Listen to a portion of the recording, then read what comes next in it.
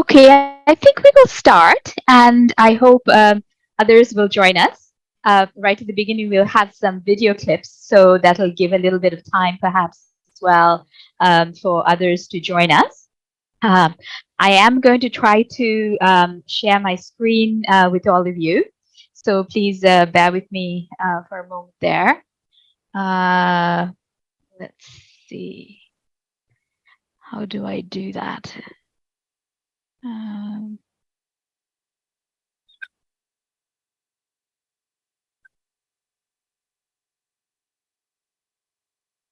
uh, Tech support, can you please advise? Oh, here we go. Share screen. Sorry, I'm not standing here.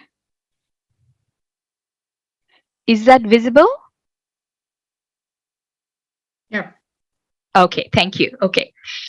So thank you very much. So a warm welcome to everyone who's here with us today.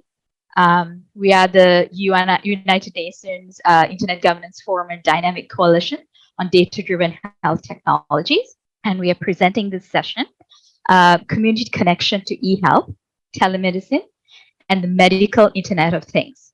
So our aim as a coalition is to bring together various stakeholders for a conversation.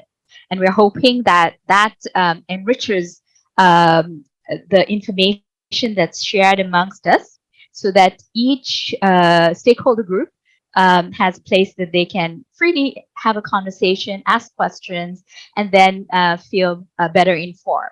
I myself, I'm an accountant and economist, and I also have a background in computer science. We also have lawyers, we have medical doctors, we have nurses. We have just a full gamut of people interested in this space.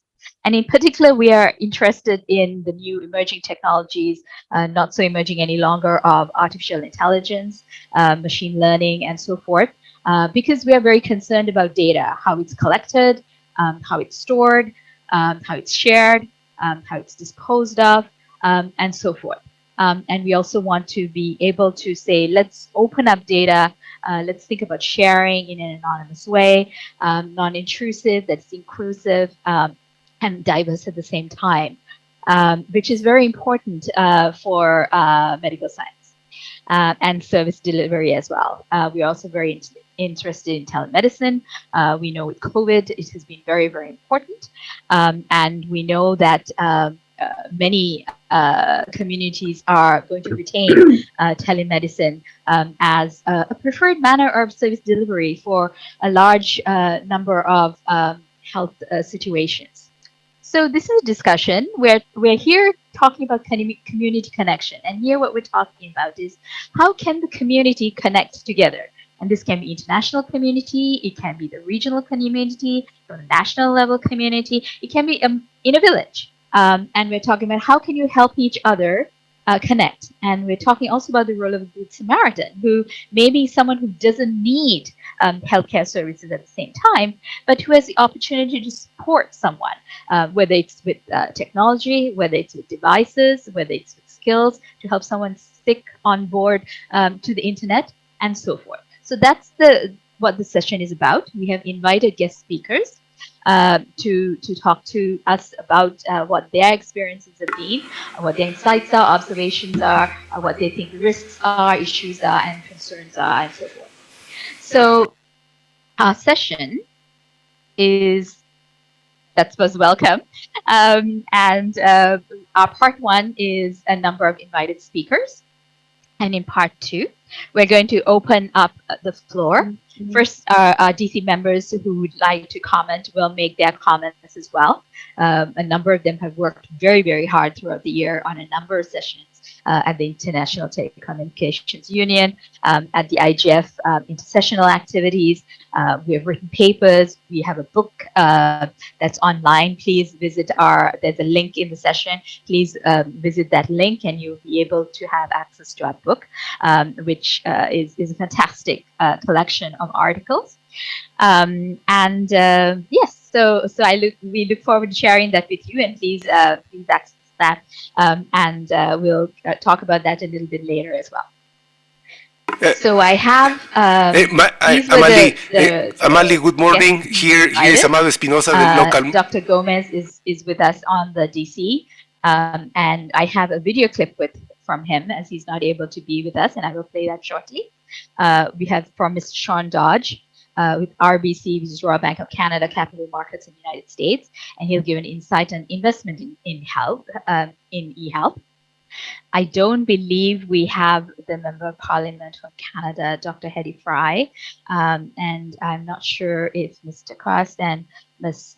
Shah will be with us. We hope they will be able to join us. But we do have Lydia with us, and we hope that Jerry will be able to join us shortly online. I know he's trying to connect, but it is really not very easy connecting to this session. So anyway, so I'm going to start. Sit back, relax, and listen to these YouTube videos. I'm going to try this out, and let's see whether this works. In the meantime, Amali, can you hear me? Hello? Hello, Amali, can you hear me? Maybe microphone is switched off there. She's there. It's mute from the mute. It's on mute. Yes. Amali, you are on mute. Can you hear me? Mute from here. It's from here. Yes. The presentation is here. She is presenting. Okay. Amali, can you hear me? Yes. Oh, can you hear that, Amado? Yes, here I am, Amali. Amado Espinosa, yes. Okay, good. Thank you. We've lost sound here now again.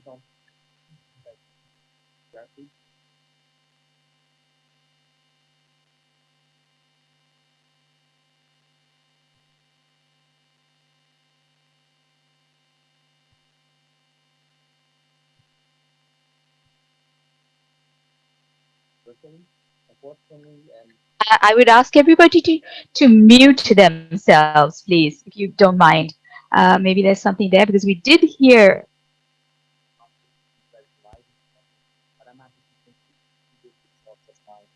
And why is that not working there?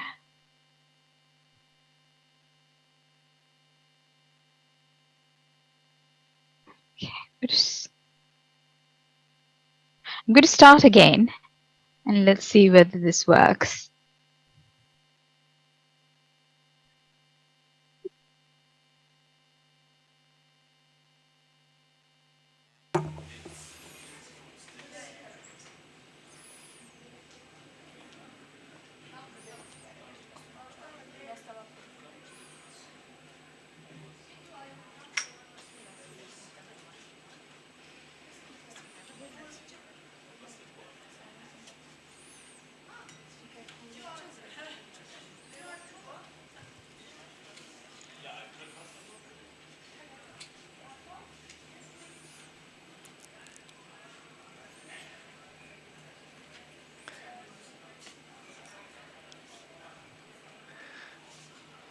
Well, I don't know. In the meantime, thank you very much for all the attendance here physically in Addis.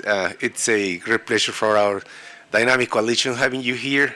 And yeah, we will be very pleased to listen a little bit about what you are doing right now in terms of. Can you hear that? Yes, I can hear you.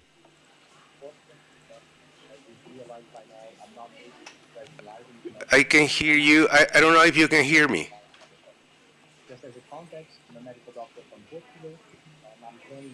Frederick, can you hear what's happening? I can hear you, but I don't know if you can hear me. Excuse me. I think she's trying to open the YouTube link, and probably you can tell her to copy the link, and she can straightly go to YouTube and play it. Very welcome. I don't know. IT guys, do you think who is controlling the presentation right now? Because she's controlling, but it's mute. Can you, were you hearing what was going on, please? Frederick, can you hear? Yes, I can hear you, but I don't know. You can hear me? Yes, I can hear you.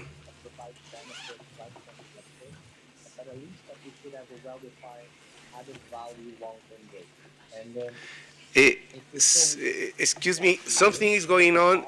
She can speak, but we cannot communicate.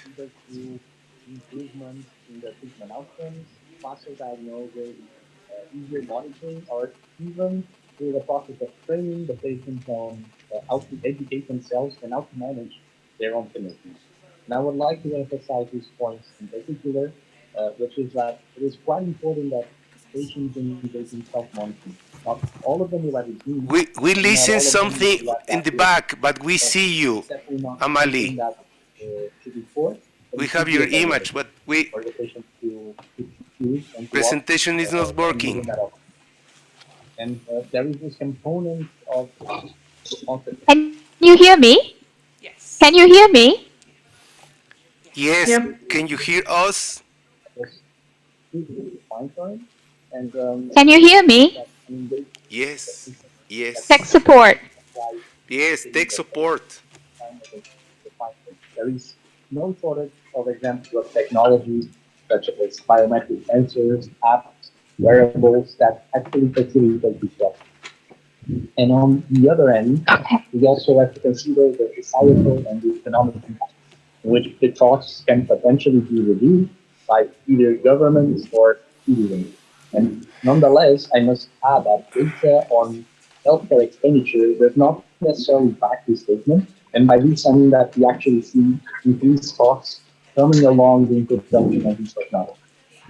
Excuse me, there is something confusing going on. There is a captioning going on for some different discussion. But this actually only accounts for a small percentage of this increase in the expenditure, and actually the majority of it comes from the introduction of the technologies and these incremental improvements, either in the diagnostic but also in the treatment path. And they do not fully disrupt how medicine is performed. They just slightly increase the outcomes or the processes. However, I'm confident that this expenditure happens mostly due to the fact that these technologies are novel. A lot of the costs are sunk into the development, of the technologies themselves and into studying what are the highest efficiency applications for those. And of course, that there are other barriers. I must not overlook those. Not everything is possible when distance, literacy, and reliability of these technologies are factors to be taken into account. But if on one end the traditional physical examination is not possible, it's also up to us to change this gap, to close it, and to reinvent the process that was formally established as being the regular medical practice. And for this to happen, what we need is interoperability with everyone being considered in this process, from patients to governments, healthcare professionals to the administration of our facilities. And ultimately, it's a joint effort, and it's an effort that should be undertaken by everyone. So we need to be very well aligned in the decisions that are made forward. Of course, policy helps. Sometimes it's binding, and that fact it's not necessarily very motivating, but definitely drives change. So we have to consider all these factors when definitely looking for this change in how healthcare is performed these days. It's on this note that I want to conclude, and thank you so much for the opportunity. I'm definitely sure to follow through on the outcomes of this panel and to have further conversations with all of you. Thank you so much. Okay, thank you. Can you hear me? I'm going to just try.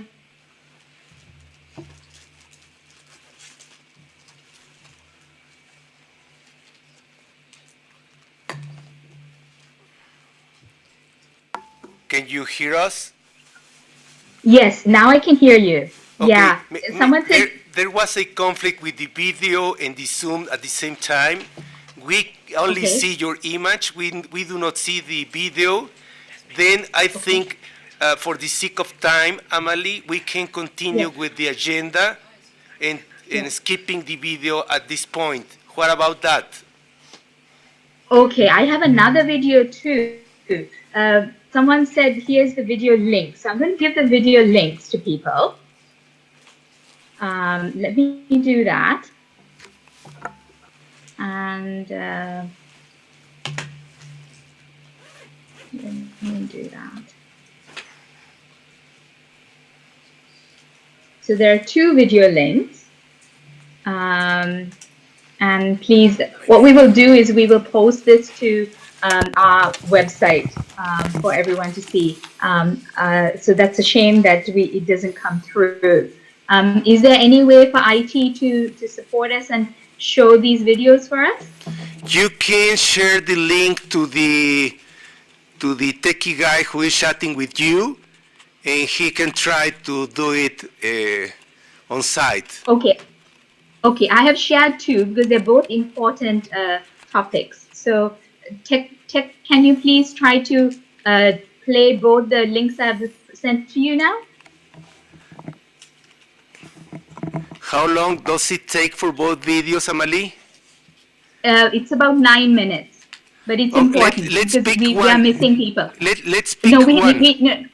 no. We need to do both. Okay. We have plenty of time. So please, technology, can you please play both? Okay, hold a moment.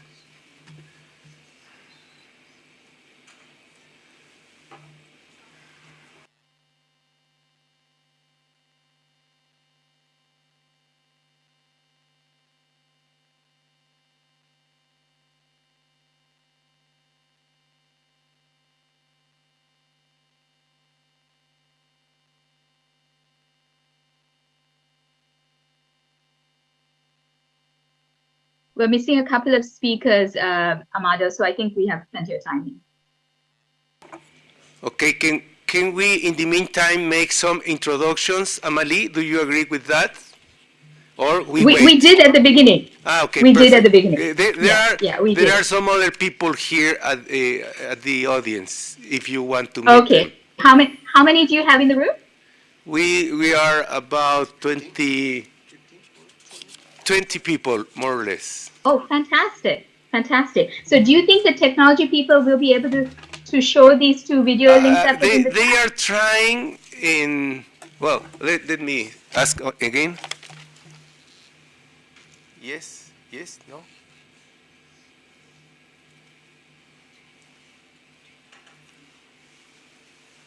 Okay, it looks like they are gonna try, yeah.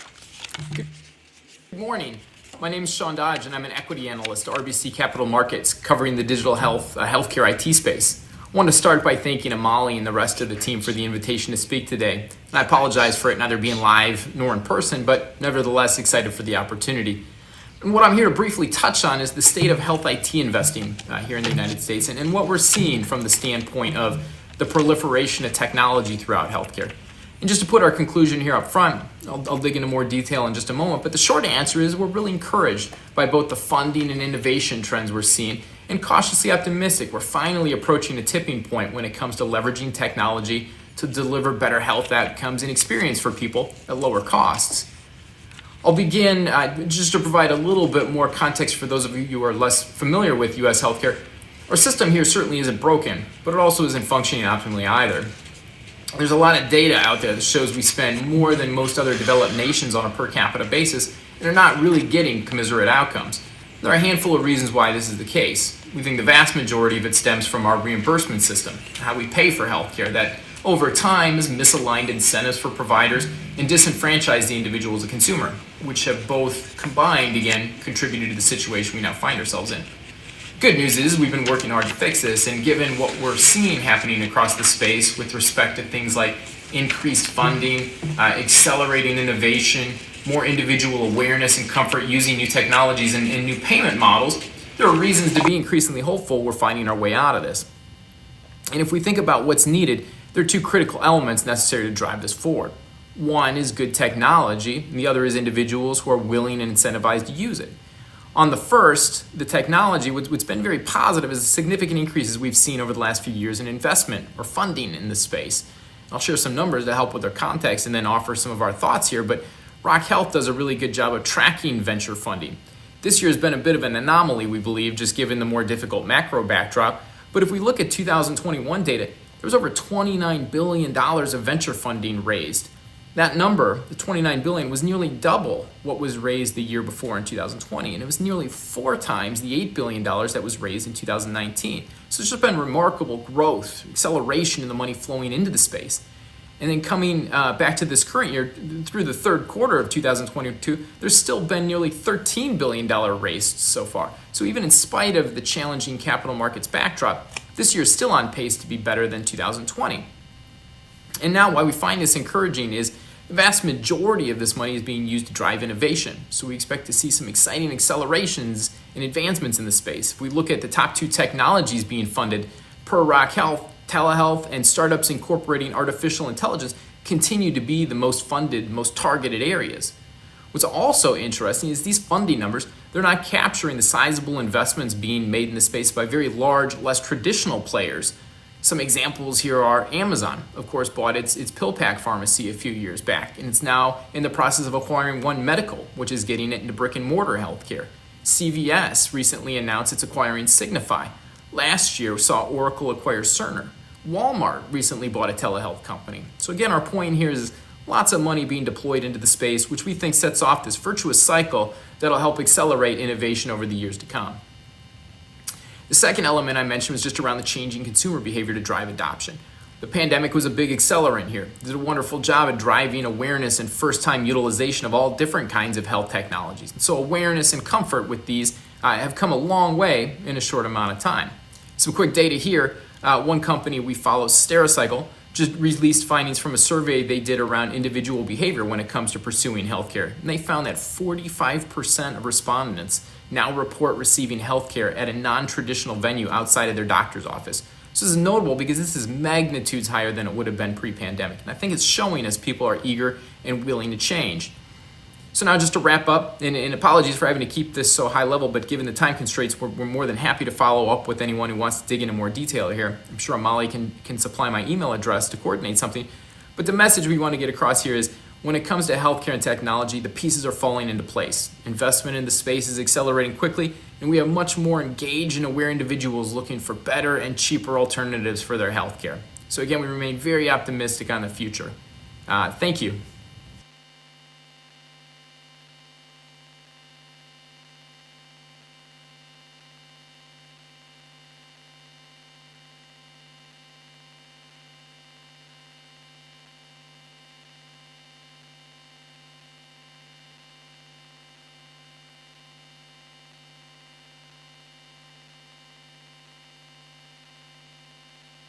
Good morning. First of all, I would like to greet the other members of the panel and the audience, both in the venue and also virtually. Unfortunately, and as you've realized by now, I'm not able to be present live in this session, but I'm happy to contribute with some thoughts of mine on the topic. Just as a context, I'm a medical doctor from Portugal, and I'm currently working for a German digital health company. In there, we aim to streamline the process of the patient admission through AI processing of the symptoms.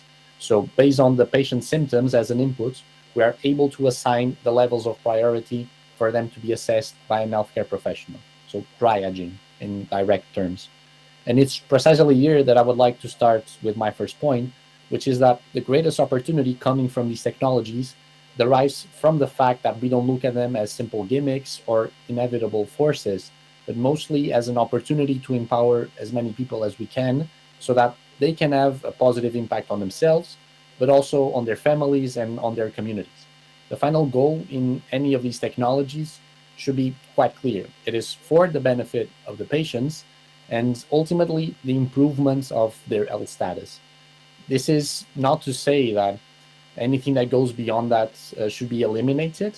We are not expecting, for example, that an MVP provides benefit right from the get-go, but at least that we should have a well-defined added value long-term goal.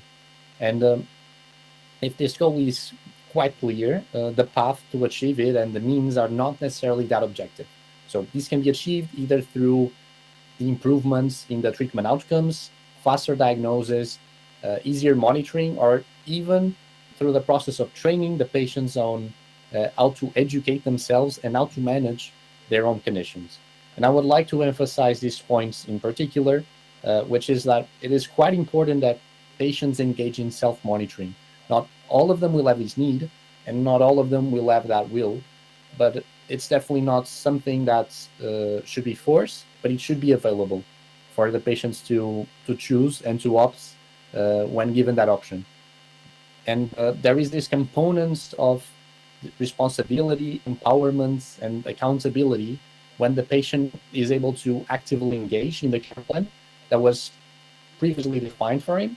And we also know that an engaged patient is the patient that most willingly complies with the needed therapies and the plan that was defined for him.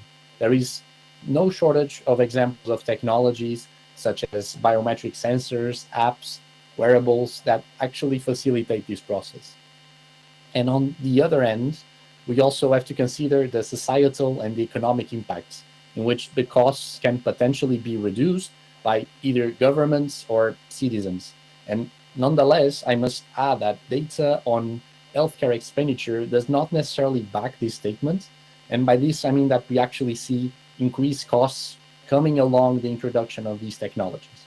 So one of the main drivers of the increased health expenditure over the last years could be thought to be, for example, the fact that we are getting older or that longevity is increasing. But this actually only accounts for a small percentage of this increase in the expenditure. And actually, the majority of it comes from the introduction of these technologies and these incremental improvements, either in the diagnostic, but also in the treatment path. And they do not fully disrupt how medicine is performed. They just slightly increase the outcomes or the processes. However, I'm confident that this expenditure happens mostly due to the fact that these technologies are novel. A lot of the costs are sunk into the development, of the technologies themselves and into studying what are the highest efficiency applications for those. And of course, that there are other barriers. I must not overlook those. Not everything is possible when distance, literacy, and reliability of these technologies are factors to be taken into account. But if on one end a traditional physical examination is not possible, it's also up to us to change this gap, to close it, and to reinvent the process that was formally established as being the regular medical practice.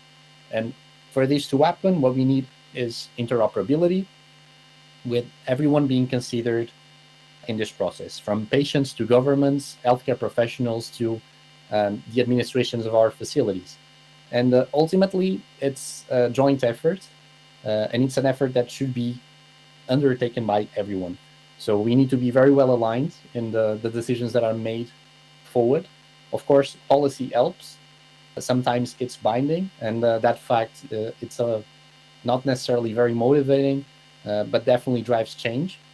So we have to consider all these factors when definitely looking for this change in how healthcare is performed these days. It's on this note that I want to conclude. And thank you so much for the opportunity. I'm definitely sure to follow through on the outcomes of this panel and to have further conversations with all of you. Thank you so much.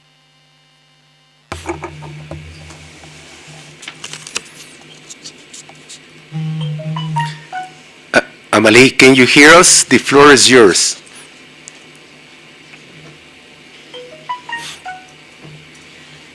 Actually, he's speaking, but we don't have sound here.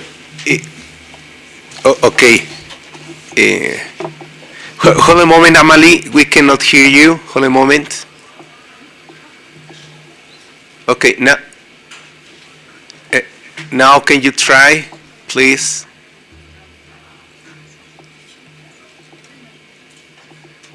You can hear me now? We cannot hear you now. Wait a moment. Ahora sí. Okay. Can you hear me now? Yes, positive. Thanks. Okay. Okay, good. I'm going to share my screen again.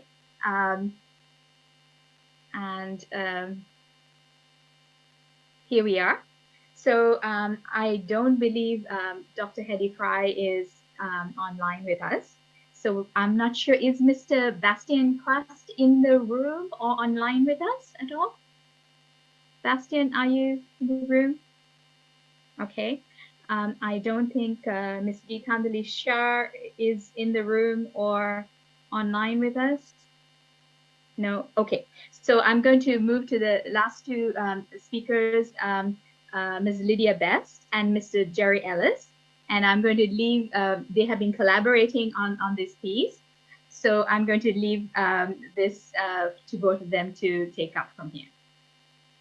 The floor is yours, Lydia and Jerry. Thank you very much for inviting me here. But I would like first to give the floor to Jerry, because Jerry would like to take up first. So Jerry, you ready?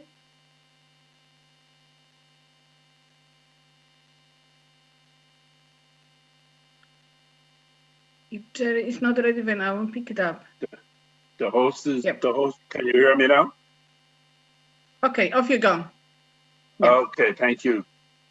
Good morning to everyone, whether you be in Ethiopia or anywhere around the world. Good morning from Dublin in Ireland. It's almost 7 o'clock here in the morning. So, okay, let me start my video.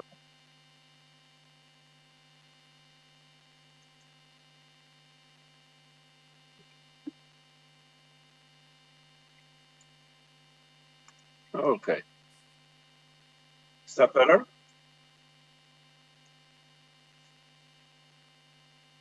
Okay, let's get going. I'm blind and Lydia is hard of hearing, so we're going to speak on the area of accessibility for people with disabilities. There are 1.3 billion people with disabilities in the world today, and even if that's not quite accurate, we'd say that at least 1 in 7 people alive today have some level of disability. So the area of disability is not a fringe issue, it is very much at the core of health and society.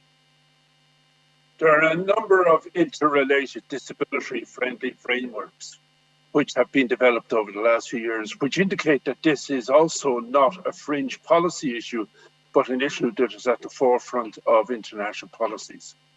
So you have the strategic development goals, which I'll speak about in a moment, the New Urban Agenda, the Sendai Framework, the Dhaka Declaration, and WSIS Plus 10, and of course the United Nations Convention on the Rights of Persons with Disabilities. So just to speak a little bit more about those, I was at the WSIS, the first WSIS meeting in Geneva way back in 2003, and its follow-up in Tunis in 2005.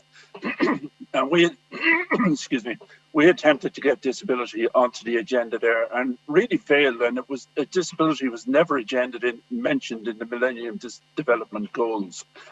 But disability is now mentioned 11 times in the Strategic Development Goals. So again, that is an indication that this is becoming very much front and center part of international thinking.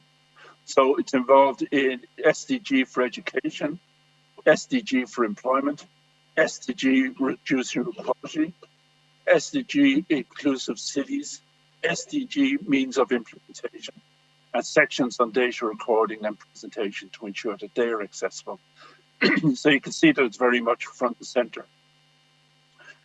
The United Nations Convention on the Rights of Persons with Disabilities, actually its anniversary comes up in 2 days' time on Saturday, December the 3rd. Disability is mentioned 20 times, particularly in Articles 25 and 2060. An important thing about the UN Convention on the Rights of Persons with Disabilities is it differentiates between impairment and disability. So it says impairment is what's happening inside a person's body, what most people would consider illness. So, for instance, I'm blind. Another person may have motor neuron or whatever. The UN Convention says that's impairment. But what the UN Convention says is the disability is the failure of society to accommodate the needs of people with impairments. And that is absolutely crucial to our message, that it is society that creates disability by refusing or failing to meet the needs of 1.3 billion people with disability in the world. That's a major failure. And how do you do that, and why do you do that? So why do you do it in the area of health is that people with disabilities are patients, of course, some are, some aren't, but many also work in the area of health. So a person with a disability could be perfectly healthy, but maybe a doctor, maybe a nurse, maybe an employee in a hospital or other health centre. So you have to consider that it is not just from the point of view of patients. And how do you make all your tools, particularly your technology tools, accessible? You use universal design. Universal design is an approach that includes the needs of the maximum numbers of potential users. And there's any amount of documentation out there as to how you implement universal design in technology, in health, and any number of standards. With that, I'm going to hand over to Lydia, and Lydia is going to get down to more specific stuff than I. Thank you and good luck from Dublin. Thank you very much, Jerry. That was a great introduction to the persons with disabilities and a general discussion around the e-health and telehealth. So my name is Lydia Bess, and I am the president of the European Federation of Hard of Hearing People. And together with Jerry, we are one of the experts involved in the International Telecommunication Union standardization process. And I will bring you up following listening to a great discussion about AI and how it can be used and how it can be beneficial for patients. Well, AI can be as good as it can be, but if it's not accessible to persons with disabilities and the doctors, then it's not really very useful. Therefore, I would like to introduce you to the World Health Organization and ITU joint collaboration on developing global standard for accessibility of telehealth services.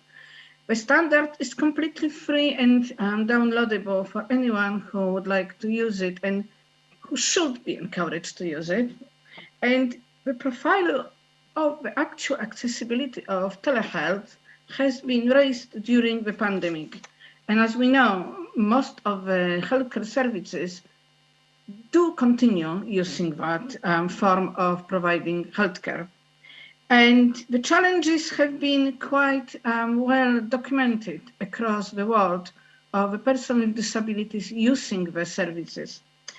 There were no guidances, no for accessibility, and most of the services were completely inaccessible. So the new standard, which has been developed with the organizations for persons with disabilities, has been targeting governments, healthcare service providers, and manufacturers of telehealth platforms. And most importantly, those who are involved in the procurement of the services, meaning the national health services, etc. It does provide technical requirements that telehealth platform must have to ensure accessible telehealth provision, and if implemented, it has a massive potential for inclusion. I will not say what exactly is in the standard, but just in general, all of the different persons with disabilities, blindness, deafness, hard of hearing, speech language difficulties, mobility, mental health, etc., are being included in the standard. And I will give you just shortly, for example, how the standard works. It has the requirements. It also has the issues. So the issues are presented, what exactly is the issue, and then it follows up with the requirements. So for example, the requirements are, without going into the issues now, but video conferencing shall provide captioning and a monitored chat box that has volume control provision along separate windows for the people who are deaf and hard of hearing. The text messaging shall be included in the service, and it also, in case the video is not working or audio. And remote sign language interpretation should be also enabled. In addition, clear subtitling, not in the way that we can actually use the subtitling so it doesn't blend in the background. One more thing is important is also that the screen for the telehealth must be large enough for the lip readers. So the lip reading is very important for many people like myself who's hard of hearing. In addition, this standard also includes a planning phase. A lot of times, the telehealth platform might be accessible, but if the planning, the appointments process, and identifying the needs of the patients, the specific needs related to the disabilities, is not there, then they cannot even use the platform which is accessible. So for this, the planning requirements are to provide accessible ways and means to make an initial appointment via emails, SMS, and online booking systems to provide the range, because as we heard before, there are also older people using the technology which they may not be familiar with. And we need to make sure that for persons with disabilities, we allocate more time during the appointment. So we shouldn't be using the standard appointments. And also provide robust and transparent registration, which identifies the individual's requirements.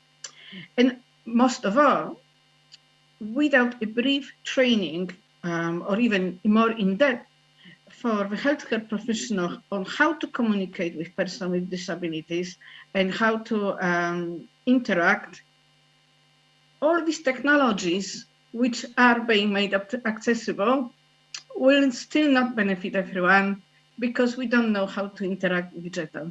So this is a very short introduction of a new standard for me, which has been launched in June this year, and I really hope more people will start looking into that and implement.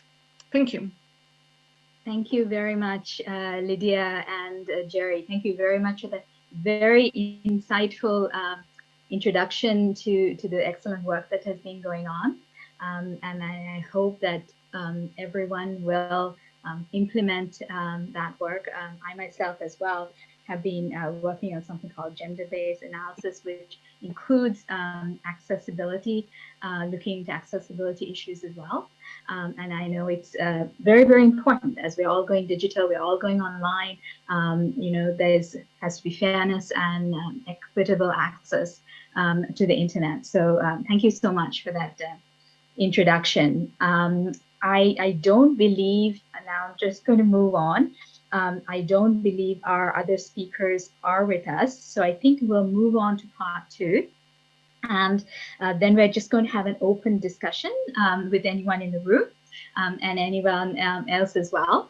So part two, basically, I want to say that we are launching here today what we call a toolkit for onboarding to the internet.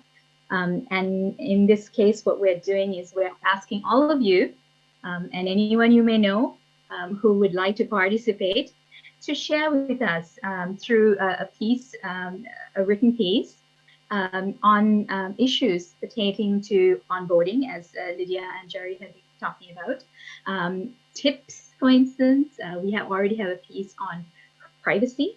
And I encourage you to visit our webpage on the Internet Governance Forum website. The link is at the bottom of this session. And we want to add to this. We want to add any tips, any insights that people have on supporting individuals on board to the internet, or supporting good Samaritans who may come in to support someone on board to the internet. So please be very welcome to share with our Dynamic Coalition your piece, and we hope that we can publish it with our other pieces as well. So that's one. The next part is I wanted to invite anyone from our Dynamic Coalition to speak. Is there anyone who would like to speak? Please raise your hand. Frederick, would you like to have the floor? Yes, we want everybody here in the room to, if somebody wants to participate, please tell us. Yes. We have by the way Amalie, Dr. Pratap with us, who kindly joined this session, from the also the Dynamic Coalition on collaboration on digital health. Then, if you allow me, I can bring him to make a participation. Please. Thank you. Please, yes. Thank you. Yes, please do that. Thanks, sir, and thanks, Amali, for this wonderful session and a great way to start the day. Thank you. I think this is the need of the hour. During COVID, we only accelerated what was proven earlier, like digital health is health and not the other way around. And I'm glad that there are DCs that are working in this area and we must collaborate. And I think onboarding toolkit is a great initiative, because that's very critical to make sure there is a universal adoption of digital health, not just among clinicians, but also among allied health workers. And anything we can do to support, we'll be very happy to do that. We're going to announce some of the projects today in the afternoon on the future of internet with the Tech Envoy. I look forward to supporting you. Thank you very much, Dr. Pratap. Dr. Pratap is also working very hard here in this area. He has also a booth here in our IGF village. We invite all of you to visit him and all the materials he kindly is providing there for us. And now I want to invite also Ms. June Paris, who is a former MAC member. She is also a former healthcare professional, nowadays very close involved with the digital transformation in the health sector. June, the floor is yours. Good morning, everyone. I'm June Paris. I'm from Barbados. I'm involved with the Internet Society Barbados chapter, but also as a former healthcare professional, I'm really happy to see this dynamic coalition come into the fore. It's very important that we discuss health, especially people with disabilities. It's so important that we bring the problems to the fore and discuss how we can solve these problems. I'm very happy to be a part of this discussion, and I will give you all the support that you need. Thank you very much, June. Is there somebody else here in the room who wants to make any remark? Maybe Roberto Zambrana is also here with us from Latin America. Maybe you can share us a little bit about the experiences in Bolivia and the applications of the telemedicine and some results from the perspective of the ministry that you were collaborating with. Thank you. Sure. Thank you very much, and good morning, everyone, the ones that are online as well. Well, indeed, in Bolivia, there were a couple of programs of telemedicine back in 2008, I will say. From that moment and beyond, there were programs to take advantage later on when we deployed the Tupac Katari satellite. There were programs that wanted to take advantage of this resource and to provide this kind of services to populations in the rural area when we don't have, when we are lack of health facilities, but also of medical personnel. So that was an initial step, but the problem again was the lack of specialized equipment, because but by that time it's not only about the communication, but it was also about having the corresponding tools to provide this kind of connection between the health service facilities in the cities and to take that kind of connection with that kind of physicians to the rural area. And the other problem was that initially the expectations about having a satellite connection and to provide this kind of services remotely couldn't be totally fulfilled, because the kind of connection that we all know we need for certain applications wasn't needed. What I mean is that finally the government managed to get specialized equipment monitors, with telepresence kits. But the problem then was the kind of speed that this equipment required were not sufficient going through the satellite connection. But it is continuous working. There were some other programs that were established actually during pandemic.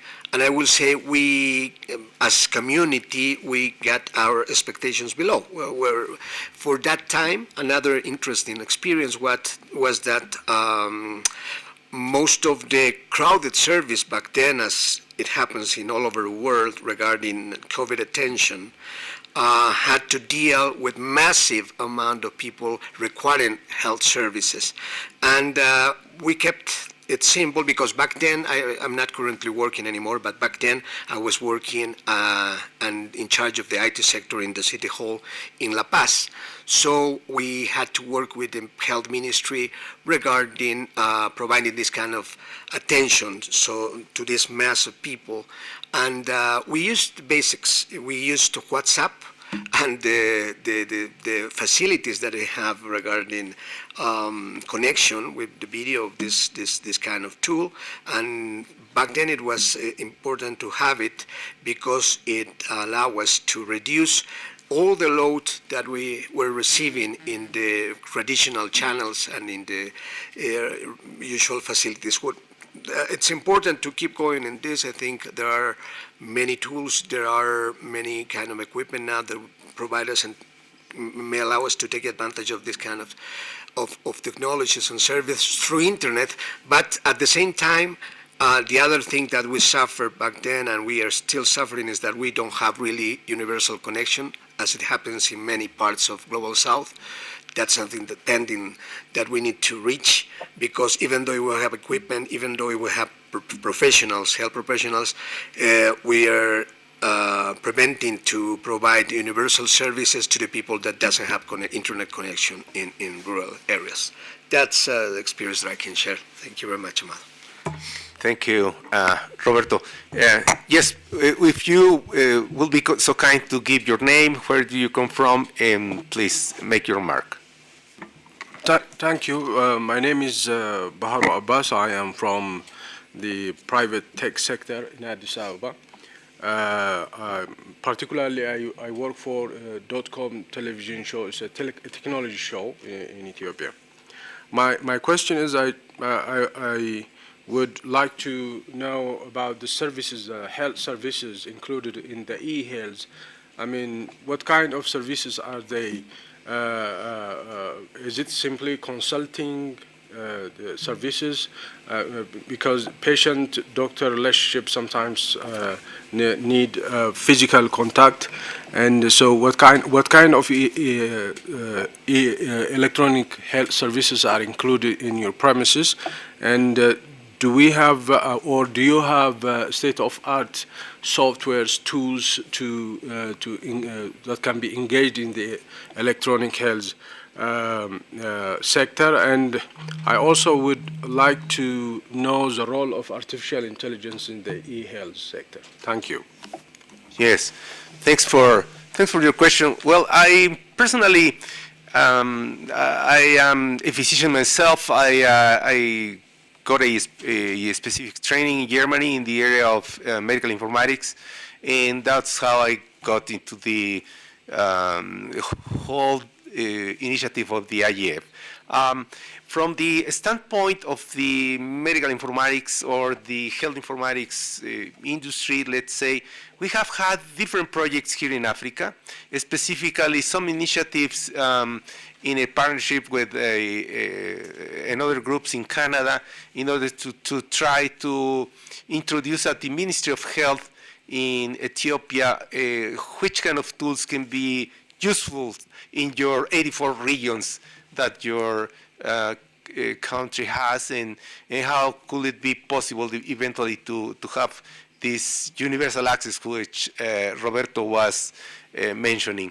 I think right now as one of the speakers told us, self-management of care is one of the keystones of the healthcare sector in order to improve the healthcare or the level of health in this kind of communities. Also in the communities in Latin America, we are not really very different from yours. Maybe here in Ethiopia it's a little bit more rural, but at the end of the day we are facing similar problems. Then I think for the physicians, the local physicians who are working at the small clinics in the rural areas, certainly it is going to be very key to take advantage of the different initiatives to connect those clinics into this clouding service that also Roberto mentioned about, and taking care about at least some kind of electronic medical record for the clinic, which could be eventually interfaced with the regional electronic medical record from each region, and hopefully someday also through the Ministry of Health. There was another keyword used by one of the speakers, which is interoperability. Interoperability is something that we have to work as a group altogether. He also mentioned that it's not a matter of having the standards. Standards are available there. Standards to exchange a message, HL7.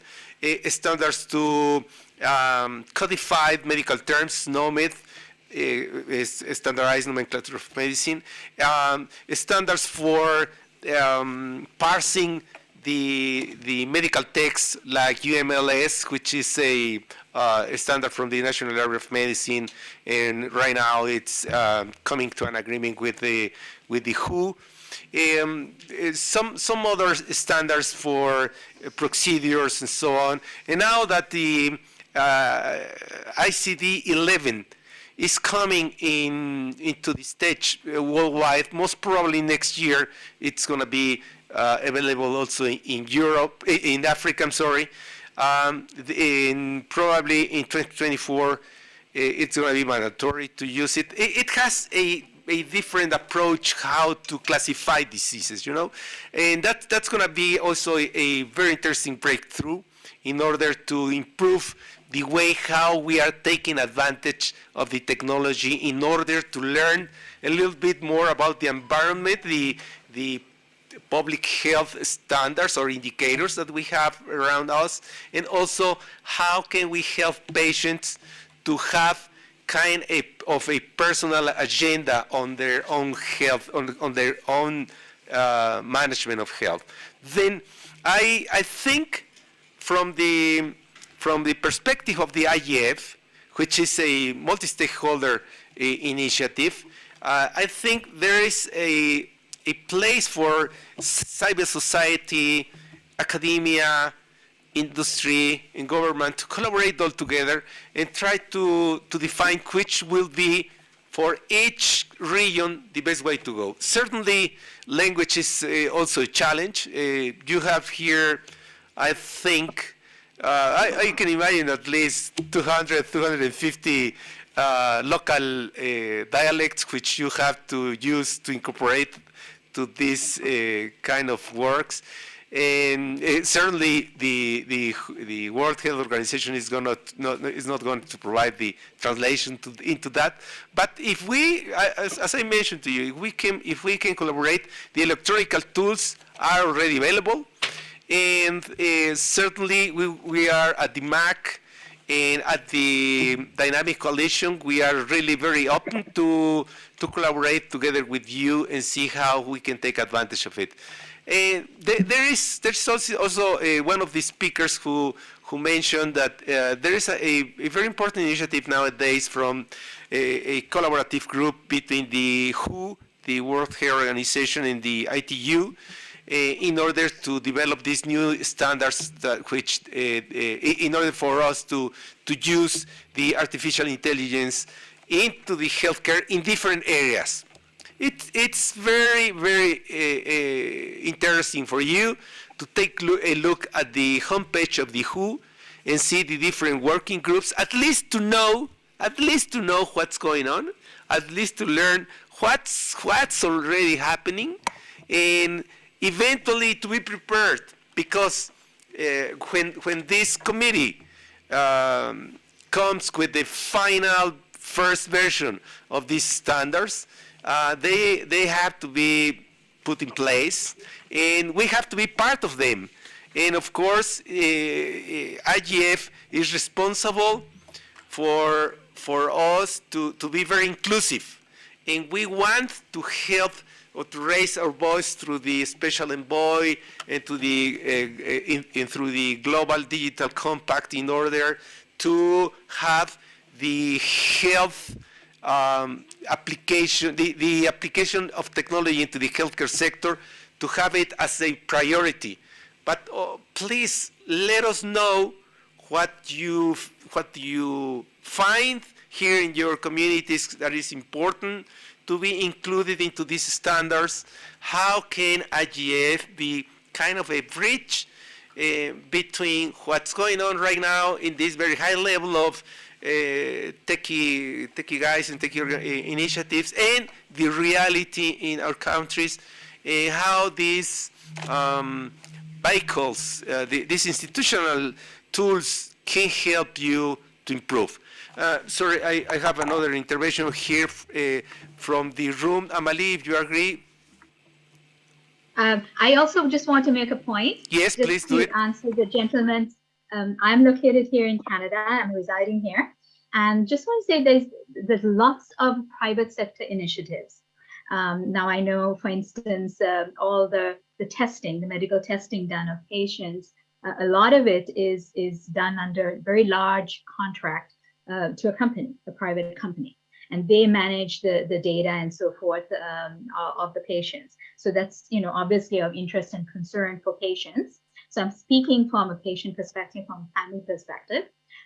We also have here a very large integration between the general practitioner and the hospitals. So immediately if you visit the hospital, the GP will have all the tests and everything. And there's a huge initiative to integrate the information shared between the various groups. I also read in the newspaper recently, they're also going to integrate the initiatives for mental health. And that also includes integrating the police as well. So that if they need to collaborate, the police need to collaborate with the hospital and vice versa, that is also being opened out. So we're hearing a lot of initiatives of opening data sets and collaborating on information. But definitely here in UK and so forth, there's a lot of private sector initiatives going on. And a lot of GPs are also using a lot of private sector products to run their actual practices. And we've heard about that on various discussions with our Dynamic. I have to stress one thing, that our Dynamic Coalition is citizen-focused, global citizen-focused. So our perspective is that anybody who's a global citizen who has an issue, please come and share that with us, because we are just open to the general public. Who are encountering issues or have ideas for betterment and so forth. So we are a little unusual in that way, that we are very much grassroots citizen focused. So thank you, Amado. I just want to ask, I know I promised our Dynamic Coalition members, I'm not sure if Frederick and Herman want to speak first before we go back to the flow. Would you like to have the flow, Frederick?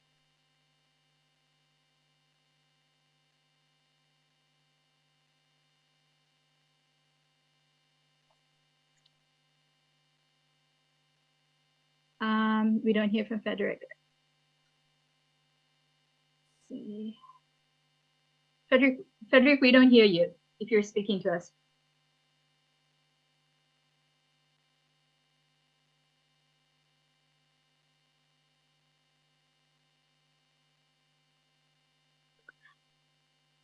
Okay, I'm going to come back to Frederick. Herman, did you want to share something?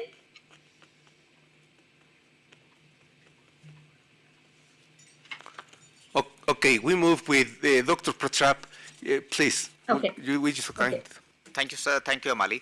So a very important question that you have asked from the .com show that what is covers. So I would say that I represent the Dynamic Coalition on Digital Health. I'm also on the Guidelines Development Group of World Health Organization on the Telehealth Working Group. So it covers anything that uses technology for a medical consultation or information, which will include various terminologies have come. You can actually get this report on the booth number 10. You can go and download this. It covers the entire history. The terminologies have changed from telecare, telehealth, now it's digital health worldwide. I think your point is very important, and people like you who amplify the work of Dynamic Coalition should cover that. Either you WhatsApp, email, SMS, or teleconference to do a consultation or get information, or a doctor talking to a doctor, or a patient talking to a doctor, or even among themselves as community is covered under this domain. So that's what it is. I hope it answers your question. Yes, thank you very much. And this is I also. just want to add one more point, Amado. Yes, I just please. want to say that when we're working in this environment as the ordinary citizen, we are concerned about things like health insurance, and very much in the West, and increasingly so in Asia. And I'm familiar with African, but definitely it's increasing in Asia as well. So when we're looking at information systems, one of the issues we're very interested in is privacy, anonymity, and so forth, and how our data is shared, and the concept that we have out of Europe and so forth, and in Canada and UK about patient consent. So these are something that we have to. These are business issues that impact the patient and the user. So I just wanted to bring that in. That when we're looking at this whole space, we're also looking at other important aspects of healthcare, which is insurance, legal aspects of it, accounting aspects for it, and so forth. And this must not be forgotten as well. Thank you. Thank you. Back to you, Amado. Thank you. Will you please, sir, introduce yourself and make your point? Thanks. Thanks. Sorry, my English is not reading because I come from French country, Ivory Coast. My name is Jonas Jonde. I'm a manager program in the Communication and Digital Economy Ministry in Ivory Coast. My question concerns the managing of the human resource. I find that the new technology in e-health or telemedicine, you have very agreed that is very important for our society, but in the public sector, there is a lot of movement between public sector and private sector. When you increase the competencies of the human resource, you increase the competencies of the doctors, of the nurses, they leave the public sector to go out to the private sector. My question is, what kind of business model do you use to fix your human resource to the public sector? Thank you very much for your point. And this problem that is it's a reality in most of the countries. I'm going to share with you some experiences in Latin America, okay? In Germany, where I had some experience.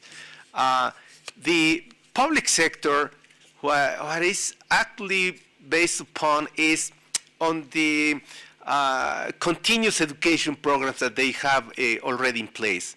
And they are trying to develop their capacity building strategies in order to have let's say try to diminish the attrition rate that usually happens here. Right now, after the pandemics, of course, this is a worldwide phenomenon where the healthcare personnel is thinking twice if they continue in this area or not, and several of them are quitting. And on top of that, certainly the economical perspectives at the private sector sometimes are better than at the public one. Then it is certainly a challenge. No matter that, I think public sector has to deal with the possibility, as I already mentioned, to be part of this new initiatives coming up from different international organizations who can help you to introduce new infrastructure, new resources for you to change a little bit the paradigm of the on-presence healthcare providing services to go more online and taking advantage of the personnel that you have available there. At least in Mexico, what we are trying to do is to help personnel to be more prepared, better prepared to take advantage of the devices, to take advantage of the systems that we have already in place, and that they try to do their best in order to provide the best quality of care, the best possible quality of care that they have in their reach. But certainly, sir, we should work together on how to motivate the personnel and how to help them to feel satisfied with what they are doing at the public sector. I don't know, June, maybe you have also an important perspective there. Hello, June Paris. Yeah, I agree with a lot of what you said. In my experience, the public sector is way behind. The public sector perhaps is lacking funds, and I think that they need to update training. They're not really up to date on training, and funds are not allocated probably in the best possible way. Whereas the private sector, I always prefer to work with the private sector because they're more efficient. They look after the patient's interest. They research what they should do. They are willing to buy equipment to update the service, and they tend to try to be more available to the community. You can talk to them, you can get in touch with them, you can say, this is what I want. You can discuss, you can have a good discussion in the private sector with those people in the private sector, people who manage the private sector, whereas in the public sector it's always difficult. There's lots of red tape, there's lots of bureaucracy, there's and the inability to move forward, the inability to think like outside the box and to say this is what we should do. We should try to improve healthcare. We should try to do things a little better. They're kind of stuck in their ways as public sector, as public servants and public sector people, and they have to go through all these little bureaucratic situations, going through the ministers and going through the parliament and passing this and passing that. Whereas the private sector has got more, they're more flexible, and this is why people. Like me, I prefer to work in the private sector. Thank you, June. Amada, I'm just going to take something here. I'm going to just say one comment before Lydia has requested the floor. Just want to make sure that everyone understands that over the past 20 years, we started about 20 years ago when we started working on the health issue and the internet and seeking that patients get more information available for them on the internet. And in Canada, for instance, there's a huge healthcare, there's British Columbia Health, for instance. They have put a lot of public information out there for patients so they can understand about their diseases, ask questions, and so forth. And this is something that I think can be really made useful to across the planet.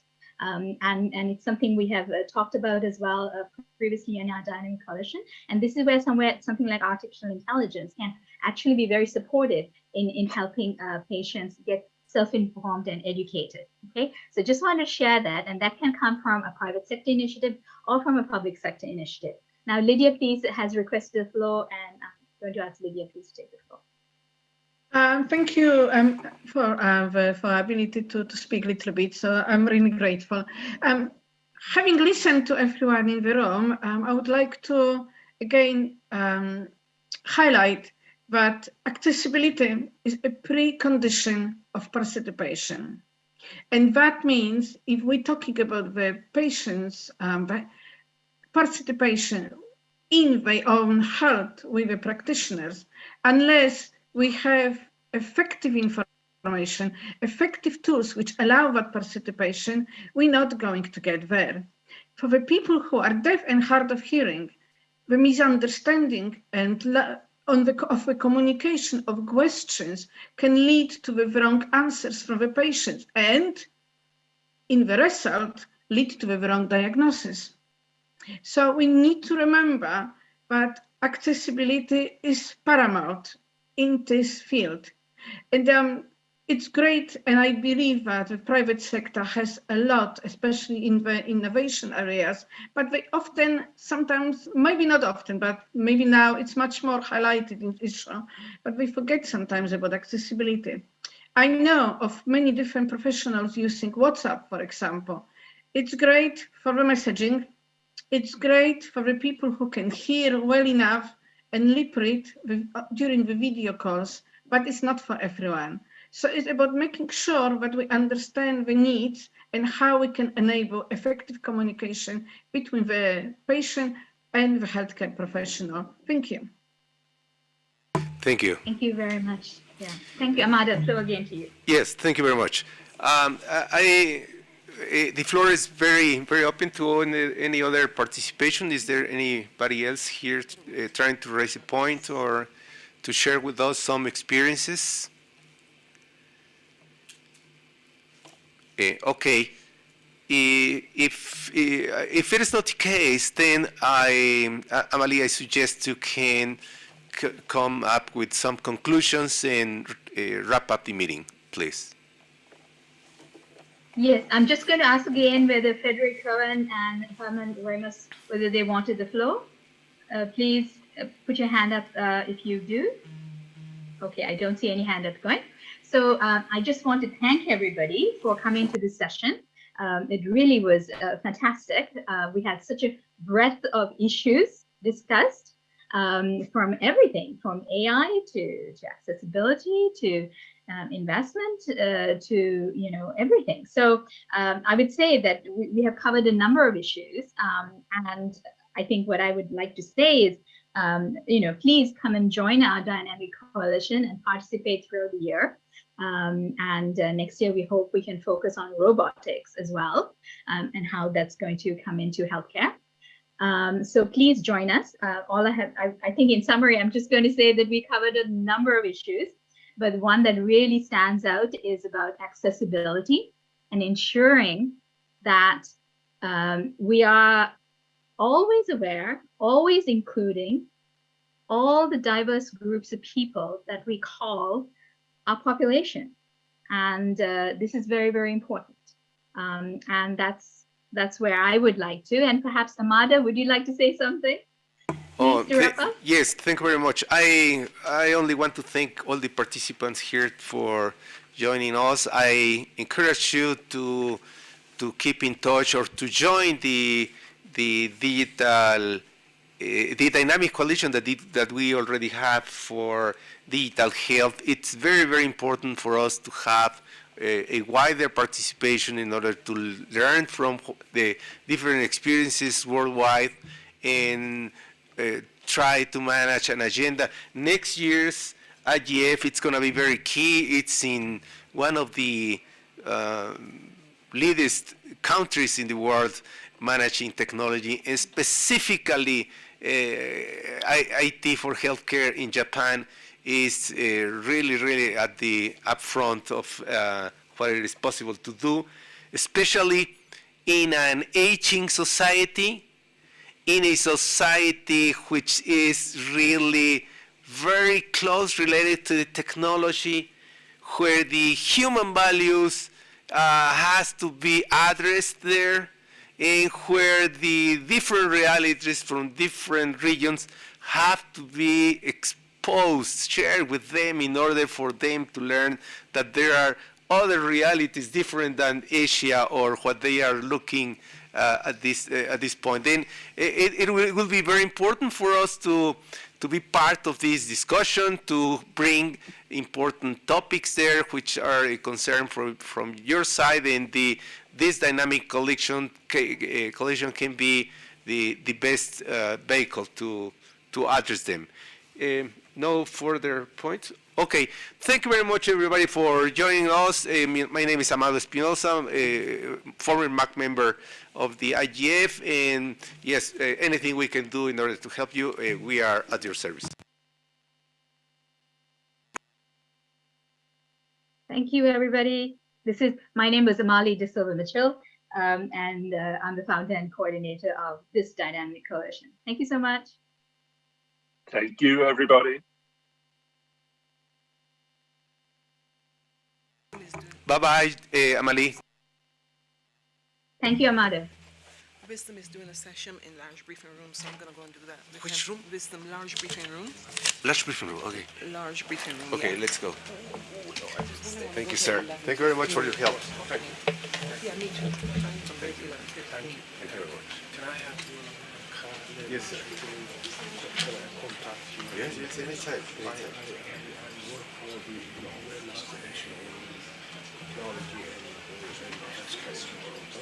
Perfect. My pleasure. Anytime. Anytime. Please do it. Very nice. Bye-bye. ¿Aquí te quedas? ¿Dónde vas a estar? Voy a la de... bueno, no, es que hay otra de fragmentation, ¿no? Alguien me invitó. Yo creo que es ya como...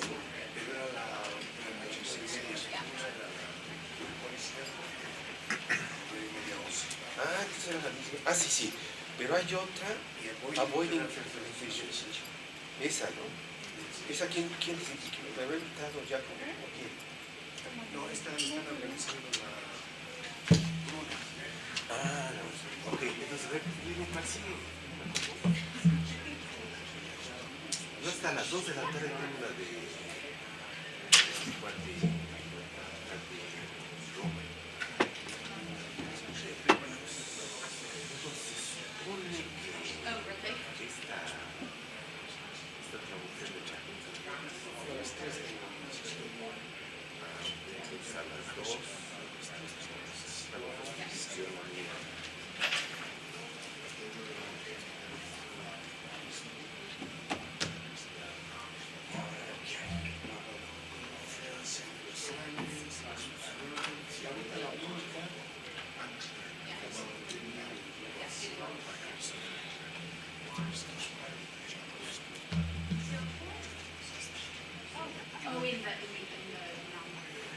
Yeah, there's kind of those more of the CSOs, NGO type groups.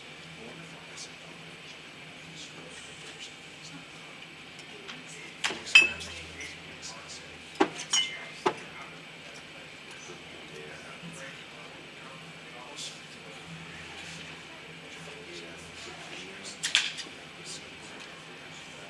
Así, el 30 de 2018 towards Cyber Management Goals. Es un workshop que está presentando en el 2023.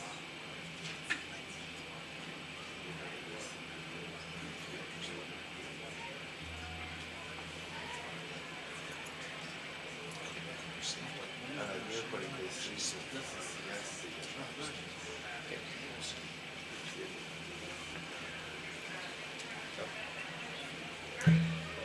Yes, sir.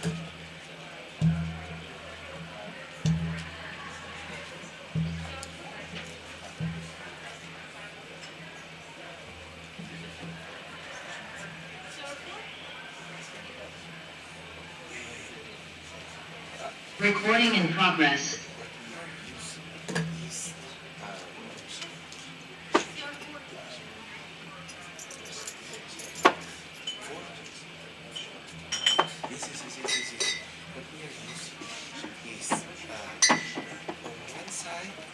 HL7 for exchanging messages. That means for telemedicine. Okay. One solution of telemedicine, you have to link these solutions from many information systems.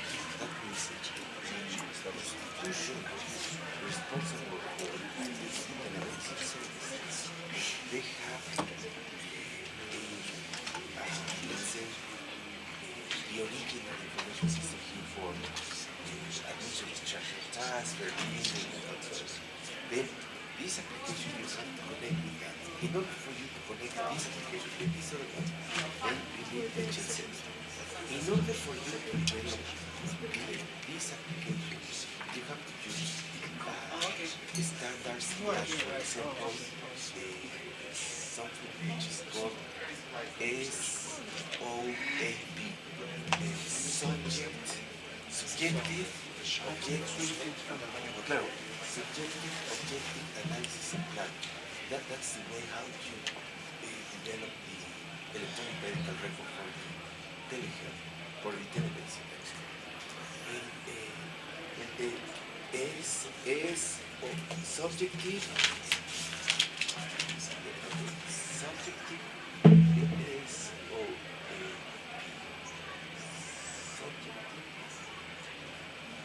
objective analysis and plan. This is for the electronic medical record, okay? And then, in order for you to connect the site, are you waiting for the next session? This is acid. Oh no, that's all right. It's fine.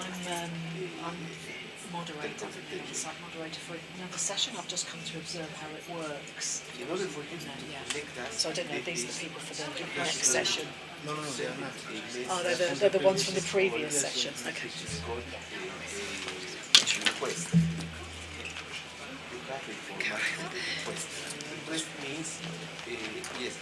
You want to speak the patient for the next session? No, it's fine. No, I'm going to come to the next one, but I'm going to like spy on, see how it's done, because I haven't had any like special links or information about what it means to be an on-site moderator. So I'm just trying to work out what they're doing. Yeah, thanks. This is called the provider. Okay, the provider, and then they have for you another file which is called the answer. And then he tells you, okay, is this patient ready to go to you? If yes, if he says, and the answer if he says yes,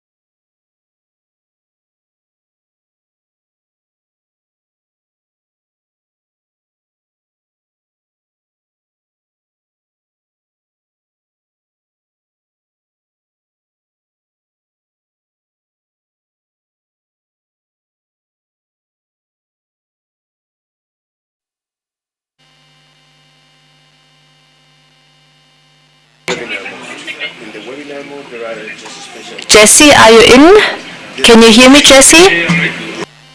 Yes. Can Professor Tao, Xiaofeng Tao, have the authority of the host? He cannot open his video now. All right. So, but the technique is working here. There are a lot of people here in the room. So we still have. Oh, hi, Xiaofeng Tao. Hi. Questions. You can see it. Yeah. Good to see you all. Perfect. Yeah, we can see you now.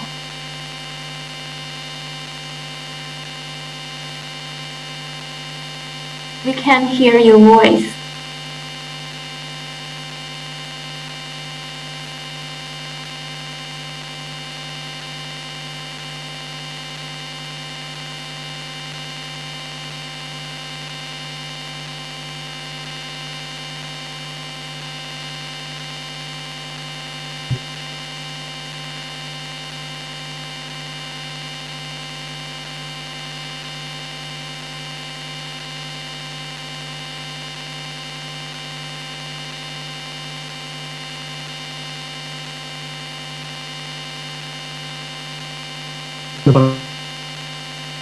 Yeah, we can hear you now.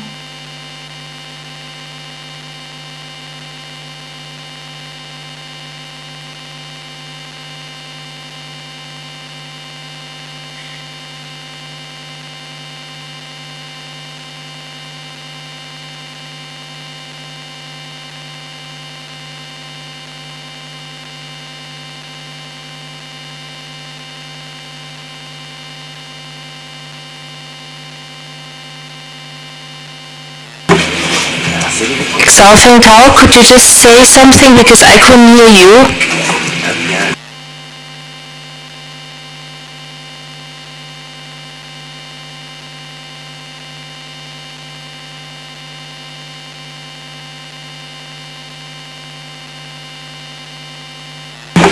Unfortunately, there's no tone.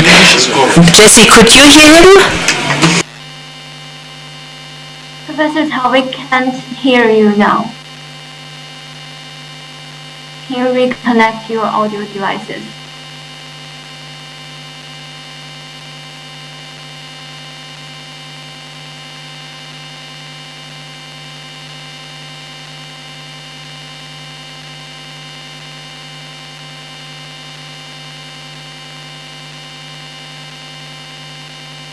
Hi, Jesse. Yeah, Jesse. Oh, you can hear me. Okay, good. I can hear you. So, Hi, Jessie, can you hear me? Yeah, I can hear you, Professor Sun. Okay.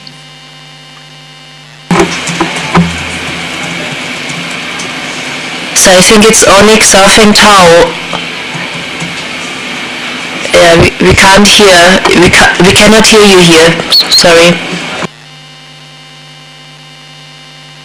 Hi, Horst.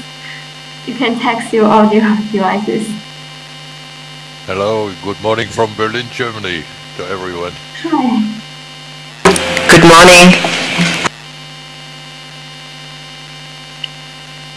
Hi, Ricardo. Hi, how are you? Nice to see you too. Good morning, good afternoon, everyone.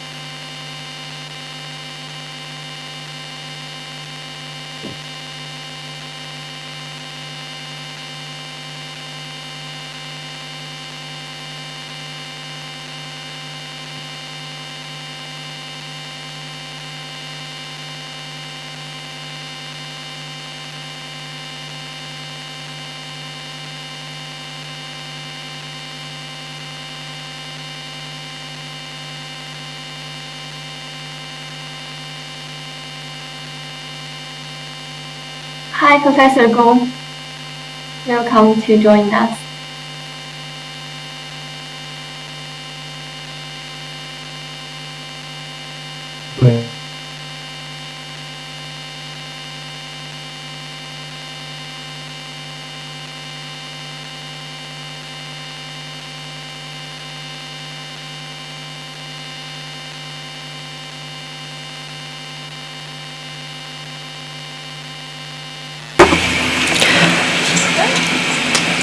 Good morning, everyone. Just for information, we are sorting out a last technical problem, so please bear with us another maybe 2 to 5 minutes.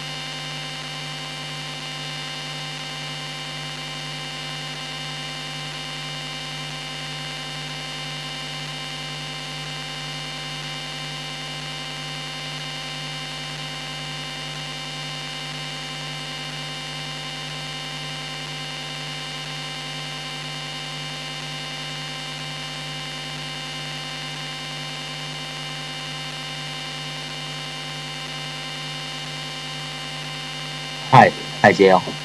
Hi.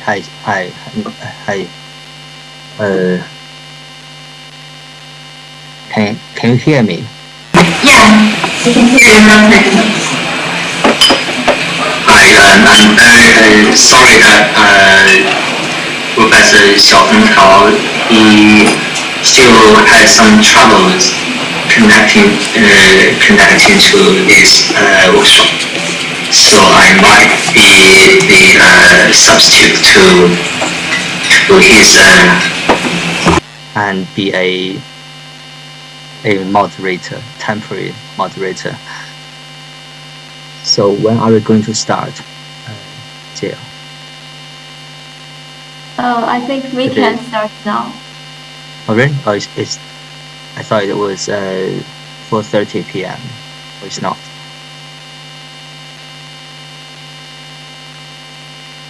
Dr. Chen, we can start now. Okay. Alright, Yu-Chen, I'm the on-site moderator, so in case you need support, just let me know, huh? Do you want to start?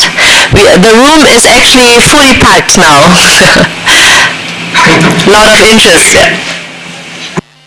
Okay, let's start. So I'll speak on behalf of Professor Xiaofeng Tao. So, good afternoon, everyone. Welcome to today's workshop session number 217. I'm speaking on behalf of Xiaofeng Tao and Professor Xiao.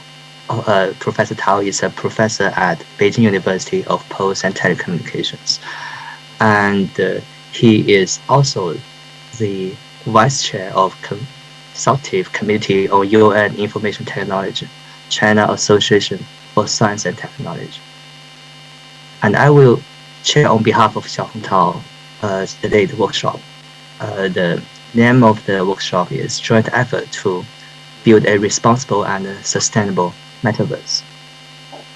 The term metaverse was introduced in 1992, which is 30 years ago today, supported by a series of advanced technologies. Metaverse may become a representative industrial new around the technology revolution. It's a virtual world linked and created through scientific and technological means, and it interacts with the real world.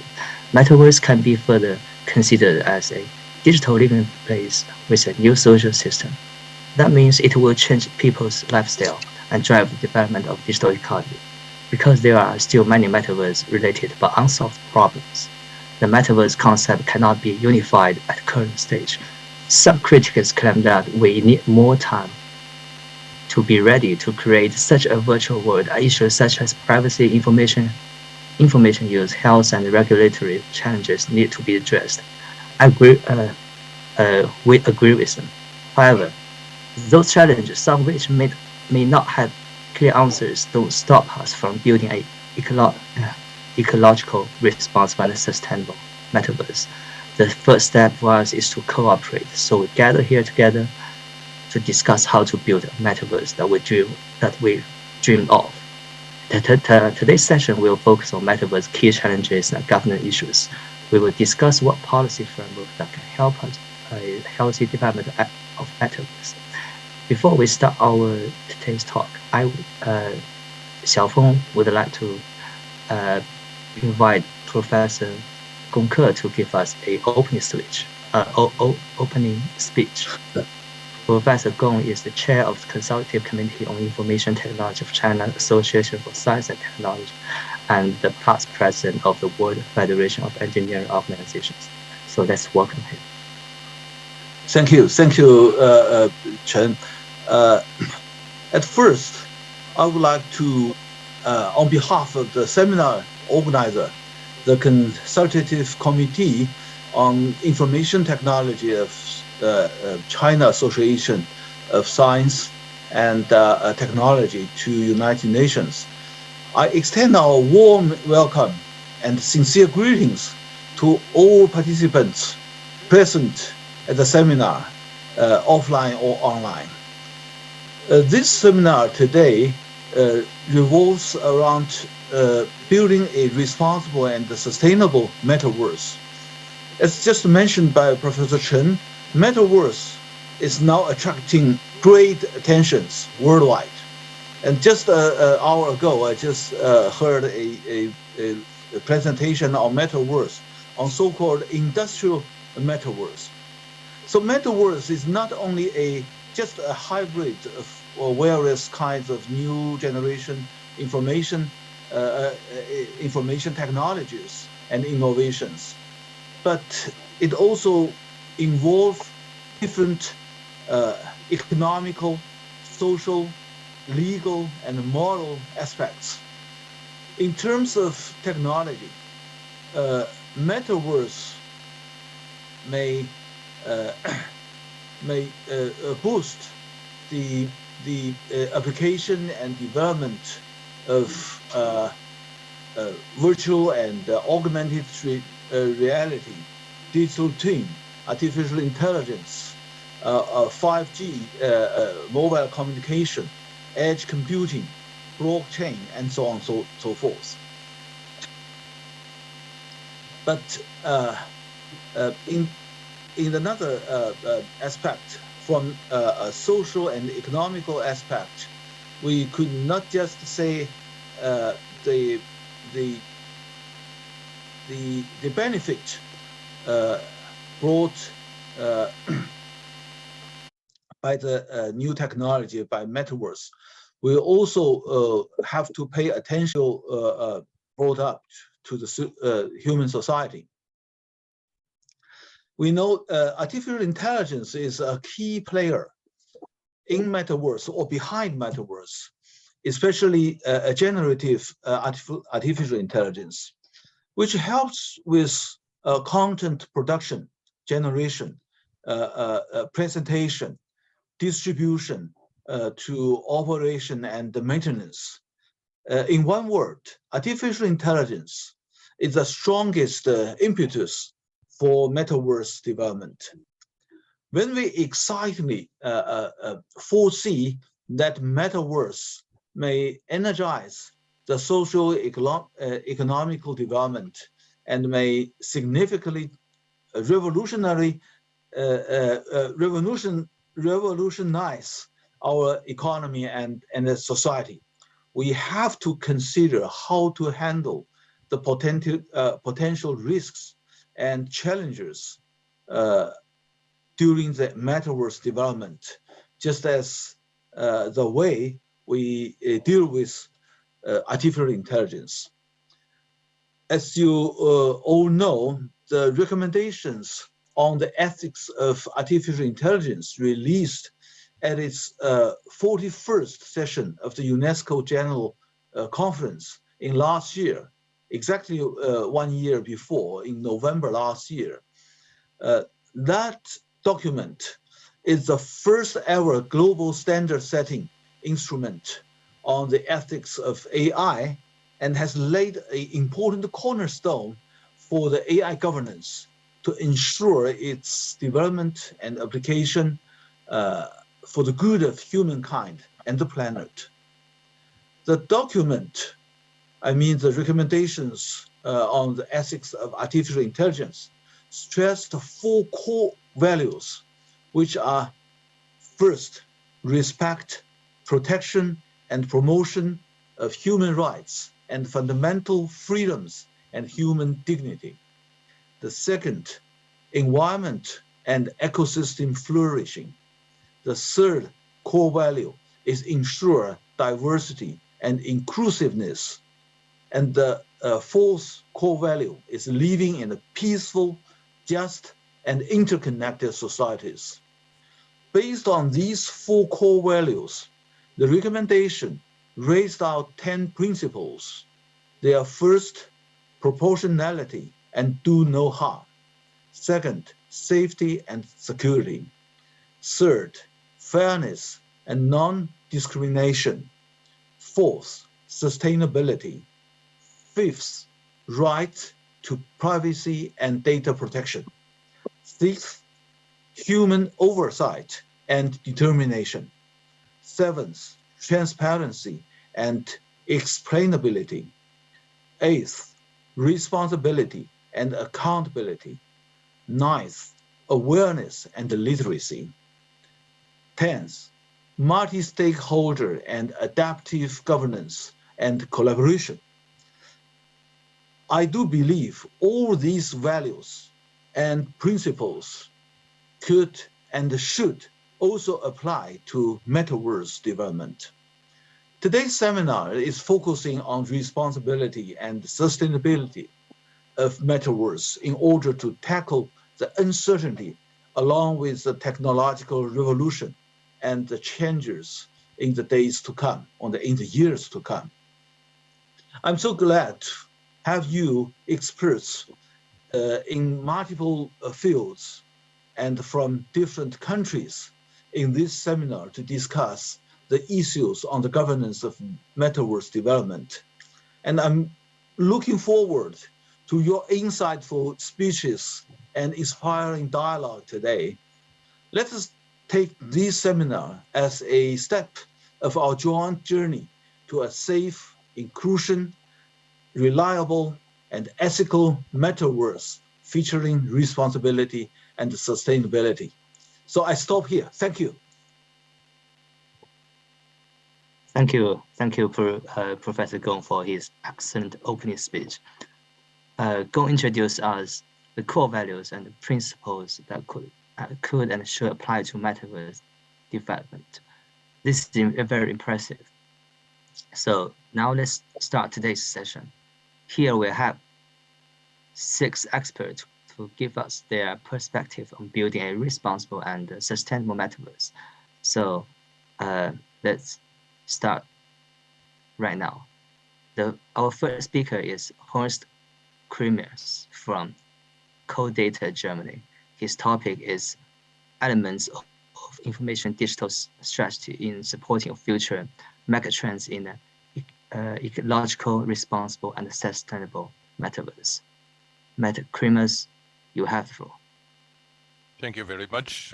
I'm very honored to be your guest today and offer my thoughts about an ecological, responsible, and sustainable metaverse. Thank you also very much for the introduction to the topic, Kegong, that you gave. I think you know that we are in line with a lot of these terms, and so I also refer to some of the principles you mentioned.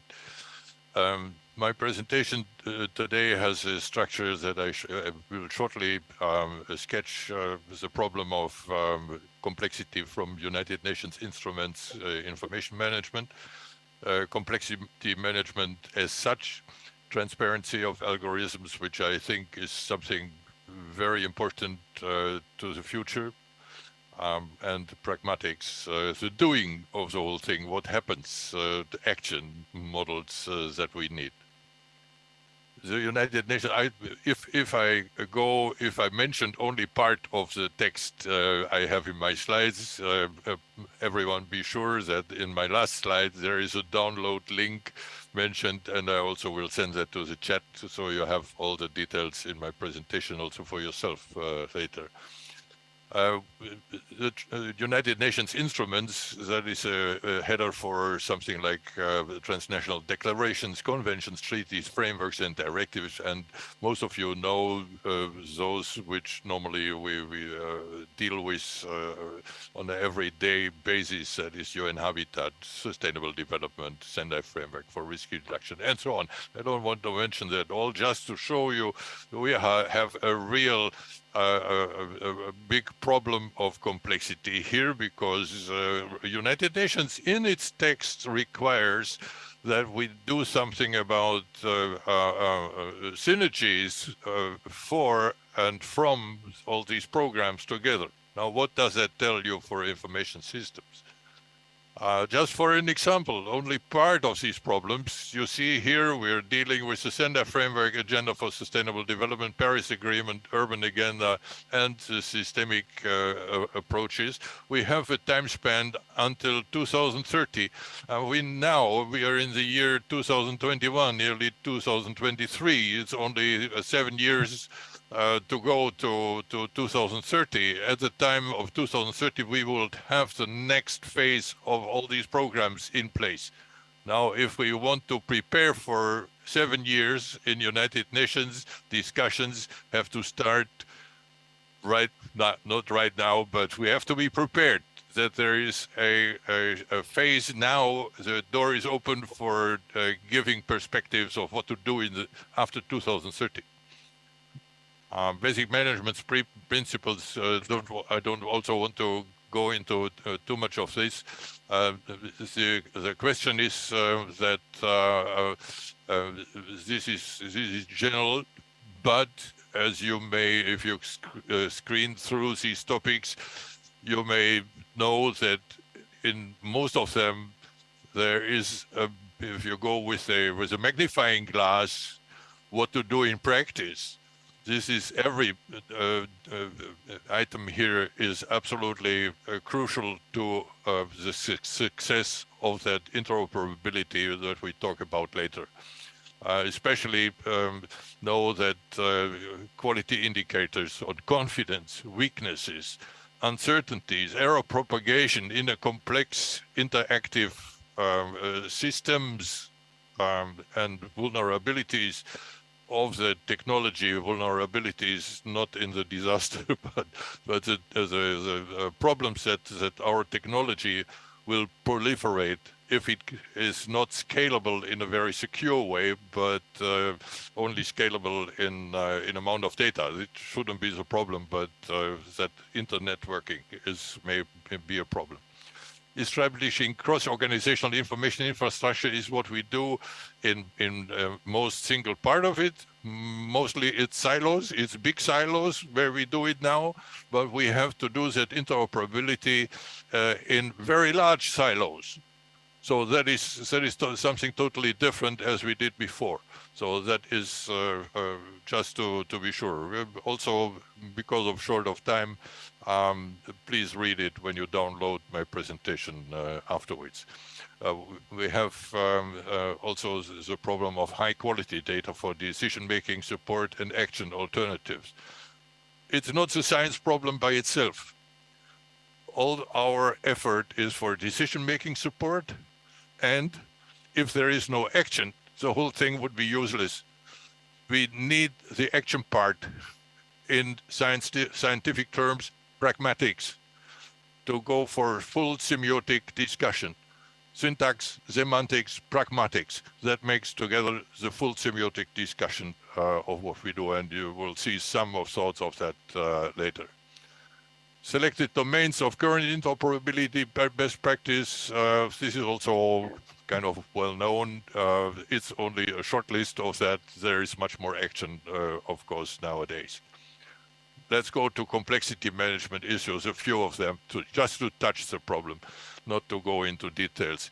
We have the complexity of facts, the complexity of context. Please note that separating facts from context is absolutely crucial, because if you give the impact or the boundary conditions on facts, you have to separate that also in the model.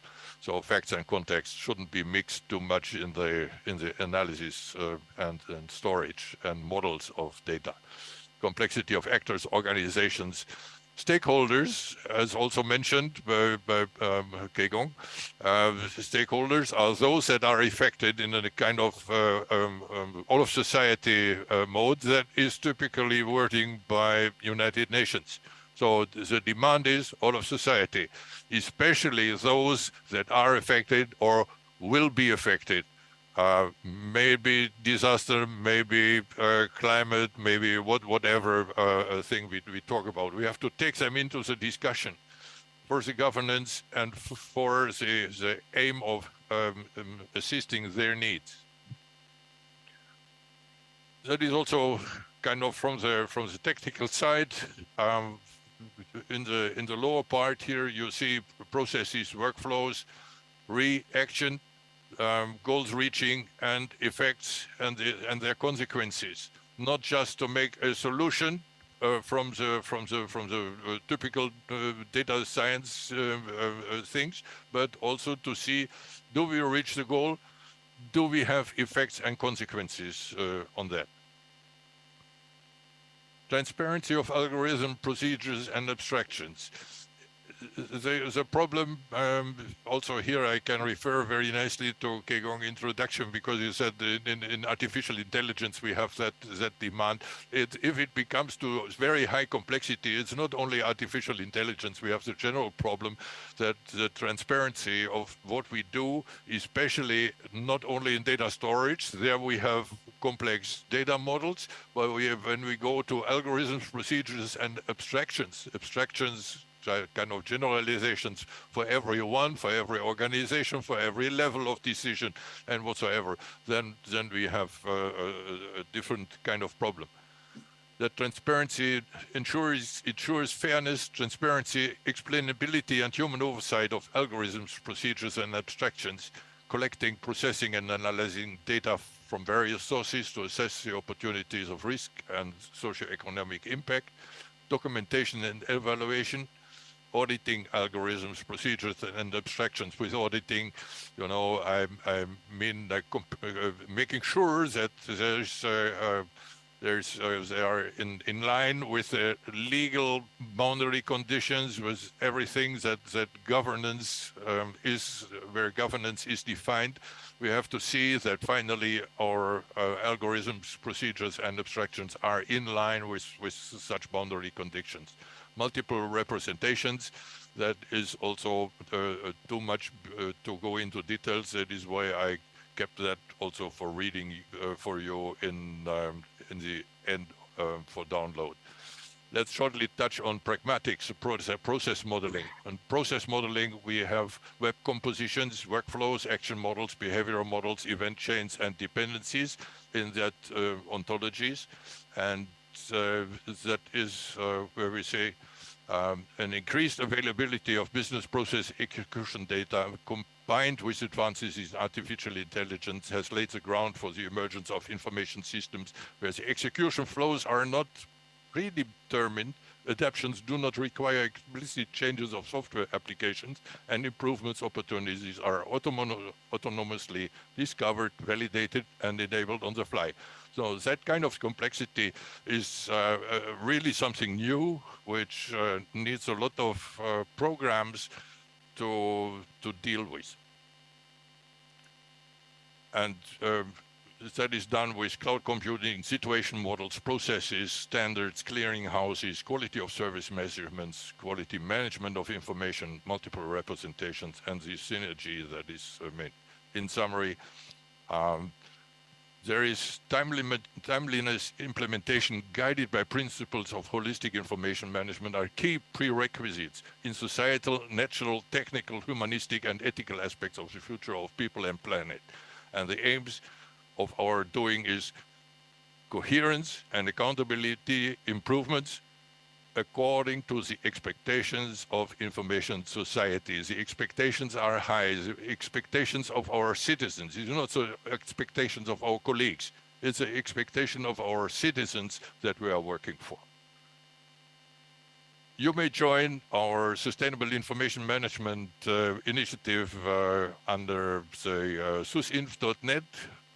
Also see that today. Join us, and for this short presentation, I thank you for your attention and get in contact. And here you see the link of the presentation that will be that you can download. We also send that in the chat for those who are online. Thank you very much for this opportunity.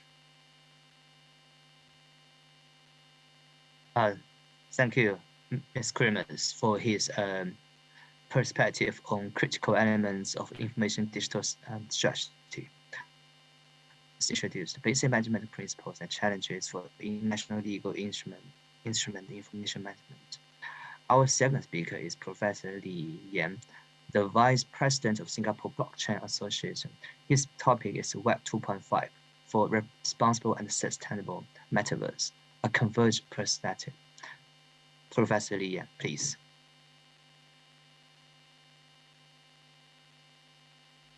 Is Li Yan here?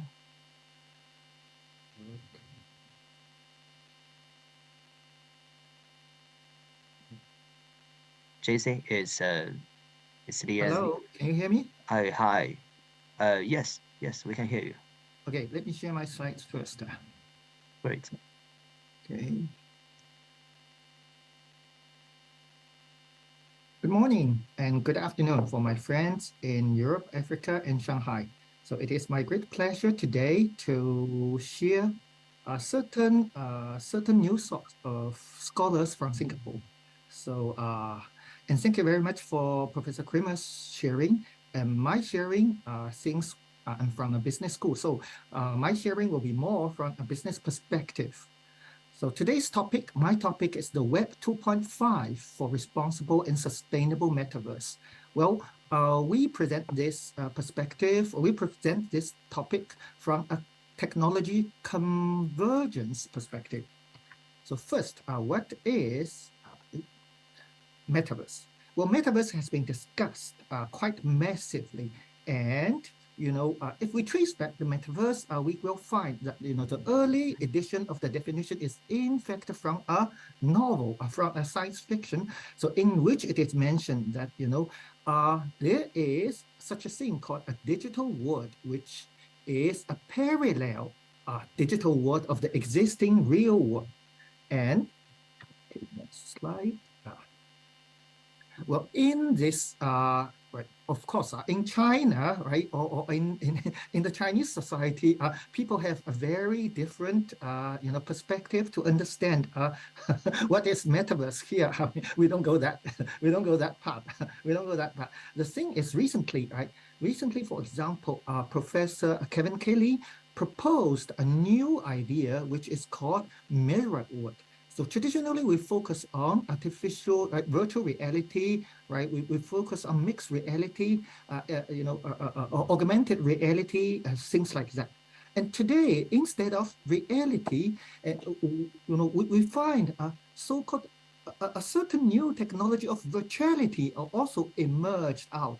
For example, augmented virtuality, real virtuality, mixed virtuality, and extended virtuality. So the real world and the virtual world, to some extent today, technology may help us to get both sides connected. Right? We don't really know how, because it is a little bit too fictional or future-oriented, but we realize the opportunities that this parallel virtual world can be a part of our reality or real world.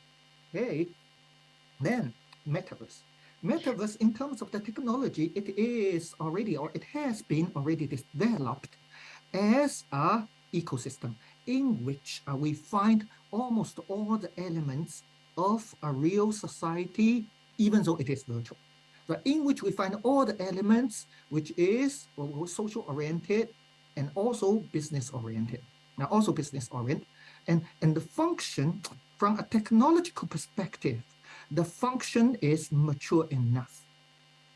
Then, let's take a look of the today's, even the society is preparing for future, right? If today we ask some professionals what is today's money, then the answer will not be like so traditional. And this is the definition of Bank of International Settlements' new definition of today's money, in which we will find tokens, NFTs, in which we will also find digital, central bank digital currencies, including the Chinese digital yuan and the Singapore digital yuan, which are retail-focused digital currencies. And also in Singapore, we have a project Ubin, which is a wholesale international settlement-focused digital Singapore dollar.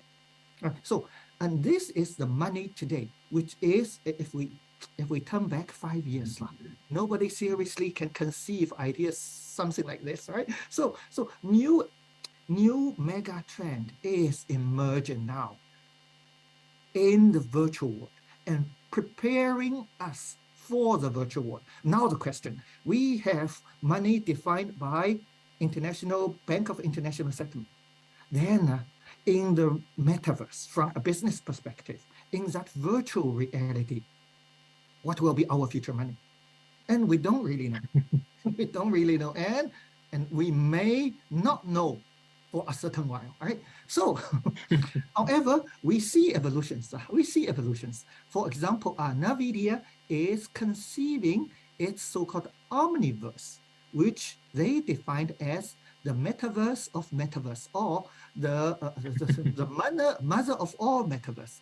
And they launched the service. Of course, they have their theoretical groundings. So today, right?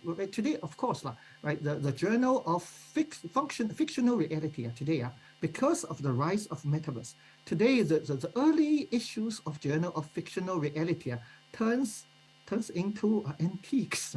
You can find those early editions. Very expensive in Amazon or some other antique market, which established the only background, which also established the theoretical foundation of metaverse. Okay, metaverse, omniverse, defined by NVIDIA as metaverse of metaverse. And we realized leading mega firms, including PepsiCo, right? Including those traditionally not necessarily that technology-oriented firm, they are already trying to establish mirror kind of virtual company in the so-called digital world, parallel.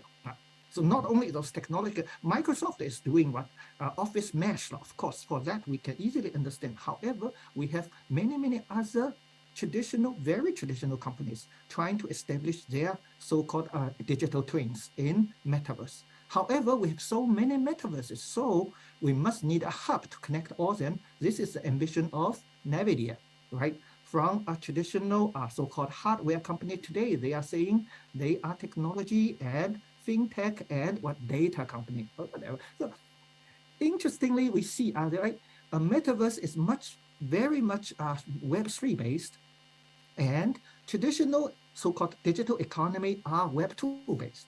Well, here we don't have time to try to illustrate the difference of Web2 and Web3. But one thing which is quite clear, so Web2 are dominated by large firms, business firms or organizations which are centralized, right?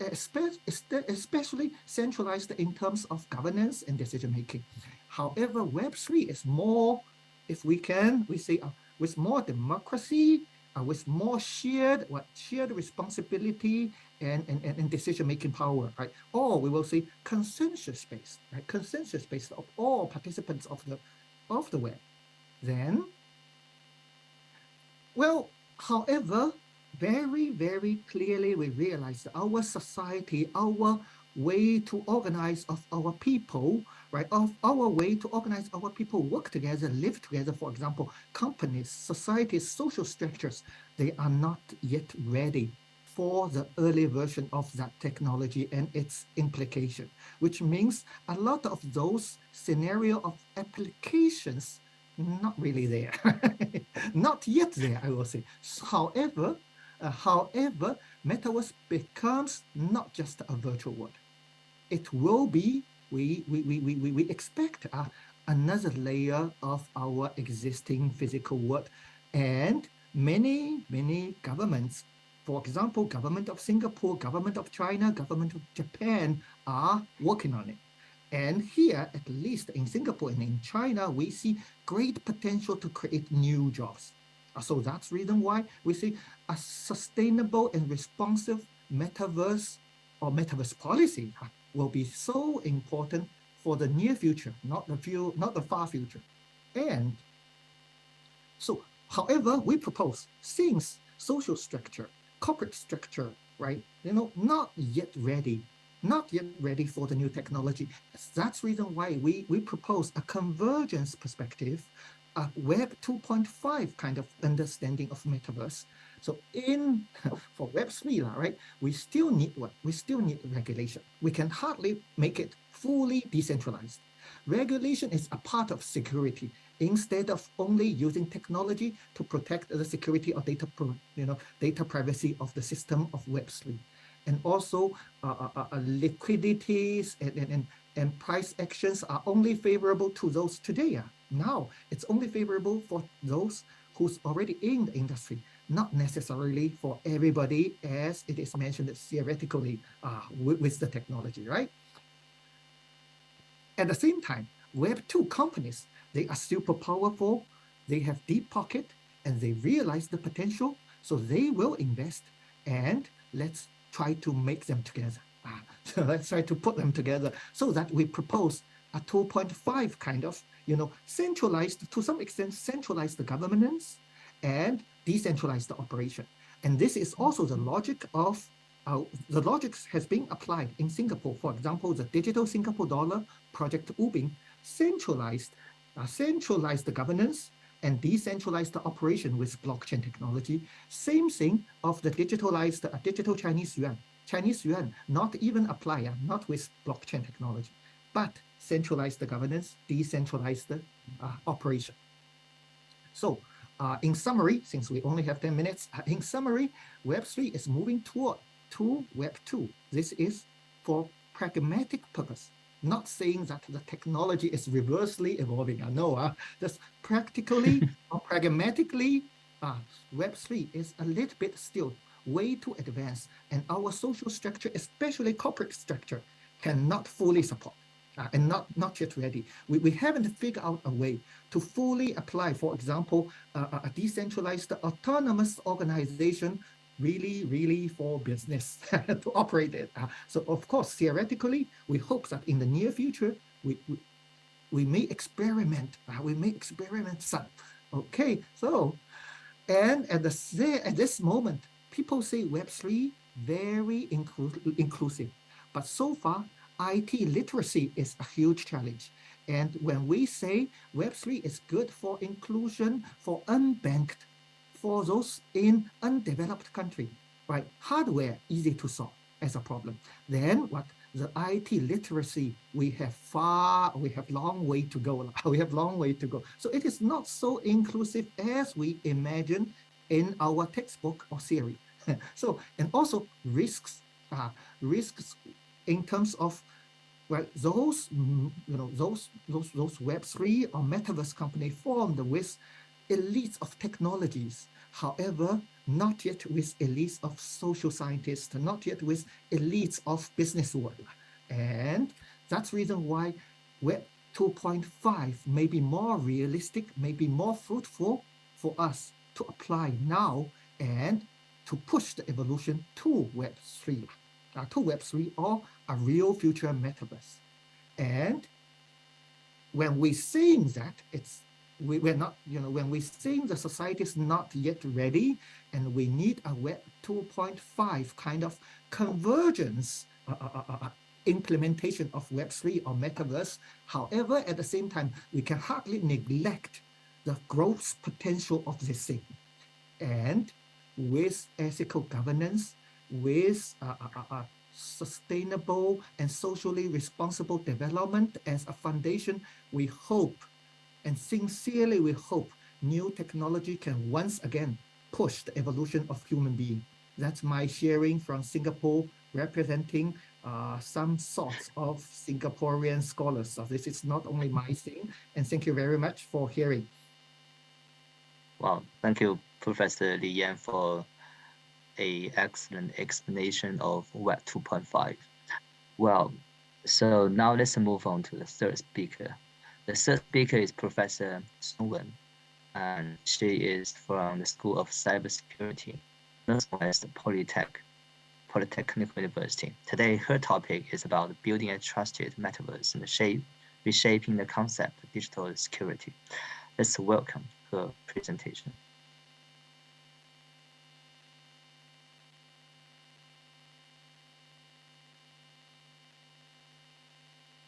Sun Wen. Hi, Sun Wen. Is that? Hey, hello. Hi. Hey, hello, Prof. Yeah. Sorry. I think the sharing doesn't allow me to share my screen. Okay.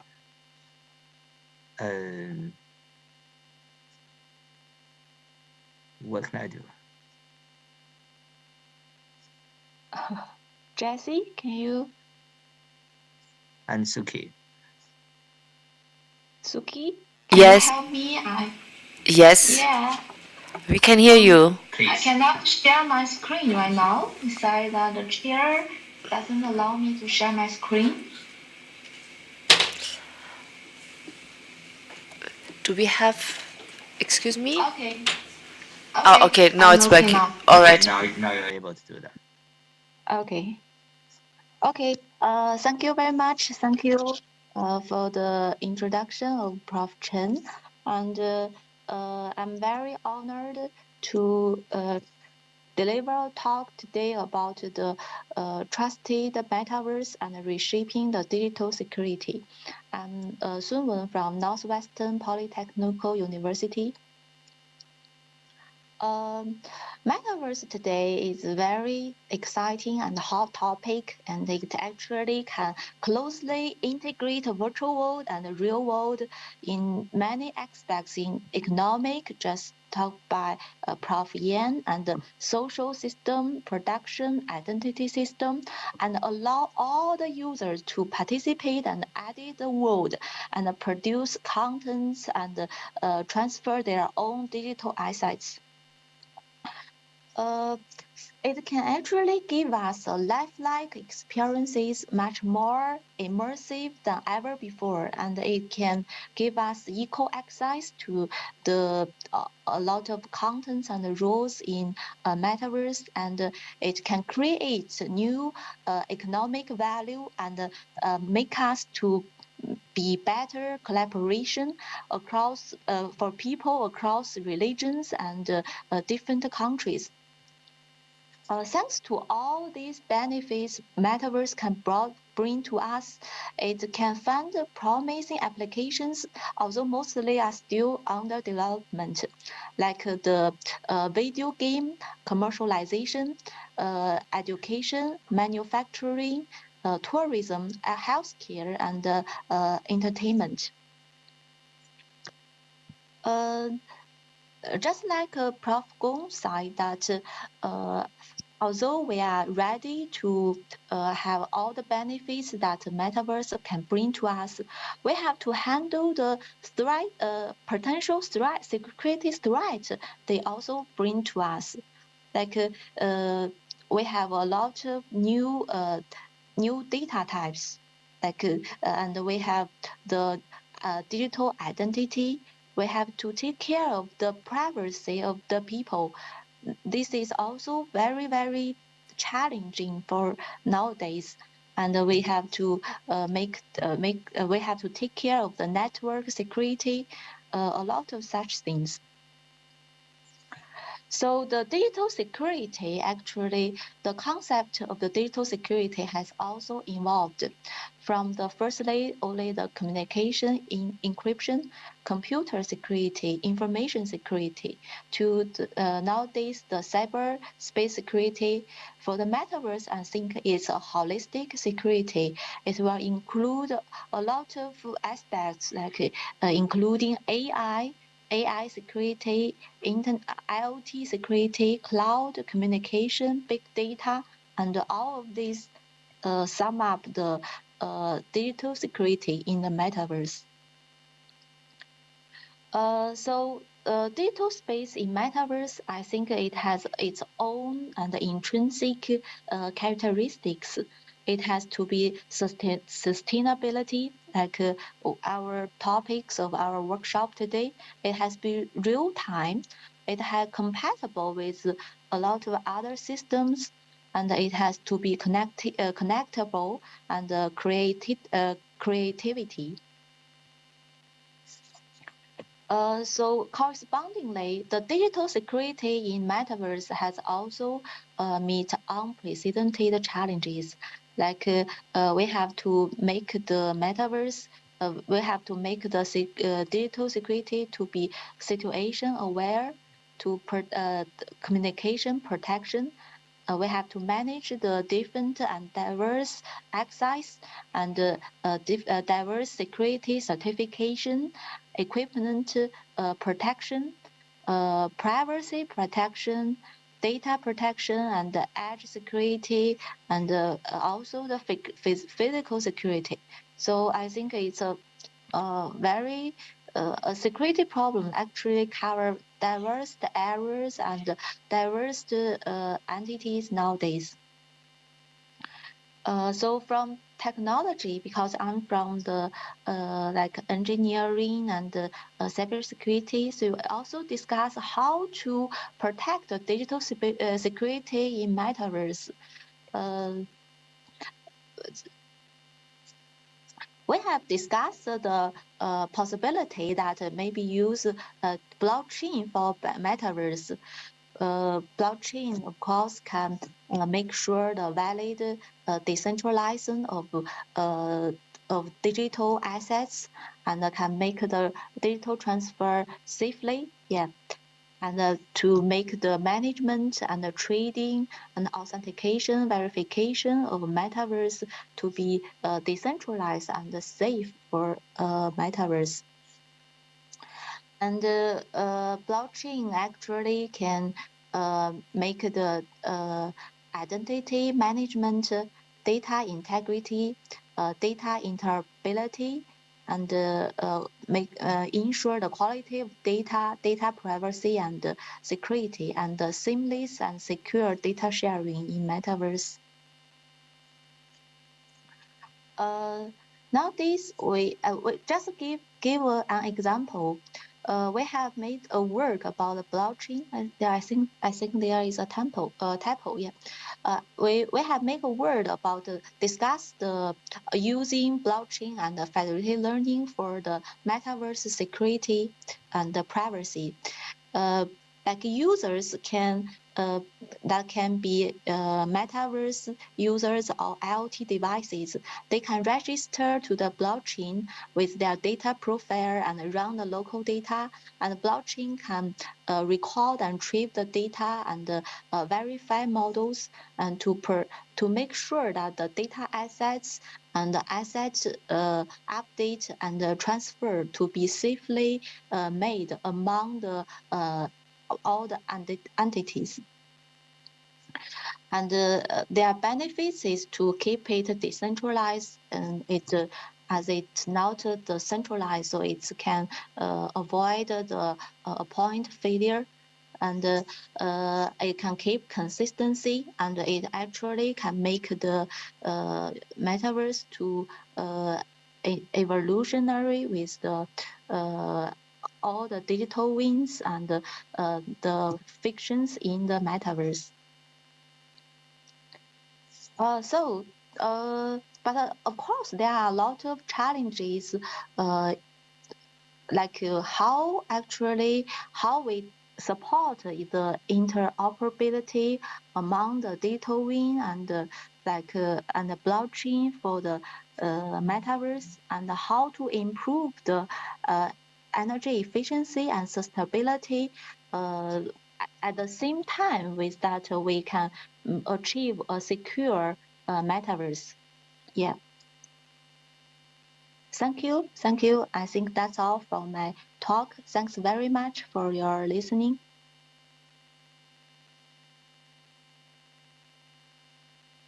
Hi, Suki. Can you unmute Dr. Chen? He's muted. No, she's back now on screen. Hi. Hi, can you allow me to use video? I just turn it off. I'm not able to turn it back. Okay, great. So, thank you to Professor Songwen for sharing her excellent ideas about the challenge and potential solution to build trusted metaverse.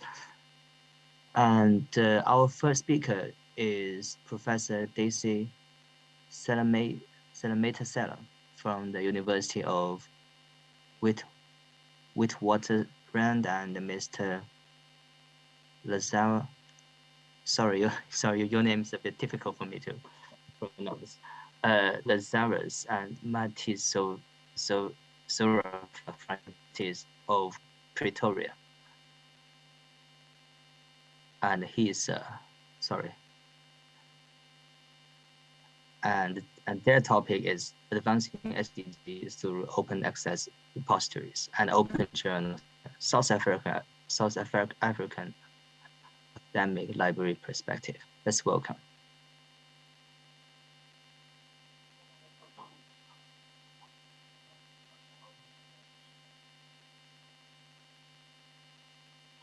Hi, Daisy, Professor Daisy, are you here? Professor. Hi, Dr. Lazarus. You can start your presentation now. Lazara, okay.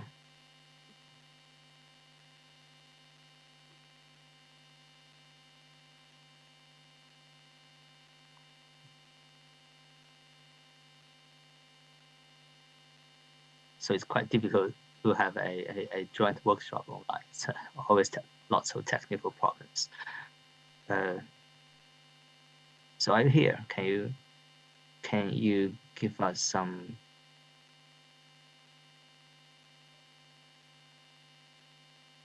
Hi, Dr. Lazarus. Are you here? Maybe Yes, it's morning. me. How are you? Okay, great. Finally, we hear your voice. Hi, Just give me a second. I'll be on. Sure.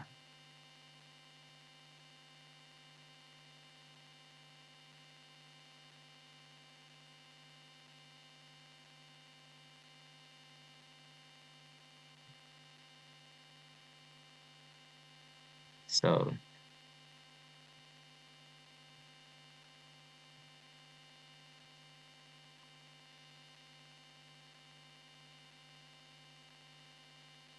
I'm sorry that some technical issues here.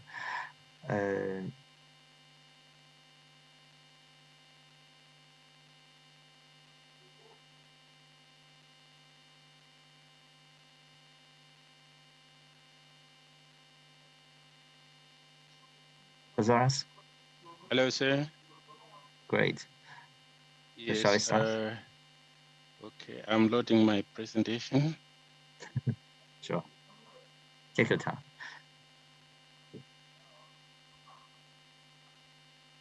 Can you all see? Yeah, sure. Okay. We can, at least I can see your presentation.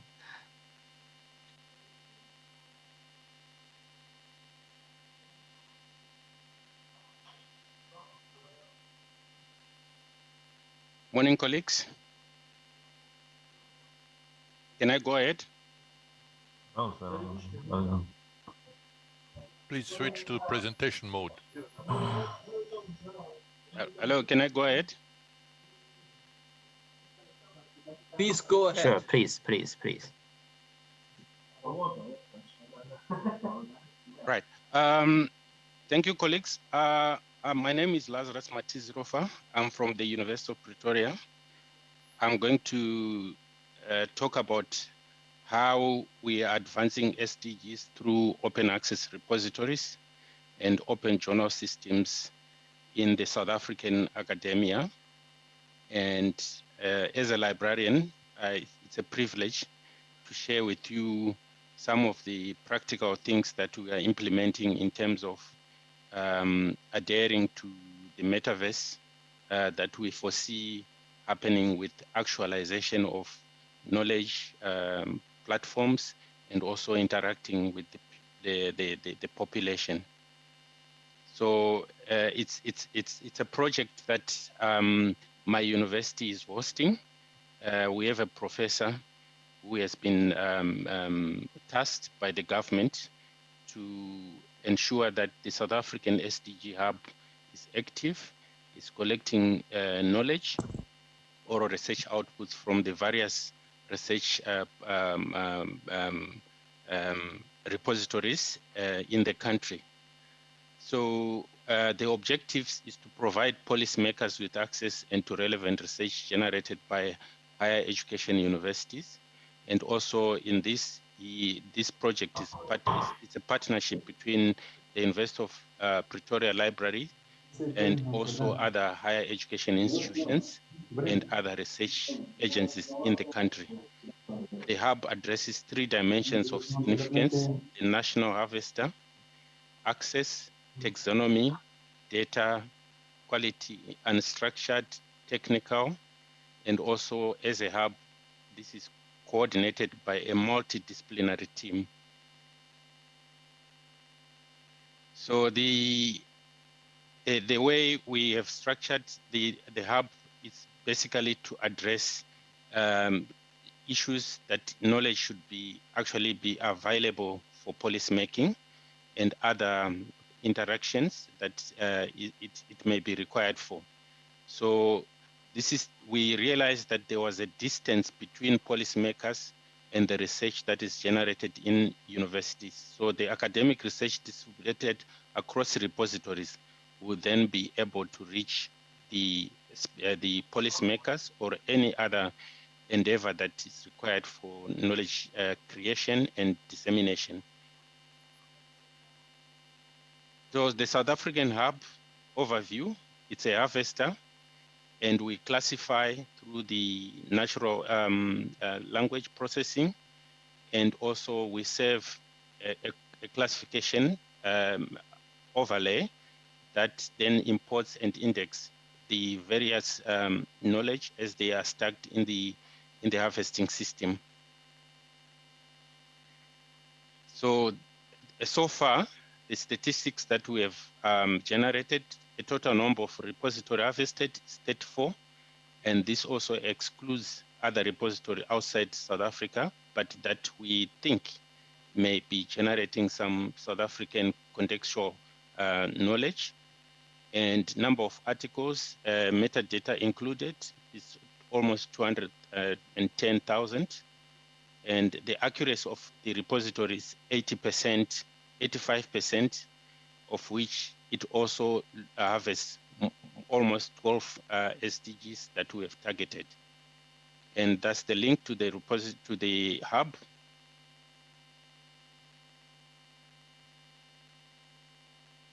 And the technical features, why we use natural language processing, is the natural language processing refers to the branch of computer science, and more specifically to the branch of artificial intelligence, or the concerned with giving computers the ability to understand text and spoken words in much the same way human beings can.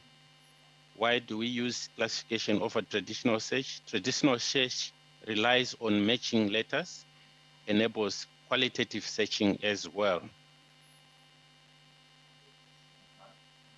And the bedrock, we have a bed and embedding. So the SA Hub will plot words with similar meaning close together. This single discovery underpins the natural language processing today. The technical features, it harvests large-scale open access repositories. Like I've mentioned, currently we're harvesting 38 repositories from South Africa and other around the globe. Approximately 210 articles have so far been harvested. Each repository is unique. The harvester is continuously improved, and the challenge so far is metadata, because we haven't trained all the repository managers to adhere to a certain standard. That so as libraries, this is what we are going to be embarking on to support the endeavors of the hub. So, like I've said, the protocol, we use the open access agenda in South Africa to address some of the harvesting of content from higher education universities. So basically, this ensures that whatever is made open is then harvested into the harvester. So how the libraries are managing, we establish a library expert teams to develop workflows for digital curation of local repository content. And this is some of the things that we are putting in place. So digitalization, digital curation, information literacy, digital scholarship, open scholarship, and therefore the discovery of services. So we are enhancing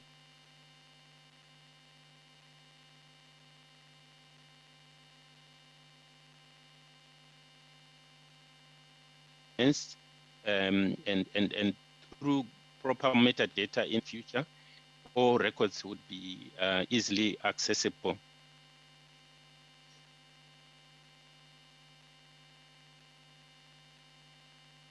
And so this is how we have envisaged our infrastructure for all South African repositories.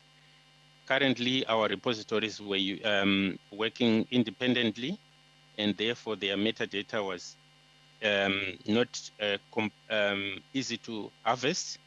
So going for the future, the next generation of repository, we foresee that we are going to develop unique features that will be global and ensure that the harvester can then be able to harvest all the content in the same way across all the repositories. So this is just an illustration of how things will be in terms of interoperability and the persistent layers that we foresee happening, etc. So all the open access processes will be in place, and libraries will then ensure that whatever they are generating or curating should then be harvestable based on the taxonomy that we are going to apply with regards to the SDG taxonomy, the 17 SDGs. And so in South Africa, majority of our repositories use DSpace, which is globally used. And also for the open journal systems, majority of the universities are starting to enhance OJS as a platform to publish some of the local journal articles.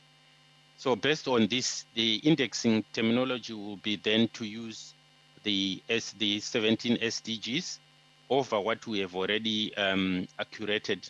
So we are going to also to do retrospective curation of data to enhance the data such that all the previous old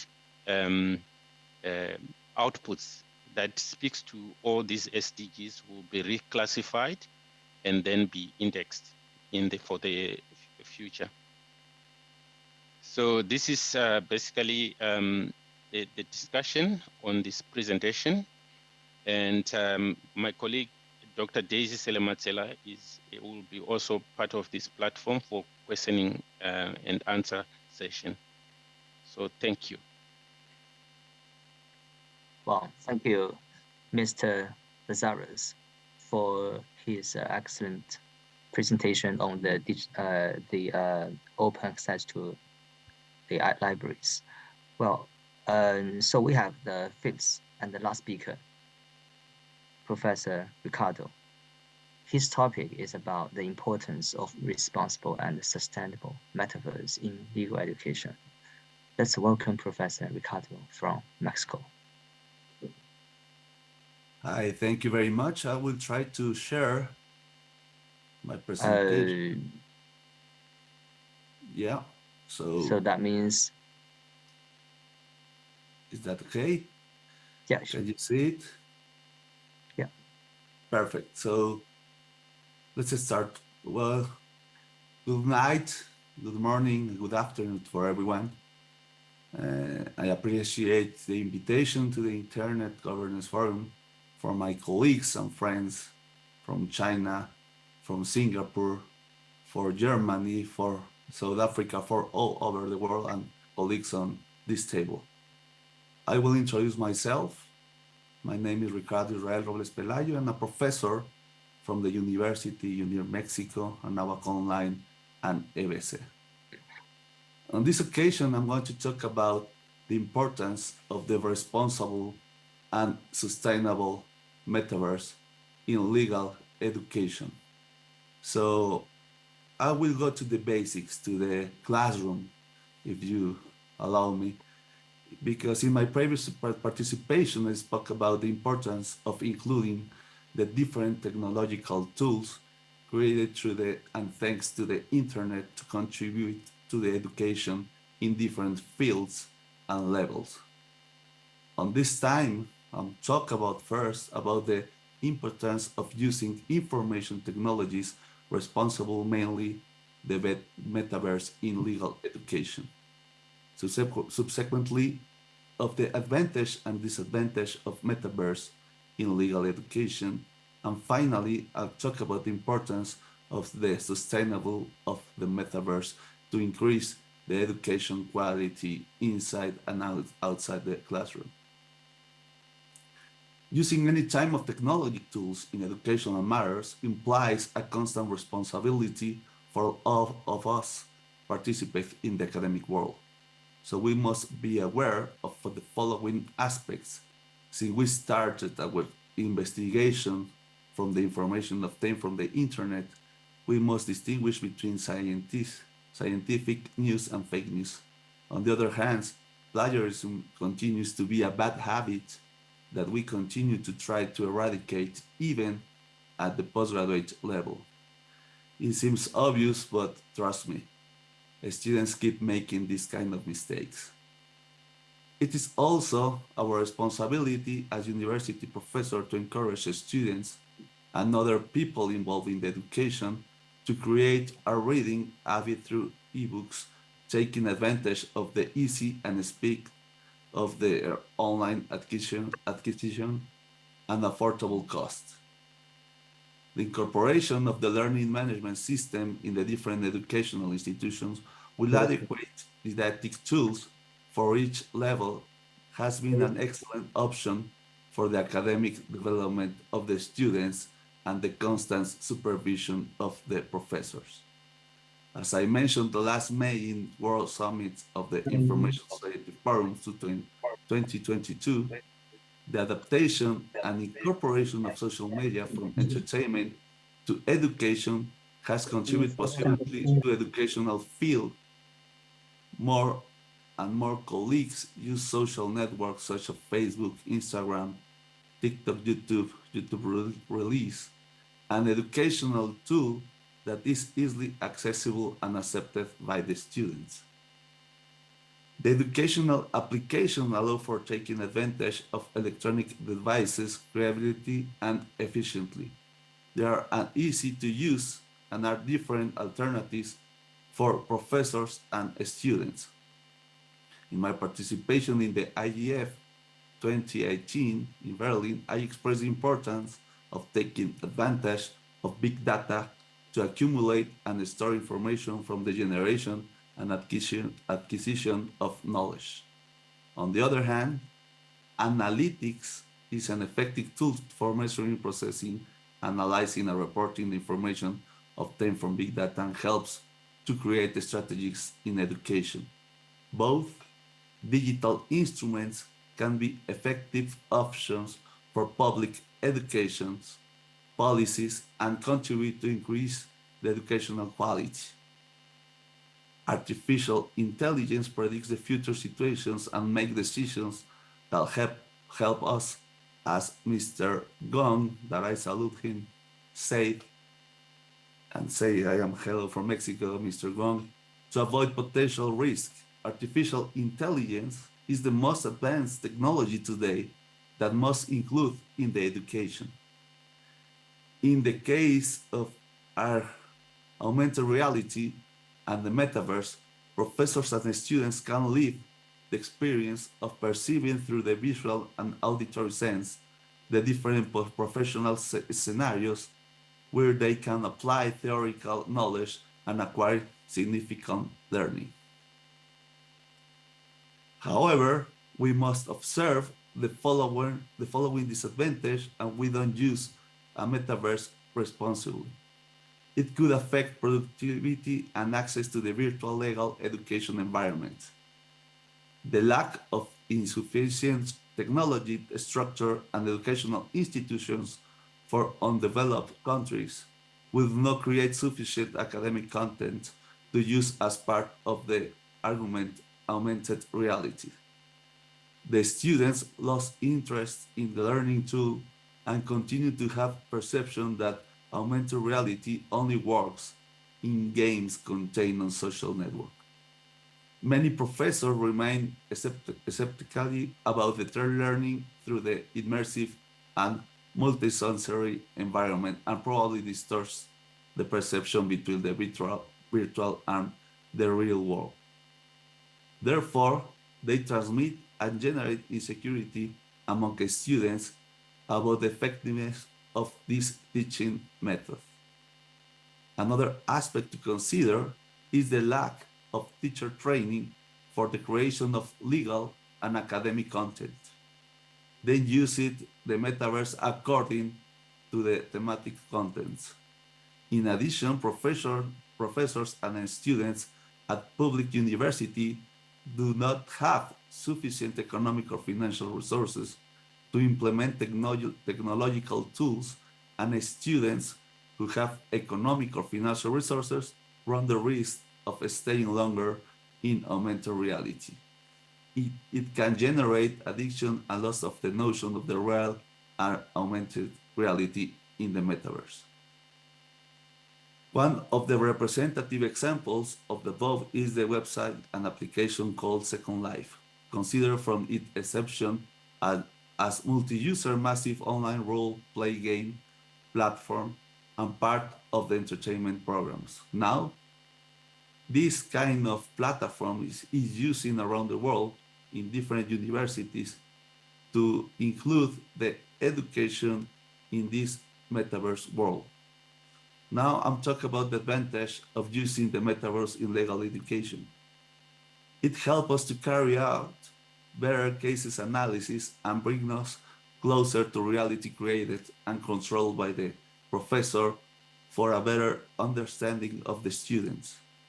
It's also helped us to reconstruct the historical facts that can be presented in the legal controversy by presenting evidence in the simulated trial.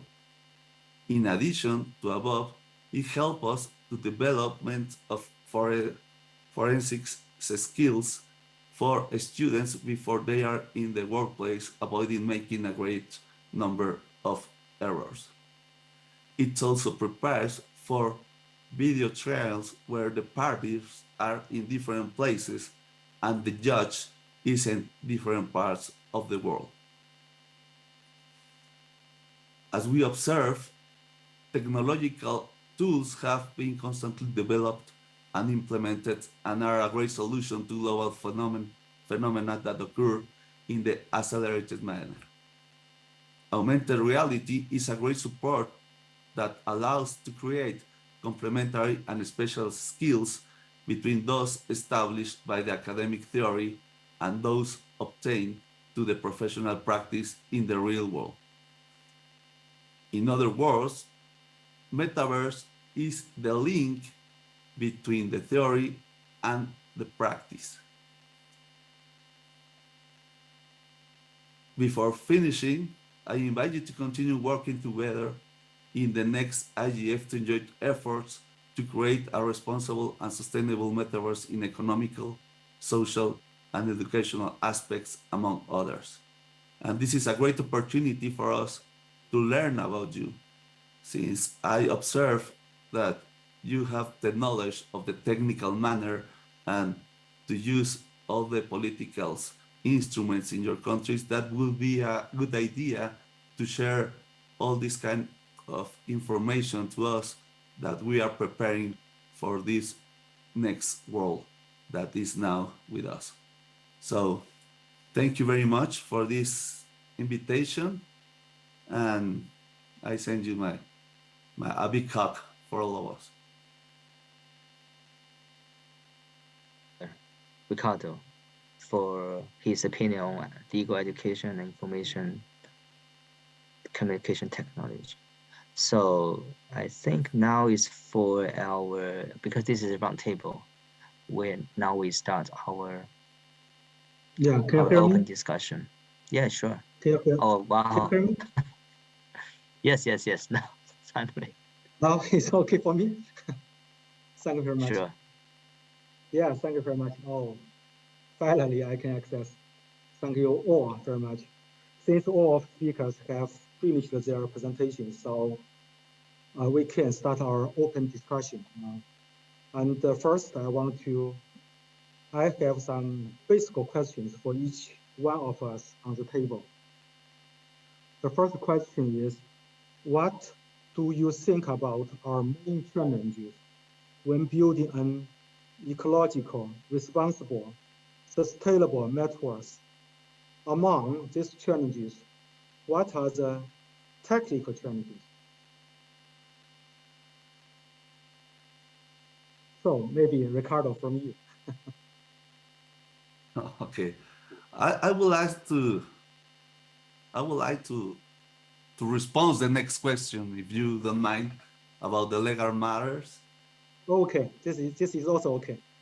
Okay, perfect. So, as I said before, we can share a bridge of communication and exchange of information. And unfortunately, in my country, there are not policies to increase the education quality. So, as I heard from my colleagues from Singapore, they are centralizing all this kind of government solution.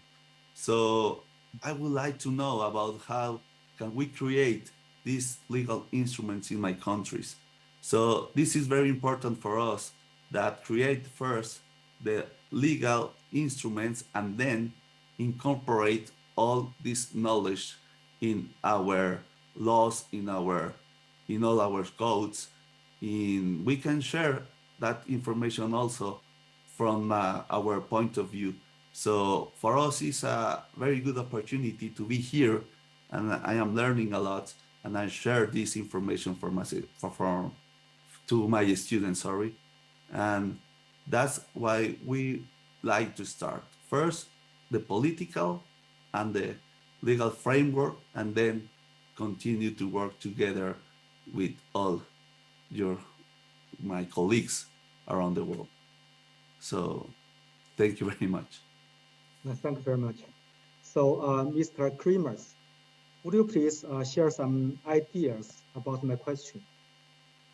Yeah, thank you for such good question, because the challenges, of course, are very wide.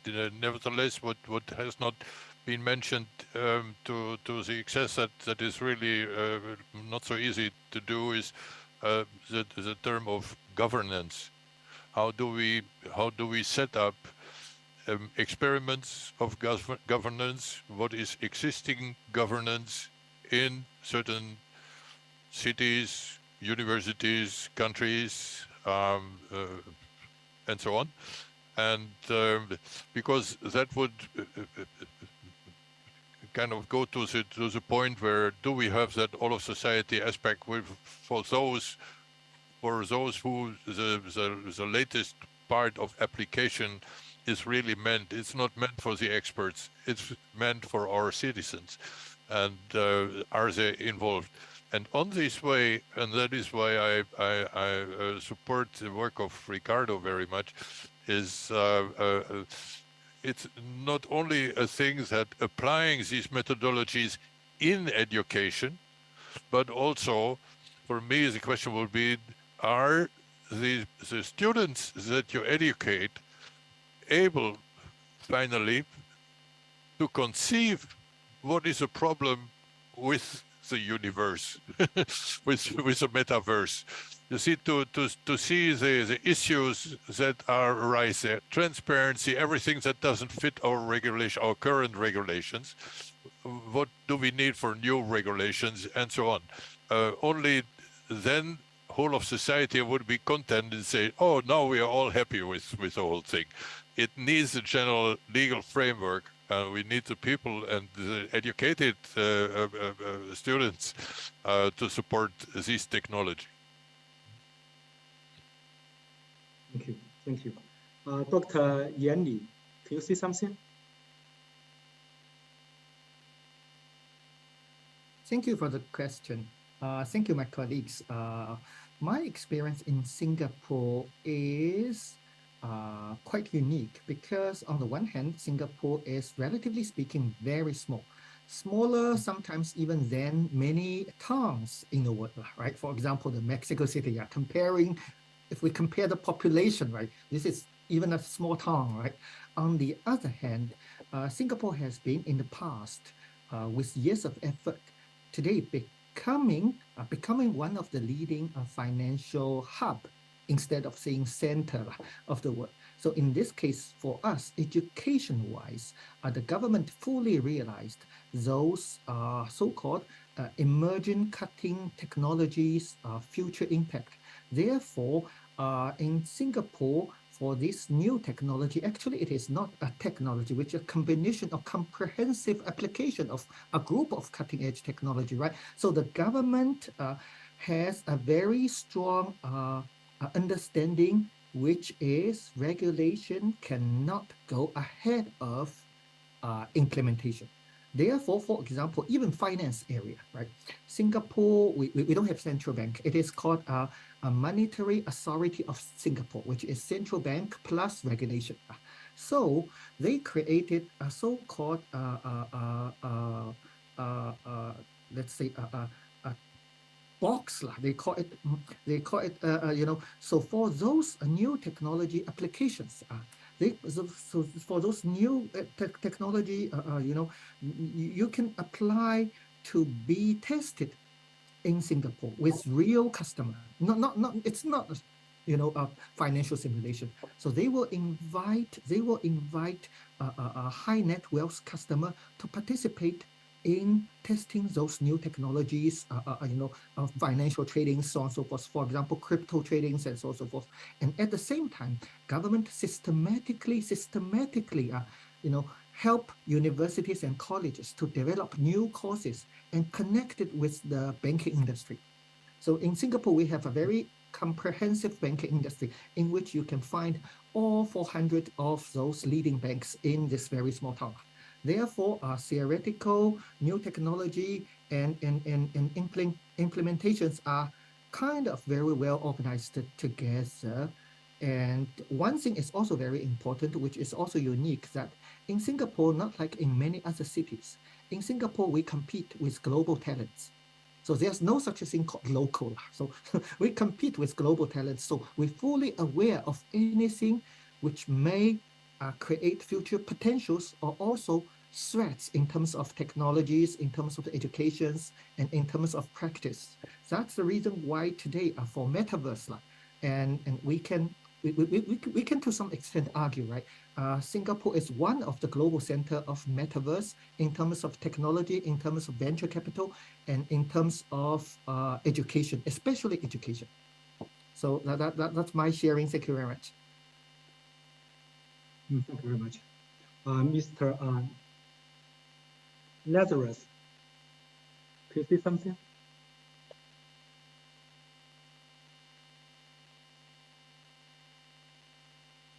Mr. Lazarus, can you say something? Can you hear me? Okay. Okay, I want to talk. I wanted to talk. Yes. But then my video is not coming up. Okay, thank you. From my perspective, and especially looking at my institution, we have been discussing the issues around metaverse and what are the implications, like what Ricardo highlighted. And I think it's important that we all acknowledge, like Ricardo indicated, the issue about the legality. And my concern is there are HR elements, human resources elements that are going to transform and change. And the issue is, are we ready?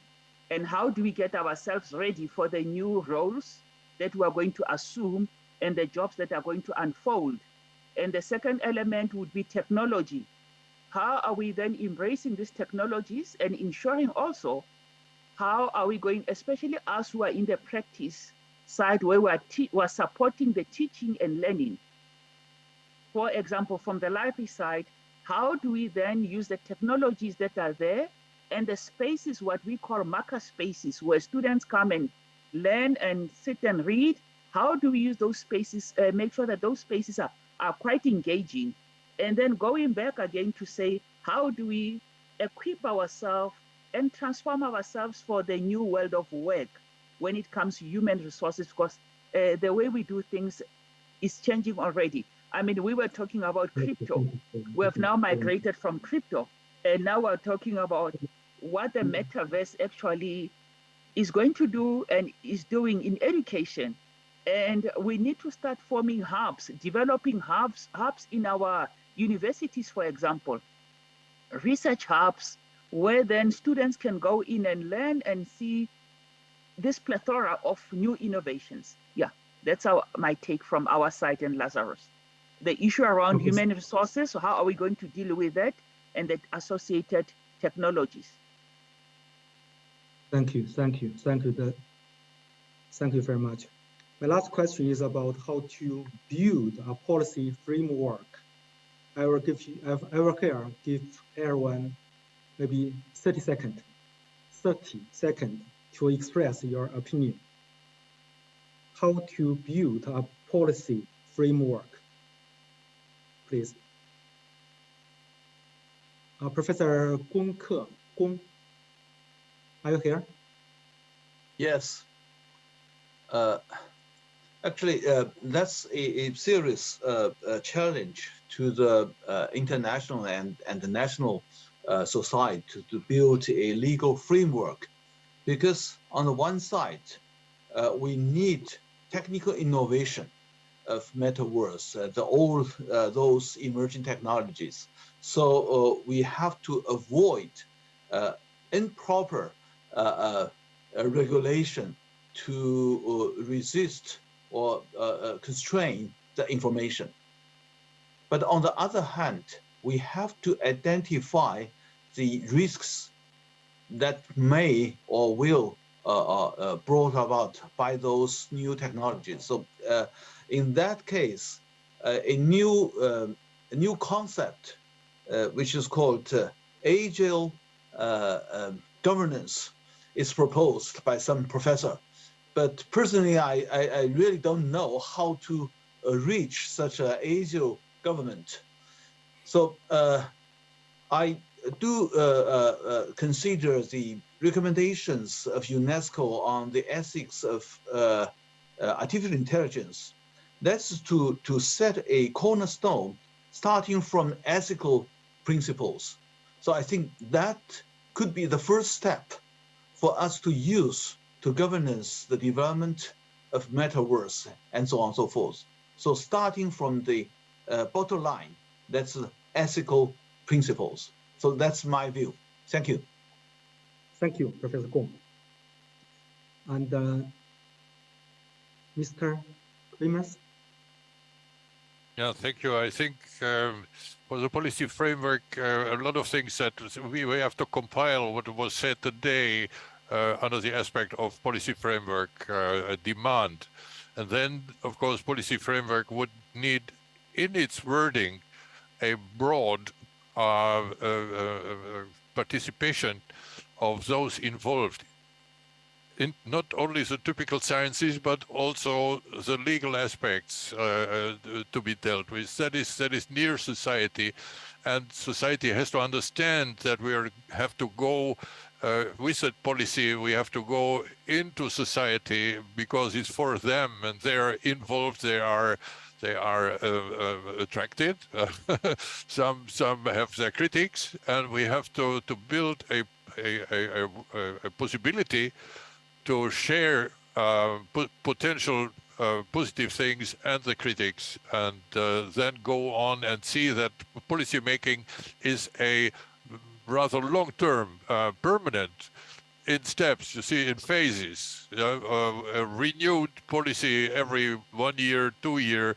The more innovative the technology, the more frequent the policy needs to be updated. I think some United Nations organization would be fine, and that of course had to take into account what is already on the table nationally or transnationally. Thank you. Thank you very much. Professor Daisy. I think following up to what Horst indicated, what's important is the uptake and the understanding on how we can merge the principles of metaverse with what we are talking about when we talk about open science and the big picture of open innovation. How do we map together, and then it's not in isolation? And I think that's going to be the legal hurdle that we need to deal with.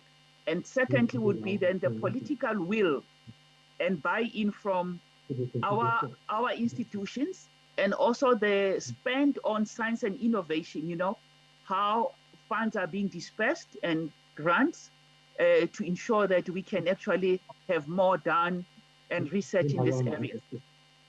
Thank you. Thank you. Thank you. Thank you very much. Professor Ricardo? I do agree. I think the problem that we face, at least in Mexico, is that we are creating the law slowly, since all the technological instruments are like 2-3 steps ahead. So it's very difficult for our Congress, for our Parliament, to understand what happened in this technological matter. So if we are now concerning about, for example, the blockchain or the all kind of these financial instruments, then I think that our government they thinks that the metaverse is a kind of movie from Hollywood, and they don't understand very well what is going on this situation. So first of all, I think we have to concentrate that the technological problems, they are always ahead, as I said, and we have to prepare for that. So I think it's a huge problem in these matters in my country. Thank you. And I want to contact on-site moderator. Miss Suki, are you here? Yes, hello. I mean, the thing is that we are now running late, so people started leaving the room now, so maybe we can come to enclosure?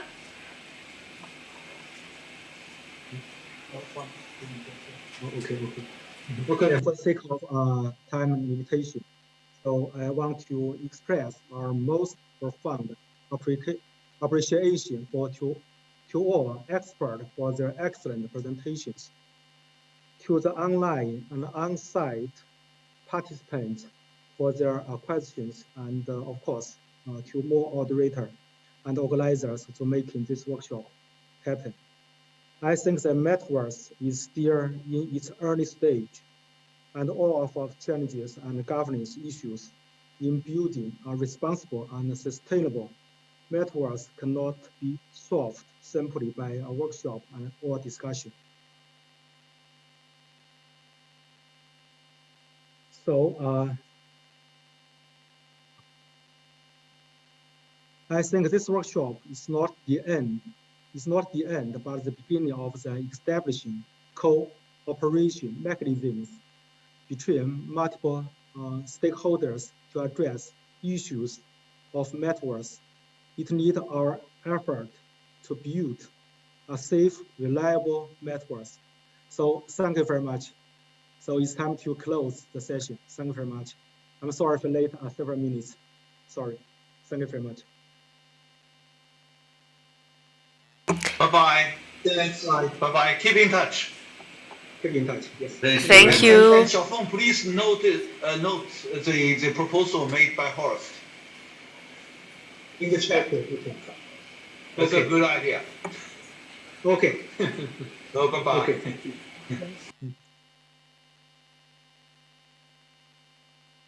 Bye-bye. Bye. Bye, Ricardo. Thank you very much. No, thank you very much. Very early in the morning, right? Yeah, it's very morning. Big hug from here. Okay. I hope to see you soon. Face to face. I hope so too. See ya. See you.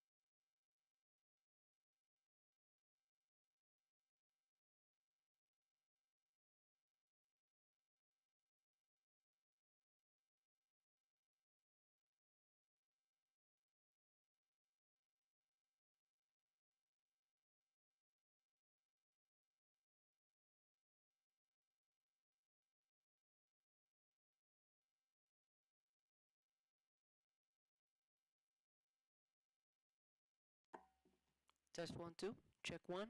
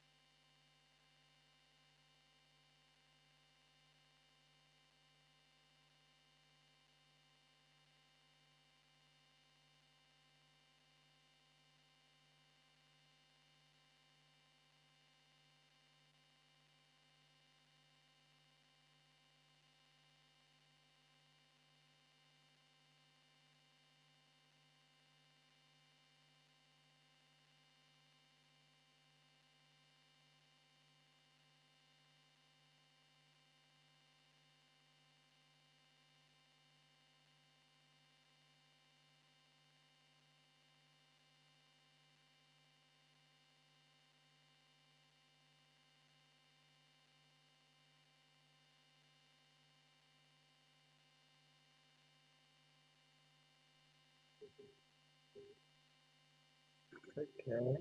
Can you mute all the speakers, Shamika and Ed?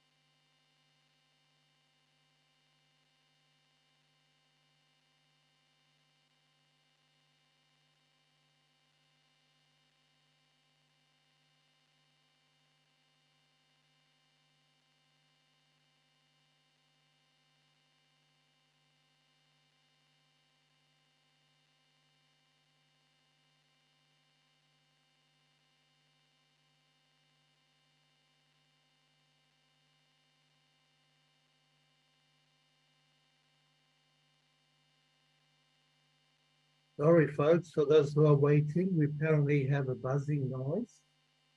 The technician in the room is trying to turn off the microphone as it appears to cause disturbances on the Zoom call.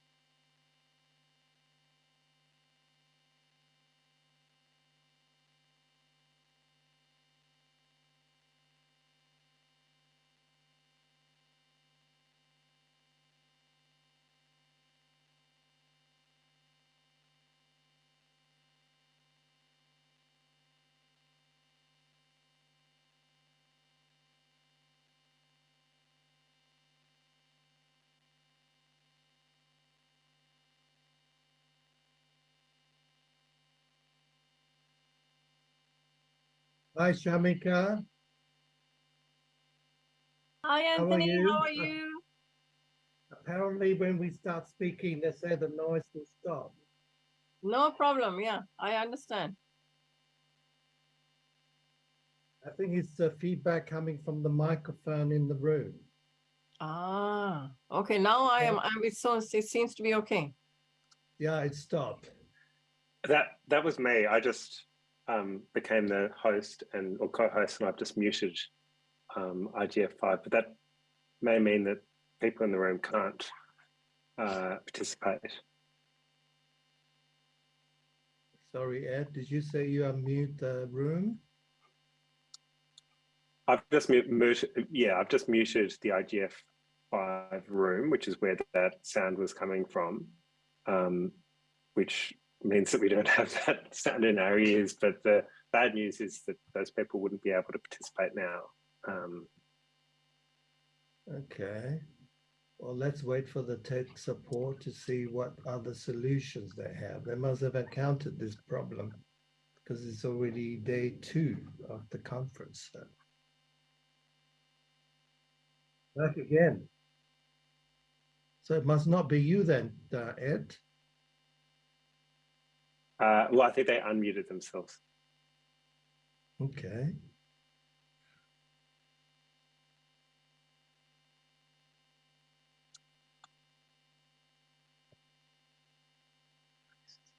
Hi, Sephora.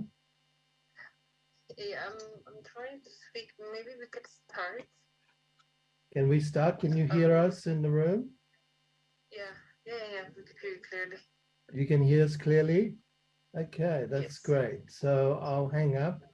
So Agent Shamika, the tech has just mentioned that it was clear to commence. Yeah. Thank you, Sephora. Thank you.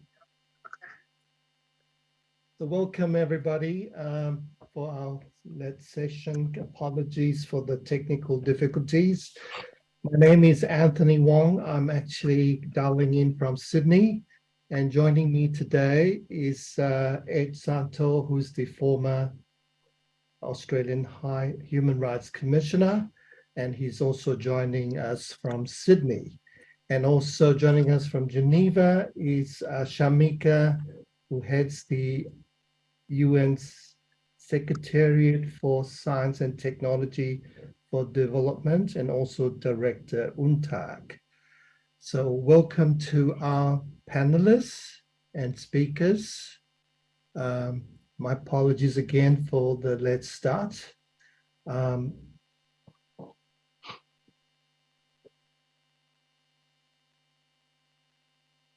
So before I start with my session, there's 3 parts to the session. And what I like to do is, after I speak, I will hand over to Ed to talk about the human rights development, and then to Shamika to talk about from the developing countries perspective. And then we have opening to the floor for questions. Before I start, I'd just like to introduce IFIP, who is coordinating this conference today, this session on ethics and regulation of artificial intelligence. IFIP was established in 1960 under auspices of UNESCO. We incorporated in Austria, and our mission statement is to achieve the worldwide professionalism and social responsible development and application of ICT. So hence, that's why we're hosting this event today, which is a very important session. We have members across 5 continents of the world, ranging from BCS in the UK to Australian Computer Society, Australia, New Zealand, South Africa, Brazil. So we have members across the 5 continents. And just a quick intro, we all come from very different backgrounds, from academia to professional practice. And last year in 2021, we celebrated our 60th anniversary, and we hosted a program of more than 50 events online through the COVID pandemic across 5 continents of various topics. We look at issues from the northern to the south, to the east and west, and to celebrate our anniversary. So thank you everybody for joining us today. I just like to quickly mention that that this issues with ethics of artificial intelligence and regulation is more than artificial intelligence itself. The topic is also about emerging technologies. AI is obviously a key enabler of that, and especially now with the multiverse coming online.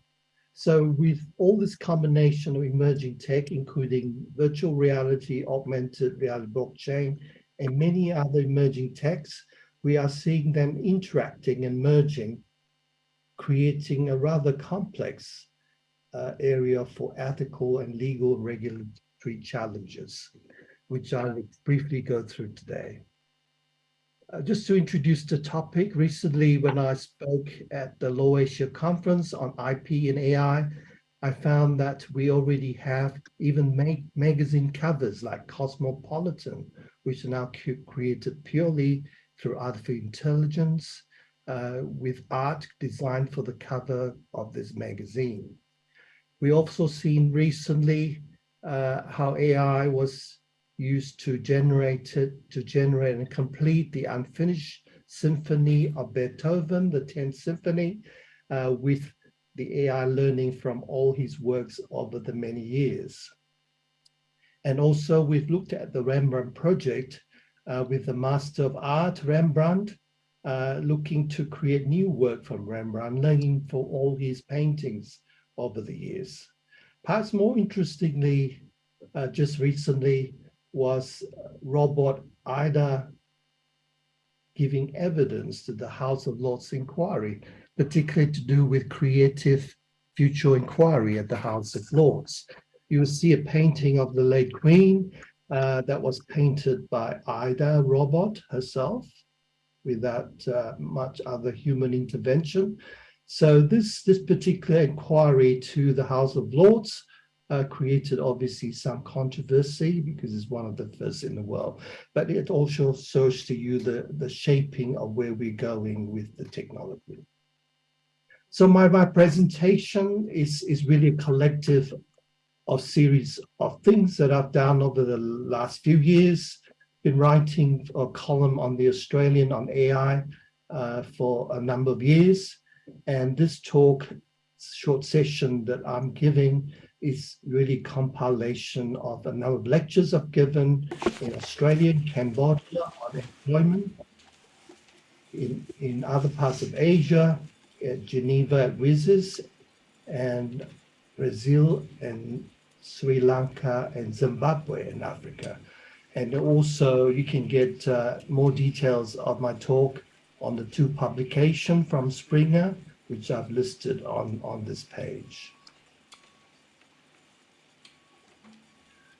As I mentioned, I spoke in Cambodia recently on AI and employment law, and I know that Shamika will be speaking on the perspective of the developing countries shortly. And this particular issues with employment in developing countries were mentioned in the recent report by UNTAC on technology innovation 2021. And I noticed there was a huge coverage on labor and labor skills and robots and AI replacing labor in developing countries. So I'd just like to highlight when I gave this talk in Cambodia, from statistics from the International Labour Organization, we look at how particularly robots and artificial intelligence might displace workers working in the field in the ASEAN region. And recently I spoke on IP and AI at the Low Asia Conference in Sydney, on particular AI, which was also briefly touched on by UNTAC's report on technology and innovation, particularly in terms of the diffusion and the sharing of intellectual property from the north to the south. So quickly moving to the areas of ethics. A few years ago, I looked at the number of ethics, and this particular slide looks at the comparative analysis of the different principles from 3 different frameworks, from the Australian ethics perspective, and looking at the EU perspective, and also from the perspective of the International IT Law Association perspective. And you can see they cover very similar fields, except for a few areas, the traditional, the privacy, no harm, regulatory compliance, transparency, accountability, discrimination, and fairness. But in 2022, when I did my paper, which has now been published by Springer, I also look at this particular study by Felt. We're looking a study where they look at 36 principles across the board, and they identified 8 areas of commonality. And you can see from the perspective on the slide how one particular area is much more mentioned than others. Fairness, particularly, and discrimination is in 100% of those principles that were looked at, including privacy at 97%. But what about ethics? In one of my talks, I actually gave a talk to a Buddhist institute where they talk ethics. And that was a perspective for me because I had to share my technology and legal perspective on AI to a group of Buddhists learning ethics in the area of their faith. And that really struck me in terms of the diversity about ethics. And fortunately for us, in the recent declaration by UNESCO, which was adopted by 193 member states just November last year on ethics, you look at the 4 different values that's been enunciated in that declaration alone. So they're pretty broad. They cover ranging from environment, ecosystem to diversity, inclusiveness, peacefulness, and interconnected society, and respect for human rights and dignity. The ethics from UNESCO declaration covers 10 principles. They are pretty broad, and they've extended past what I've shown you in the previous principles across the board. Pretty broad perspective.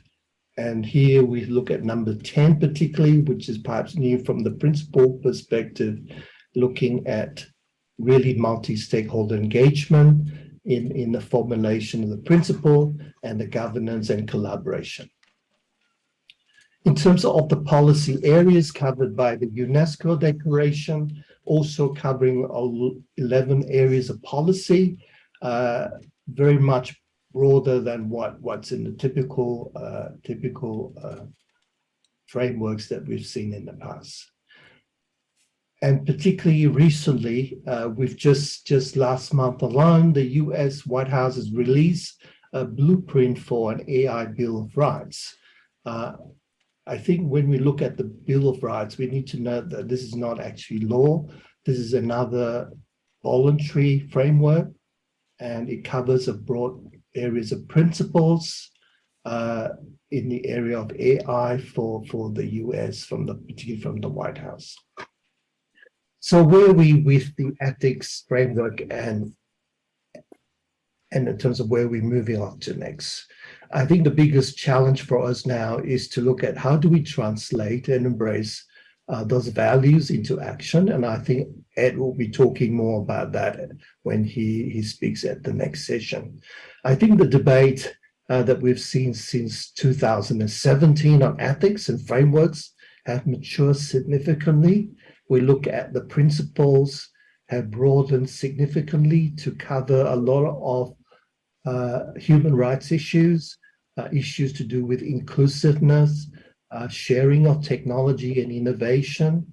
But then the challenge still remains, how do we actually operationalize and implement this in terms of actually putting into effect, and how we actually, when we look at designing and developing AI systems. So with this new trend, we're seeing now a trend particularly to legal and law development around the AI area, moving from the ethical practice to a more rule-based compliance area. So looking at the wider system over the last year, particularly 2022 and 2021, we've seen more than 60 countries have developed policies on AI in this area. We've seen a number of laws starting to be proposed, and I'll go to one or two of those just to illustrate to you where we're at. And we've seen numerous AI standards being developed, and an assessment framework, and also many professional societies such as IFIP and the ACM are starting to look at code of ethics for professional practice. But in particular, I'd like just to spend some time looking at this regulatory developments. The UNESCO recommendation, it said in one of their declaration statements about this principles, that this they're hoping that their framework of values and principles that we've just seen and the action policy areas will be used by member states, all the 193 countries in the member states to, when they come to do with actually developing and drafting their legislation in this area. So also, just quite recently this year, we've seen Canada actually proposing a new law on artificial intelligence and data, and also the US also announced a revision of their previously proposed law on the Algorithmic Accountability Act. But perhaps significantly in the legal space, in 2021, the EU, after many years of debate, have moved to propose draft legislation in this AI area, and there are lots of debates going on in the EU Parliament and the Council, particularly to this complex area of law with regulating artificial intelligence in the European Union. So recently, I look at the new version that's been proposed by during the Czech presidency of the EU. They've looked at some significant changes. And as a result, we're seeing there potentially be some delays in getting this particular legislation through the EU. Currently, the dates are proposed to be late next year or the early year after. So particularly a challenge is the definition of artificial intelligence, which has gone through many iterations. And with the latest iteration from November 2022, we've seen the revised draft changing substantially from what was previously drafted to include areas like elements of autonomy. So the question then is, what are elements of autonomy required for the legislation in the EU to be triggered to cover regulation of artificial intelligence? So I think this area in terms of definition will be hugely debated for many years to come, because AI itself is developing as fast as we can speak to. And UNESCO, in their declaration, they have decided not to adopt a definition. From the IT perspective, I would say that's a wise decision. But speaking also as a lawyer, it'd be very difficult to regulate AI if we don't have a robust definition of artificial intelligence moving forward. In the US alone, there's no federal legislation in the area, apart from the one that I've just mentioned, which has been proposed, the US Algorithmic Accountability Act 2022. Mentioned previously, that's been proposed, I think, in 2019. This is a new version of this particular draft. The US states themselves have many laws now to do with AI, from recruitment to facial recognition laws or biometrics, from testing self-driving cars to automated decision-making by authorities. So these are just some of the snapshots of what's happening in the regulatory space. So some of my concluding remarks around this area. I believe government industries have important roles in the creation of policies and regulatory frameworks. But what we're seeing are countries are now at different levels of AI ecosystem maturity. The area of regulation is still very much in its infancy. It's fragmented and it's changing, and that's likely going to go for many years to come. Some of the difficulties that I mentioned, different AIs now being created across many walks of life, and it covers many fields. They pose different risks, different benefits, and they create different issues. So compounding that with the different emerging technologies, not just AI, from multiverse, metaverse to IoT, blockchain, and many others, we're seeing that it's just not going to be easy to regulate something which is just moving as fast as we can draft legislation. So it's a complex area. Many countries are still not looking at the areas of liability I think this is still very new. We know about explainability and transparency because it's been covered by a lot of those ethical frameworks, moving parts. But I can see in terms of my concluding remarks, because of the complex modeling and machine algorithms that we have and the learning from data, that's going to create a big complexity moving forward to regulate AI. But whatever the case, I think we're going to see likely going to be more of those laws coming in the future. So my last slides, what are my three last concluding remarks? This AI matter is causing a major paradigm shift. There will be substantive change in the law in relation to the principles of what our law is based on, particularly when we have machines and tools which are now starting to learn from data, adapt and make decisions, which I say in quotation, and learning from experience, which are also called in quotations, because we are not really to the stage of being sentient at this stage or will ever be in the near future. The pace of technology, my second point that I've mentioned, because it's moving so fast that it would be challenging to regulate something that's moving as fast as we can put pen to paper. So, but then the challenge is people are negatively impacted by AI decisions. And obviously, even if we had laws, it'd be difficult for them to challenge because of the complexity and technical around AI and emerging technologies. So on that regard, I will finish my introduction statement and like now to pass over to Ed, the former Human Rights Commissioner of Australia. Ed, I'll stop sharing my screen. Happy for you now to take over, Ed, to talk about the human rights and the technology discourses that you worked on over the last few years. Well, thank you very much, Anthony, for that warm introduction. It's a great pleasure to join you. I'm speaking from Australia, but I must observe that this event is being hosted physically in Ethiopia.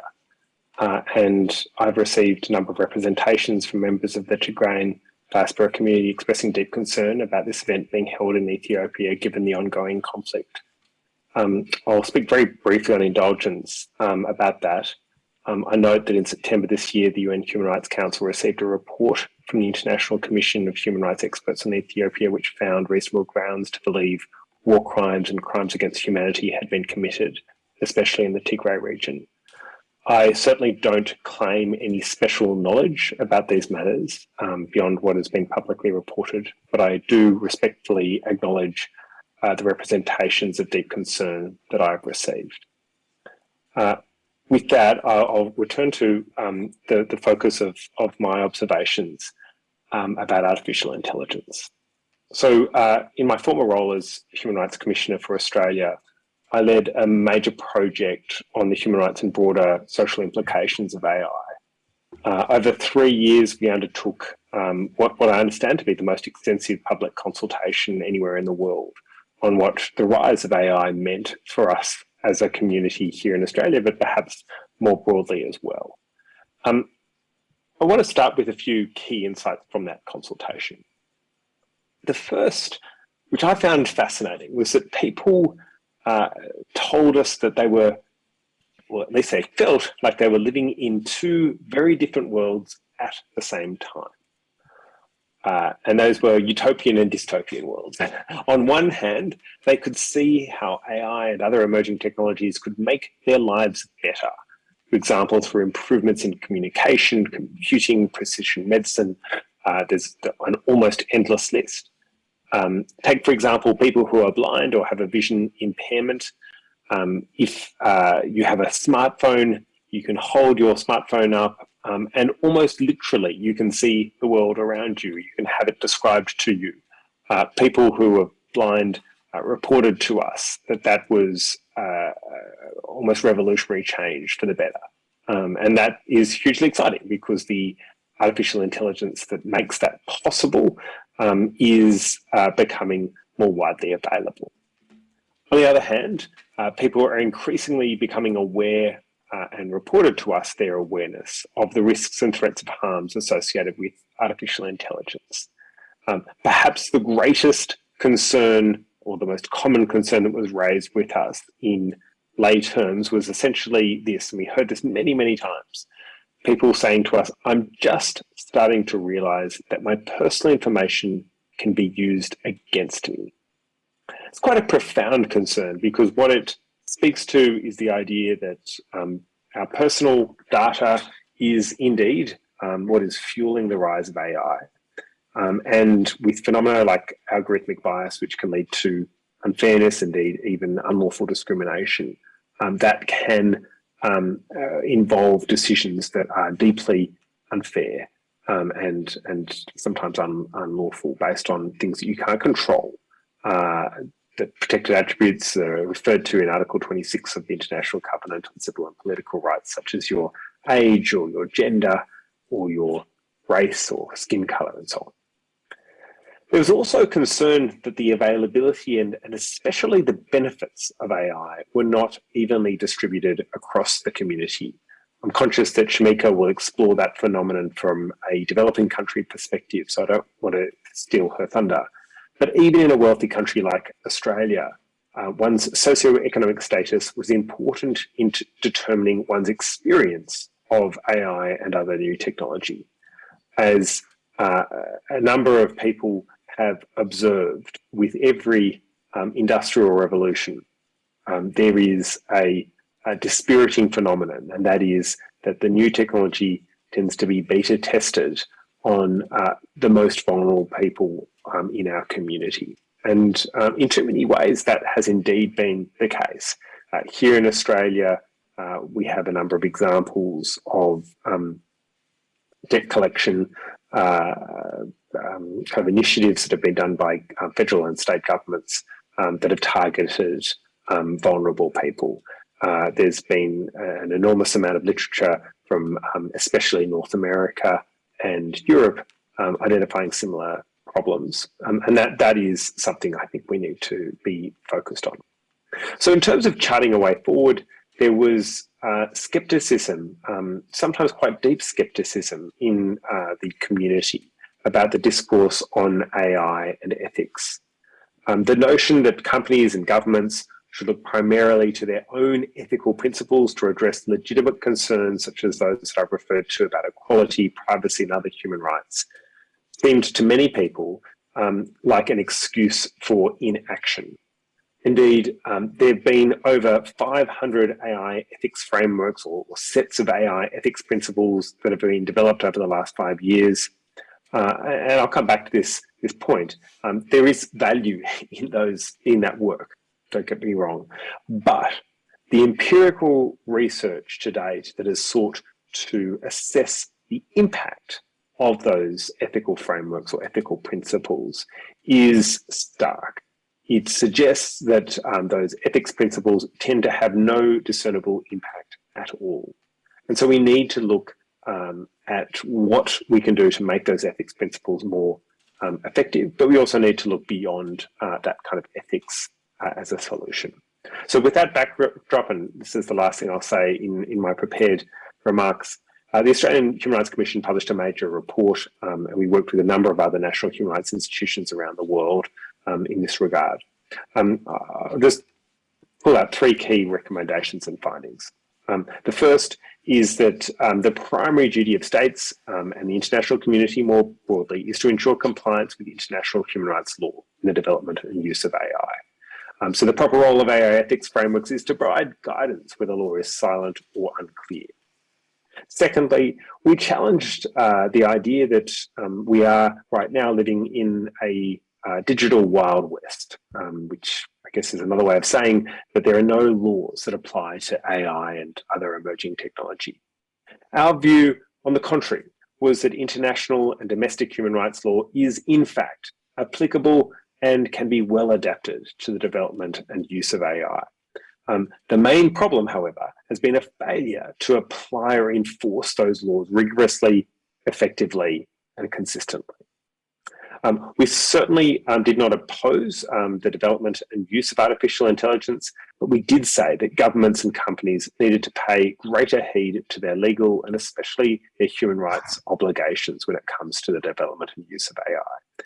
And that essentially boiled down to applying three key principles. In the development and use of AI, it must always be fair, it must always be accurate, and it must always be accountable.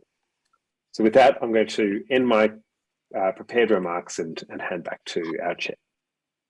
Thank you, Ed, for that great discourse on technology and human rights.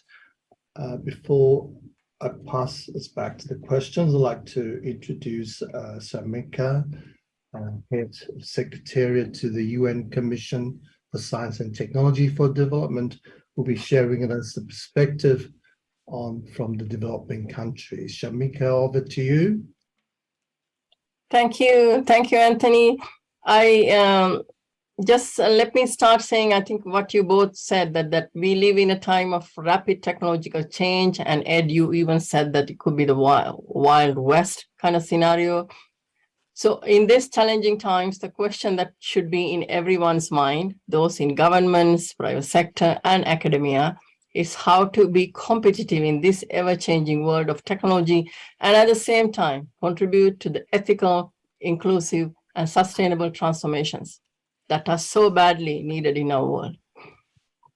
You see, according to, just to give you an understanding, kind of a picture of how fast these technologies are moving, according to estimates, technologies such as AI, robotics, IoT, blockchain, and other technologies associated with the so-called Industry 4.0 represented a $350 billion US market in 2020. And some suggest, and we have some estimates to say that it could grow to over $3.2 trillion by 2025. So within 5 years, from $350 billion market to a $3.2 trillion market. So this is how fast and they go. This new technology wave will further enhance human interaction with mobile task-based ever-present technology. It will also enable interaction with technology coupled on human and machine partnerships, augmenting our potential. I mean, Ed, you mentioned many areas where there can be amazing opportunities that the AI could bring. But then, as you both said, that there are grave concerns about the ethical application of AI. We know very well biases within AI systems has arisen in several ways, either because they employ biased algorithms or use biased data for training. So they are all both not good, but that's the reality. So there is this one study found that being signed into a Google account as a woman reduced the likelihood of seeing advertisements for higher paying positions. So take me, for example, I'm a woman and I have a very strange name, and I go on Google and, I'm dark, and I go on Google and I look for a job. I will not be shown these higher paying positions. So I would then like to make 2 points for consideration for all of you and pose 2 questions around these issues. Now, first, AI algorithms are being developed on data sets and contexts that mostly leave out the people, as was the example, the Google example, the economies and the cultures of developing countries. In the current state of affairs, AI tools can create even more acute power asymmetries in international relations. I mean, this is something that we are handling in UNCTAD. For example, if they are used to support multilateral negotiations. So my first question is the following. Given that AI does not currently reflect most of the world, is it ethical to allow it to have an increasing role in managing global systems? So this is a question I would like to pose to you. We all know that it is critical to establish ethical frameworks and regulations for these technologies. Anthony, you told us what's being done and where these things are, where the progress is. So for 2 years ago, we at UNCTAD, we kind of painstakingly gathered ethical frameworks and guidelines for AI. And this was for our technology and innovation report. Anthony, you mentioned that we issued in 2021. And we found 167 ethical frameworks. And these are mostly done by private sector firms and some academics. And we also found inconsistencies and contradictions. And it was very clear that there is a need for a more comprehensive and coherent framework. So based on that finding, my second point for consideration for all of you is that in the absence of an effective international normative framework, most developing countries are left without real alternatives for AI regulation. The only option available is for them to adopt frameworks developed by others, like that you mentioned in the US and Canada and the EU, and these are not totally out of context for low-income countries, or self-regulation by the platforms that control the data used to feed algorithm. And that's not an option either. Perhaps, I think, Anthony, we started having this discussion. Maybe we need to explore more. Perhaps an alternative is to adopt an open innovation approach for AI, in which inputs, methods, and results of the innovation are shared openly with the teams. And then the teams can use them for further innovation and also serve as additional pair of eyes to ensure ethical AI. So this is a bit like open source, open source software development. But if you bring teams and the teams define, teams from across the world, they define the a question that they want to raise, and then they work together and develop AI systems, and this is transparent and it is openly shared. And I think there will be a lot more ethical AI will be born in this kind of process. So my second question to you is, can an open innovation approach for AI offer an alternative model which is more amenable to the ethical imperatives that matter for developing countries? And this is not something I can do in UNCTAD, but this is something that I feel may perhaps can, take into consideration and try to see what work can be done in this area. Thank you, Shamika, for that illuminating area from the developing countries perspective. And that question, I'd like to get Ed to go first to answer that question, and I'll be happy to go next. Ed, Shamika talked about open innovation approach for AI. Yeah, look, I think that's a very important way of framing a move towards equality.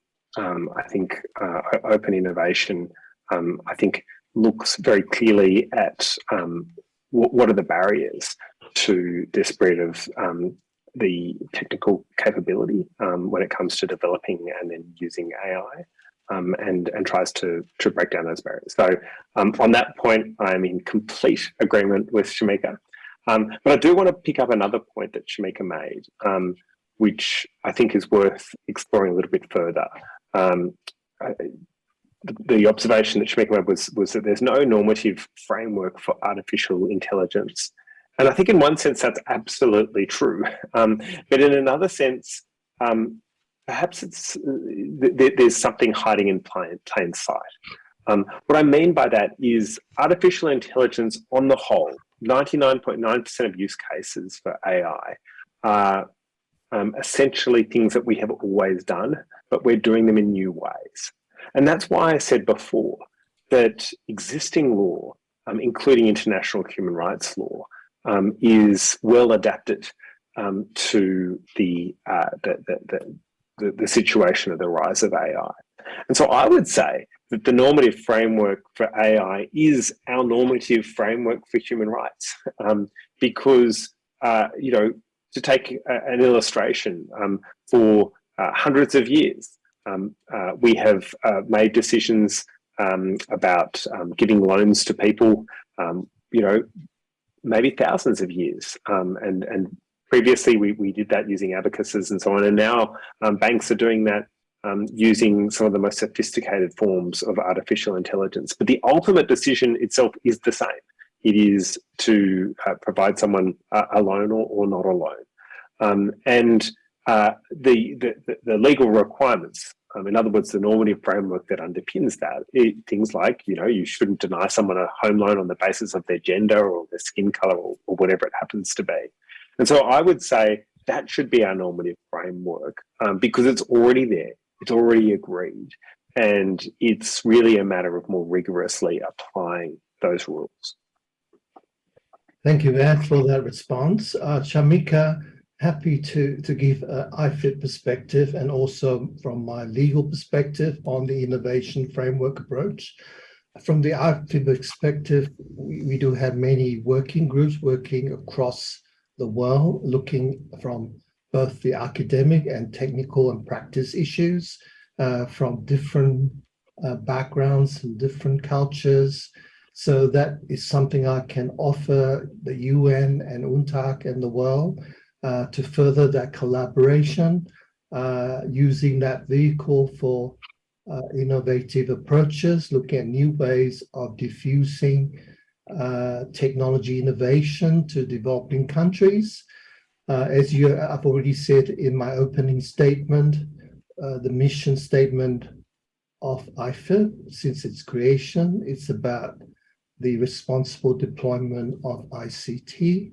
And I see as one of our goals to do with the open innovation approach, sharing technology, sharing discussion, sharing knowledge, encouraging skills and education development, not just developed countries, but in developing countries around the world, and that we have done for many years with our Technical Committee 3 on education. We have many other technical committees working on many issues that we've just discussed, from AI to blockchain and IoT and so forth, and particularly now quantum computing.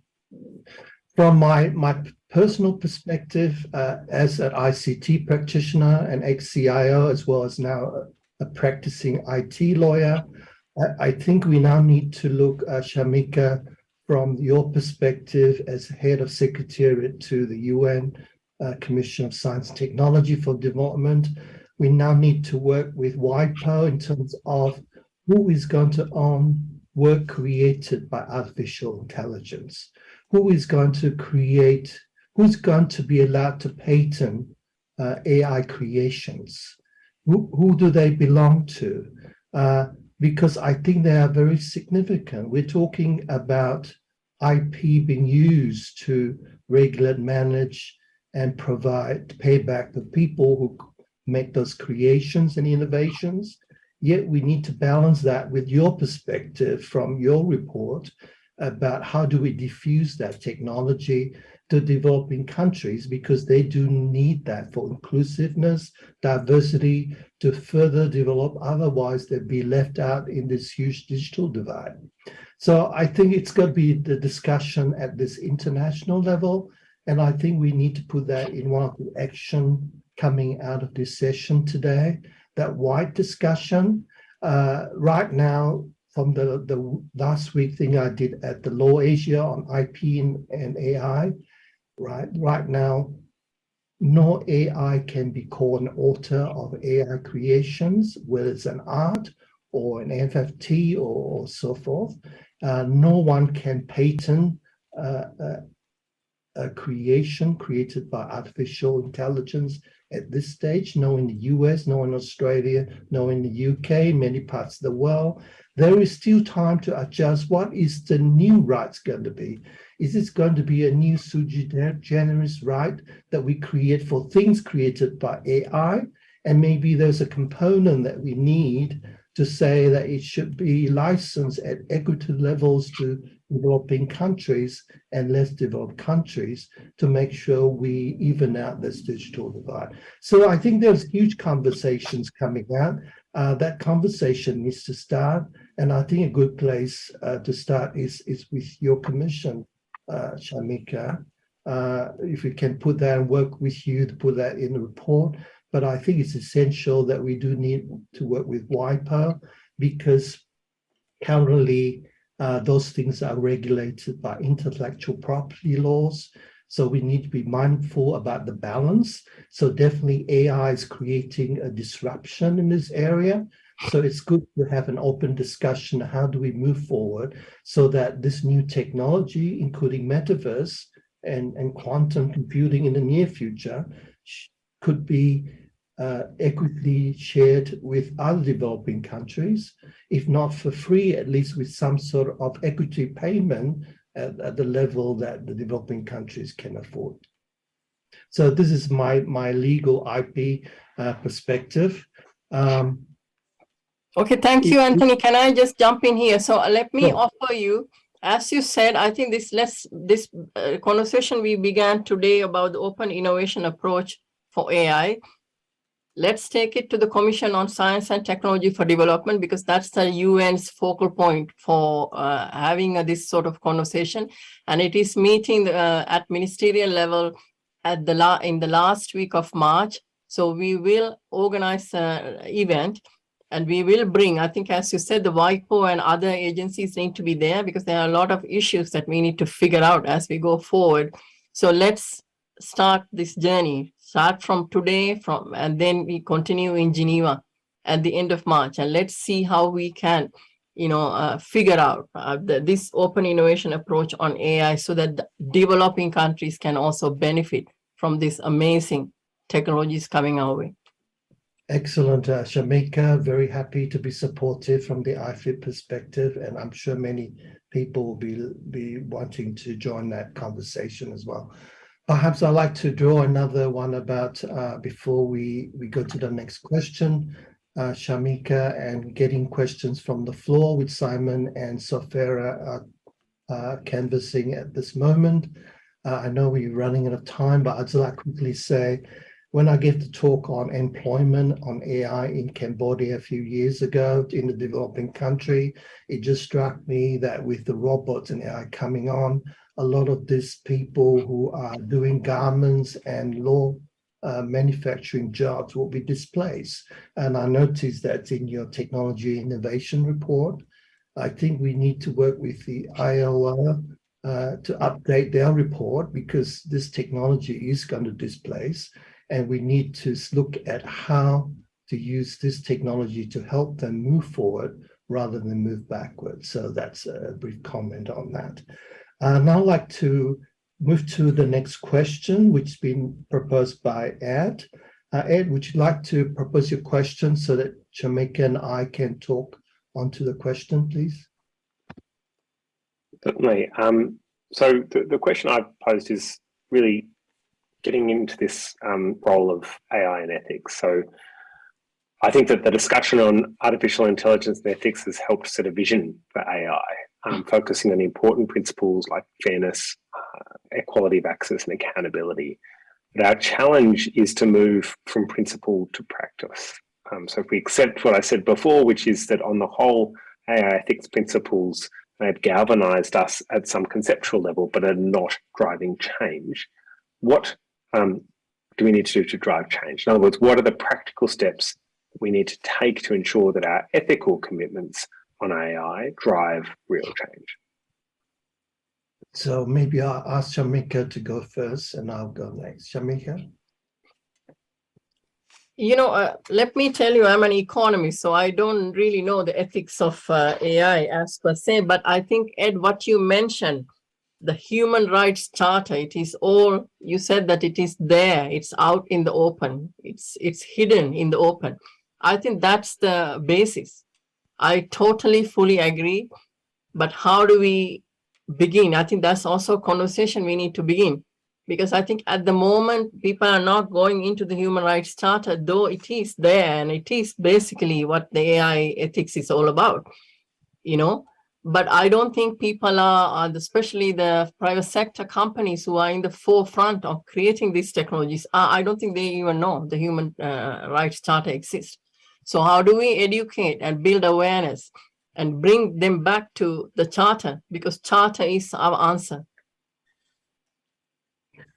From my perspective, Ed, if you look at all the principles that we're seeing coming from the North, US and UK, from the private industry, hardly, some of them did mention societal impacts and environment, but very few talks about human rights issues. Yeah? So that's an interesting perspective. And I think that the horse, it has bolted.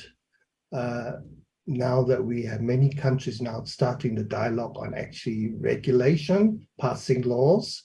Yeah, I think it's now a conjunction with laws and ethics when the law still have a gap. But I think the time has passed when we just totally purely rely on ethical frameworks, because those things have proven not to work too well because it lacked the enforcement mechanism to give remedies to people who have been disadvantaged or have suffered damages as a result of artificial intelligence. We're going to see that more coming through in the near future. This thing's not going to end. So I think the legislative in the world is going to react to those chaos and issues coming out, and they're going to regulate. So even as a lawyer, I would say we need to be careful how we regulate. And if you look at the EU scenario, it's taken them many years to get to this stage, and they're still debating on that. So it's a very complex area, as I said in my presentation. The horse is bolted. We've moved past ethics now. Ethics still has a role to play where there's a gap. But I think regulatory things are on the horizon, and it's going to get serious as time goes on. Thank you. Any last comment question on that question before we move to Simon for questions from the floor? No, you go ahead, Anthony. Simon and Sofera, do you have questions for the floor in the room? I'm seeing the people in the room, sorry. Are there any questions from the floor, whether it's online or people attending in the room? Sofara, can you see any questions?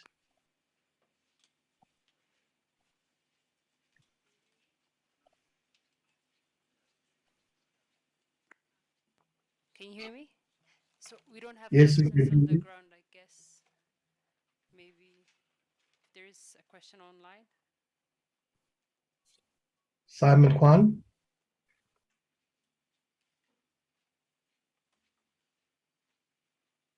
Oh, we have a question from, can you pose your question to us from online?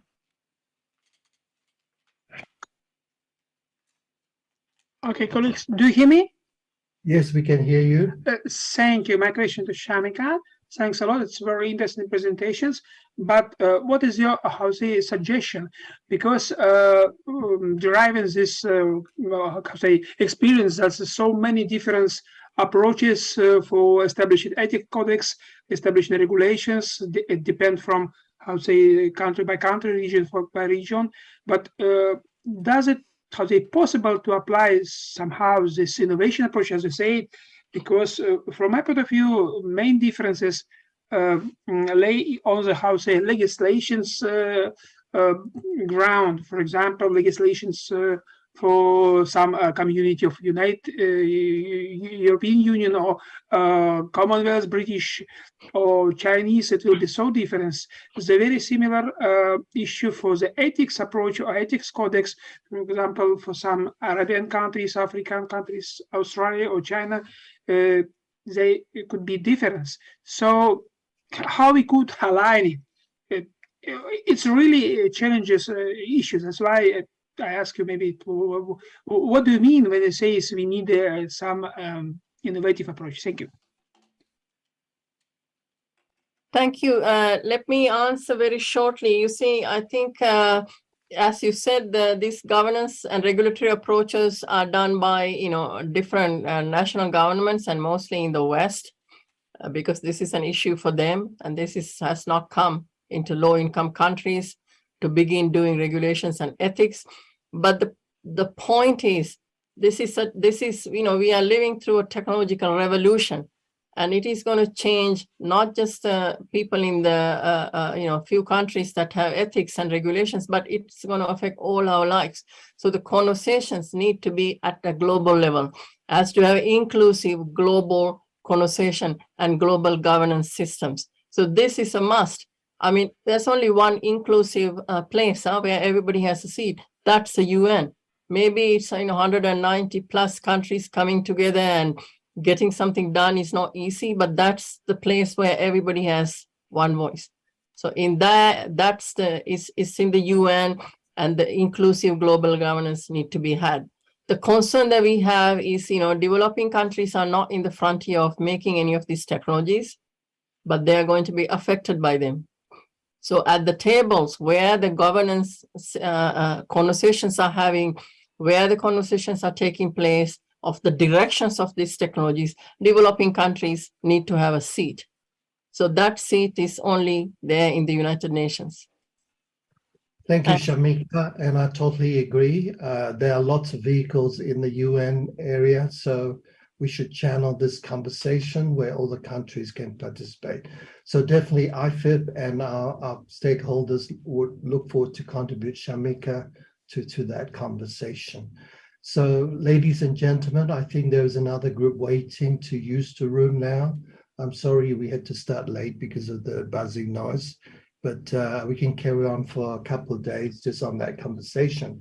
But I'm sure when Shamika gets to organize the session, people can log on from many parts of the world and actually listen to the conversation that's in place. So on that note, I'm sorry we don't have time to have another question, but love to have another session at another period. And thank you for participating. It's been a most interesting session, and I think there are a lot more discussion as we move forward. So ladies and gentlemen, good night from Sydney, Australia, and Shamika, good night, good afternoon to you, and good afternoon to those present at the forum. Thank you. Thank you. Thank you very much. And we'll catch up soon. Thank you. Yeah, bye-bye.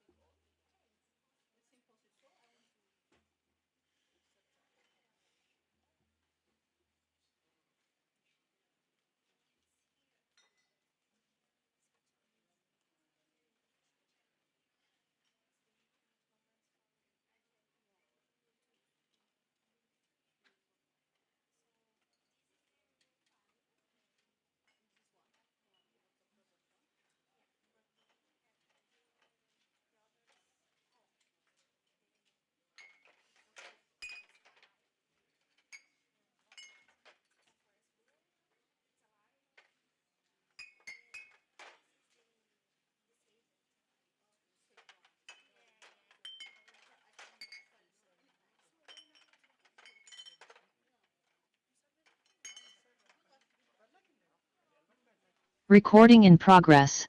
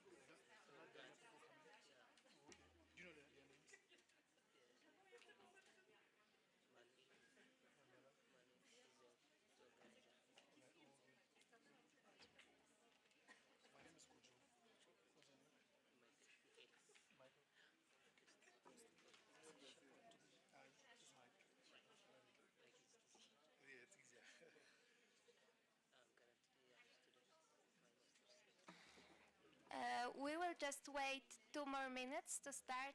Thank you everyone for joining both on-site and online. So just 2 minutes and we will be good to go.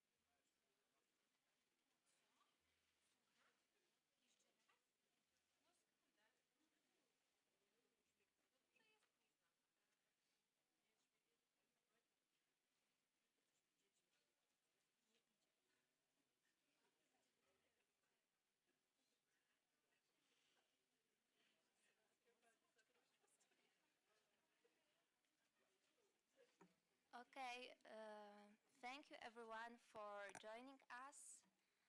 I think actually we can start our session.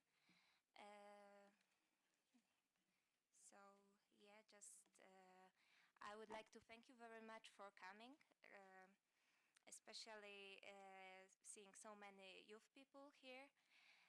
So just as the word of introduction, I would like to quickly explain the idea of this session. So we have did something similar last year in Poland at the IGF forum there. And we also gave a spot to the different youth initiatives to present their current successes and their plans for the future, and also to encourage newcomers and other young people to join their work. So this year we wanted to do something similar, so hence the idea of this session we are having right now. And today with us we are having a very experienced young people who are already successful leaders, who are very active in the Internet Governance Forum and in general in the field of new technologies, different aspects of new technologies for a long time.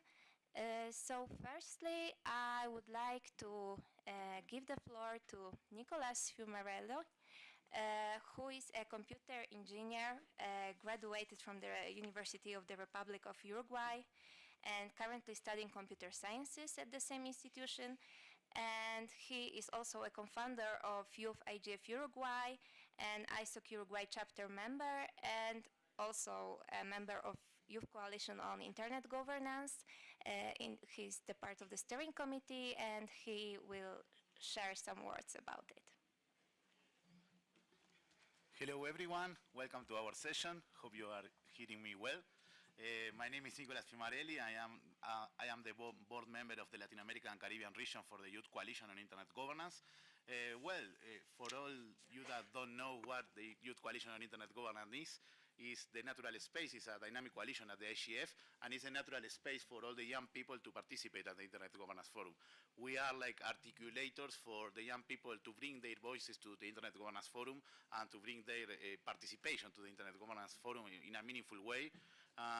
Some of the successes we have had this year, we have a very good group in the Youth Coalition this year because we have people from all of the regions around the world, and any of the participants or the board members of the Youth Coalition are Youth IGF regional coordinators. So it was a very good pleasure to have this year all these people in the group. And well, we have had at the beginning of the year an open call for workshop proposals for youth-led sessions at the IGF in order to bring these voices to more sessions at the IGF level. We have submitted 13 sessions and 11 sessions were accepted. So we are very glad that we have had and are having in the next following days also several sessions or youth-led sessions for the young perspectives to be here. And we also have a capacity building exercise with 3 webinars about the different thematic tracks of the IGF this year and in the Global Digital Compact. We trying to be a preparatory exercise for these young people coming to the IGF this year. So very glad to be here with you, and I think we have a lot of discuss about what the future challenges for the youth in IG and what are the previous successes, right? With a lot of very good expert panelists. Thank you a lot, Nicolas. And as I'm also the member of the Youth Coalition Internet Governance, I would like to heartily encourage you to get interested in its work, especially that the next year there will be an opportunity to become the next steering committee members, as we will have the elections for the board. And with that, I would like to give the floor to another speaker, Veronica Piccolo from Youth Standing Group, who is the president of it, and who is the PhD candidate in Law and Economics from Ca' Foscari University of Venice, and currently works at the European Commission She's member of the 2022 Youth Week Organizing Committee, the Youth IGF Italy, and also the Internet Society Italy chapter. So, Veronica, the floor is yours. Hello, everyone. It's nice to be here again. I would like to quickly outline some of our activities, some of the activities of the youth standing groups, also explaining what we do, because I feel that sometimes there is a lot of confusion with the acronyms that we tend to use, you know, YCIG, USSG, it's a bit confusing, you know.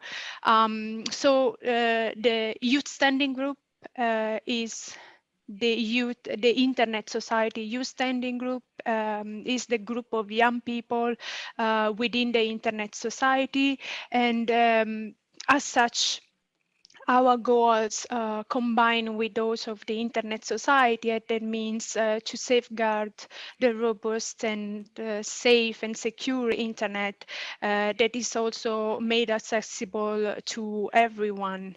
Additionally, the Youth Standing Group has its own objectives that are set by people that are usually between 18 and 35 years old.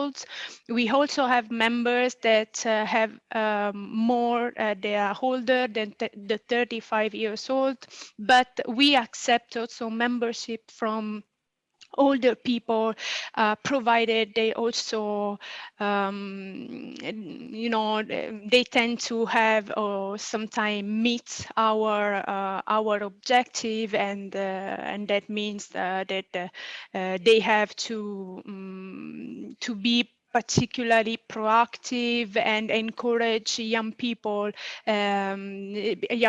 participation, and also you know, facilitate their participation and engagement in internet governance issues. There is also some confusion.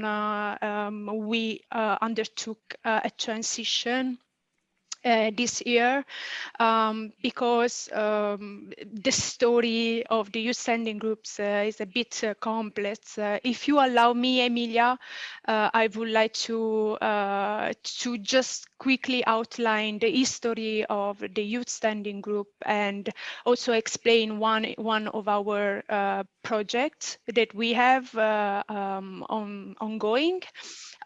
So the youth standing group, the origins of the youth standing group dates back to 2015, when an informal organization called Youth Observatory was founded in Brazil.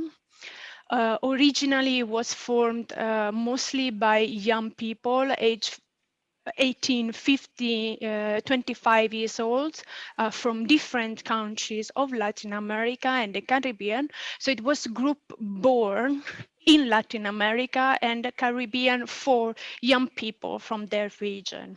The Youth Observatory was an initiative born in the context of the Youth at IGF in 2015, thanks to a cooperation between a partnership between the Internet Society, CGI.br, to, you know, foster the participation of young people in the area of discussion of internet governance in Latin America and the Caribbean, and was attended initially by 120 20 young people from the region. The year after, in 2016, the Youth Observatory received the approval of the Internet Society to become a special interest group. And from that moment, it earned all the rights and duty that usually an Internet Society chapter has: fundings, advice, logistical support to achieve this goal. And in 2022, and during this time from 2016 to 2021, usually the logo use SIG was always combined with the logo of the Youth Observatory, because despite having a common board, they refer to two different organizations. But since this year, since 2020, from 2022, we, the Internet Society Board of Trustees, passed a resolution which welcomed the standing group of the youth, granting that a more permanent status than a special interest groups. And today, the YSG brings together around 2,000 members from every corner of the globe, regardless of their age. And we have undertook a close collaboration with the YCIG, whose members are present on site, Nicolas Fiumarelli and Emilia. And we have achieved so many things this year. We have undertook together, the working, the preparations of the working groups for to come up with the session for this IGF.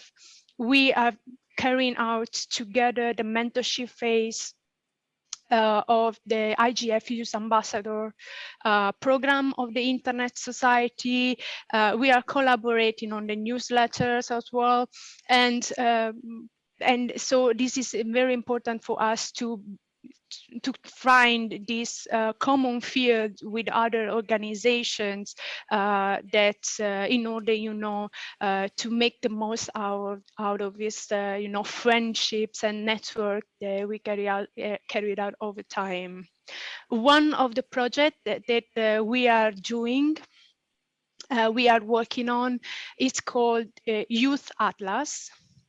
So after the first experience of 2019, when the Youth Observatory mapped the participation of young people who took the first step in the internet governance worldwide, the youth standing groups wishes also to further that effort. We want to understand what is the legacy that is left by this first cohort of young people who are now young professionals, and in which direction the new entrants are moving, what keep attracting also young people into the internet governance. In the Youth Atlas 2022, we want to sum up the impact of those young people who in the past 3 years have paved the way to a new wave of young voices, and to understand where young people want to go to. So you may know Joao, it's our vice president there. Is currently in charge of carry out some interviews to young people present on site in Addis Abeba. And I know that he's very happy to hear this. So I'd like to invite all of you who want to be featured in the Youth Atlas to reach out to him and get their interviews, because we want to know your voices, what your voices were. What we will do with your voices is to compact, to summarize all the interviews that we get into a paper-based booklet, a paper-based magazine that we will distribute next year during the IGF in Japan. So we will create this magazine with all the pictures and interviews and impact and opinion by young people, and then collects all of them, and then distributes this booklet into next year IGF. We will divide this booklet in two parts. The first part is destined to what I call youth veterans, who are young people who have been active in internet governance space for longer than 3 years. They are the first nucleus of young people who paved the way for us I can give you some names. Nicholas is one of them. Humut, you may have known. Elizabeth Showerman, she was the very person who promoted the first youth summit in Berlin. Jenna as well. While the second part is more for newcomers. We want to hear new voices of people that are actually interested and want to be part of the internet governance, and to hear their voices, what they think, what direction they want to to follow. So get your interviews. I think it's also a fun activity to for those who are on site. While for those who are online, I will share our contacts in the chat. And if you wish to be featured in the Youth Atlas, you can reach out to us. You can either volunteer to be the journalist, so to carry out the interview, and or to be interviewed. And I hope that some of you are interested in this project and you will help us out on this.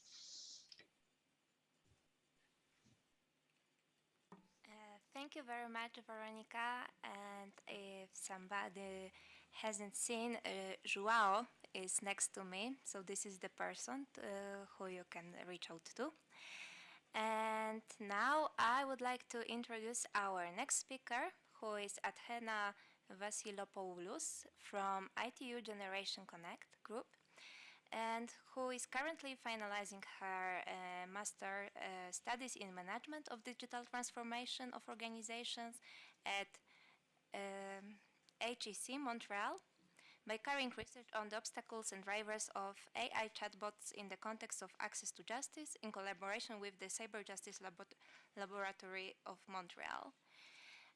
She recently started working at the European Commission as a Blue Book trainee in Directorate General for Informatics, and she also has her own podcast, which is called Teaching Time. Athena, the floor is yours. Thank you very much, Emilia, for this brief introduction. I hope you can all hear me well. So I'll start by introducing you to Generation Connect. So Generation Connect is ITU's youth strategy. And for the ones who don't know about ITU, it's the International Telecommunication Union Agency, hence ITU. And there are 5 different regional groups part of this youth strategy, and namely one for the African continent, the Americas, the Commonwealth of Independent States, the Arab group, and the Europe group that I'm part of and that I will be talking about. All of this group aim to engage global youth and encourage their participation as equal partners along the side of the leaders of today of digital change, empowering young people with the skills and opportunities to advance their vision of a connected future. But what does that mean concretely? And what do we do in the Europe group? Well, firstly, it's important to say that while ITU is the oldest UN agency, Generation Connect is only 2 years old. So it's a work in progress. In the first year, the group worked on a declaration which established the regional priorities for Europe towards 2025. I'll share it in the chat afterwards if someone is interested. And in the second year, which is the year when I joined, we worked on the Generation Connect European Digital Youth Jam, where we discussed our declaration, but also topics such as capacity development, policy, regulation, cybersecurity. And I would actually like to say that this is how I met Veronica. But a big milestone that happened when I was part of it was actually the Generation Connect Global Youth Summit in Kigali in Rwanda last June, which we concluded on our call to action, which was a 2-year consultation which aims really to enhance youth engagement building in what we like to call an inclusive and sustainable digital future through the participation, within the participation of youth in government and wider UN system. And we aim to include this call in the results of the World Telecom Development Conference, but as certain member states opposed, This is also an example of the limitation that we faced as a young initiative, which is really trying to push for young people to be part of the decision-making process. And this is also something that we would like to address, which is going past the stage of generating meaningful content, but actually making sure that we can implement it and we can actually be part of the decision-making processes. We're currently restructuring a bit the group because basically Generation Connect is, for the Europe group at least, is up to 25-year-olds. So if you are below or 25, I really encourage you to sign up or reach out to me or to actually other youth envoys which are present today in Addis Ababa. Hello, Max. And feel free to talk to them. You will get much more insights. And in this call for new members that we will soon open, I think around January or February, I really encourage people to join, but not only because it would look good on their CV, but also because they're trying to bring a meaningful contribution to the table. Maybe you have a very interesting field of expertise, like our group is very diverse. We have people with a very strong technical background and people who have a less strong technical background, but who are just as relevant around the table. And but as long as you come with a meaningful contribution and you have a vision for what you think this could be, well, please come and share it with us. The restructuring that we're doing is also organized around 3 pillars, so policy, promotion, and partnerships. Um, they're all a bit interlinked at the end of the day.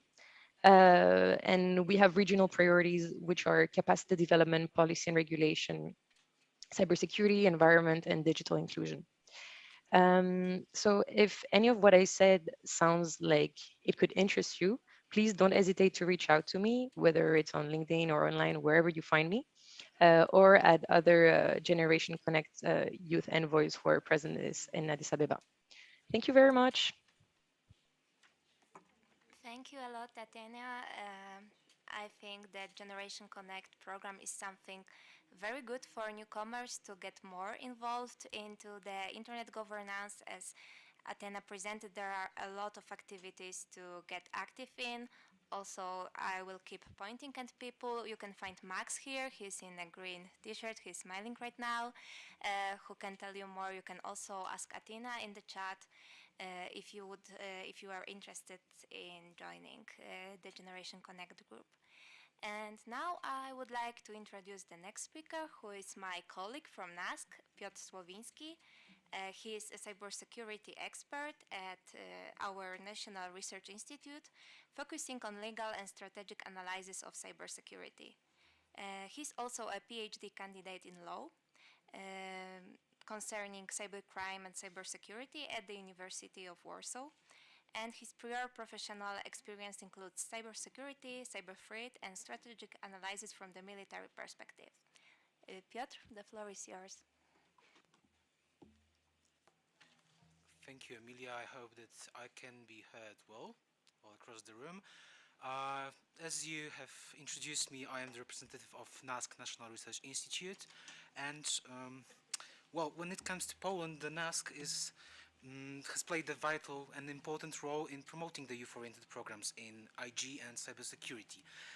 We have an experience in cyber policy, children online protection, cyber hygiene, cyber trainings, and thus it's why we were able to promote the youth-oriented programs well, and we were able to promote the best, I think, the most active, the most active organization, as Emilia can, of course, confirm it, the Youth IGF Poland. It started in 2020 in cooperation with NASK and has dynamically acted in the field of internet governance, and, well, at some point it evolved even into a vital part of now Polish cybersecurity ecosystem when it comes to youth engagement. And as the most representative action is for me, and I mean maybe for most of you here, it could have been observed during the last IGF in Katowice in Poland. a lot of sessions were organized. I don't want to dwell into detail because Emilia would certainly correct me on this one. I would certainly mistake all the numbers, but the sessions were enormous success. I can vouch for that, and therefore, what should be also viewed as a success is the fact that this main goal of Youth IGF Poland was achieved. So to create an open forum of exchange, of experience and ideas between the youth and the experts from different regions and backgrounds. I think it was achieved during Poland's IGF. I am in this privileged position, as also Emilia mentioned. As Emilia is my colleague, we work in the same team, and she's the best example of how being a gifted and hardworking person, and also participant in this case of Polish and international youth-oriented programs, can pay off and transcend into professional cybersecurity career. She's like the best example of that, and I'm really proud to work with her. And I was really glad to know of all the various initiatives worldwide because of her, and I had the pleasure to know all the initiatives around the world, from Africa, from South America, from North America, and this feeling that the local initiatives are being a part of global network is on both international and national level can have an immense impact from my perspective. This can shape the areas of IG and cybersecurity and create the platforms, the further platforms to cooperate between the experts and the youth, which is also very important from my point of view. And from the perspective of NASK as an institution also, it creates chances, enables us to support, help, or just maybe it's not like we are guiding them, we're getting them through, but we're supporting young people in transition to professional careers. So we're offering traineeships, we're offering employment then, but we wanted to also include them as much as possible and provide them with resources to really turn their passion, channel their passion, their ideas into a meaningful, real, initiatives such as IGF in Poland, so the big international event. And I think this is the most important thing when it comes to youth-oriented programs in which institutions such as NASK, so the nationwide institution, can help and support youth in various countries. Thank you very much. Thank you a lot, Piotr. I am a little bit intimidated, but your very kind words, I think you are too kind.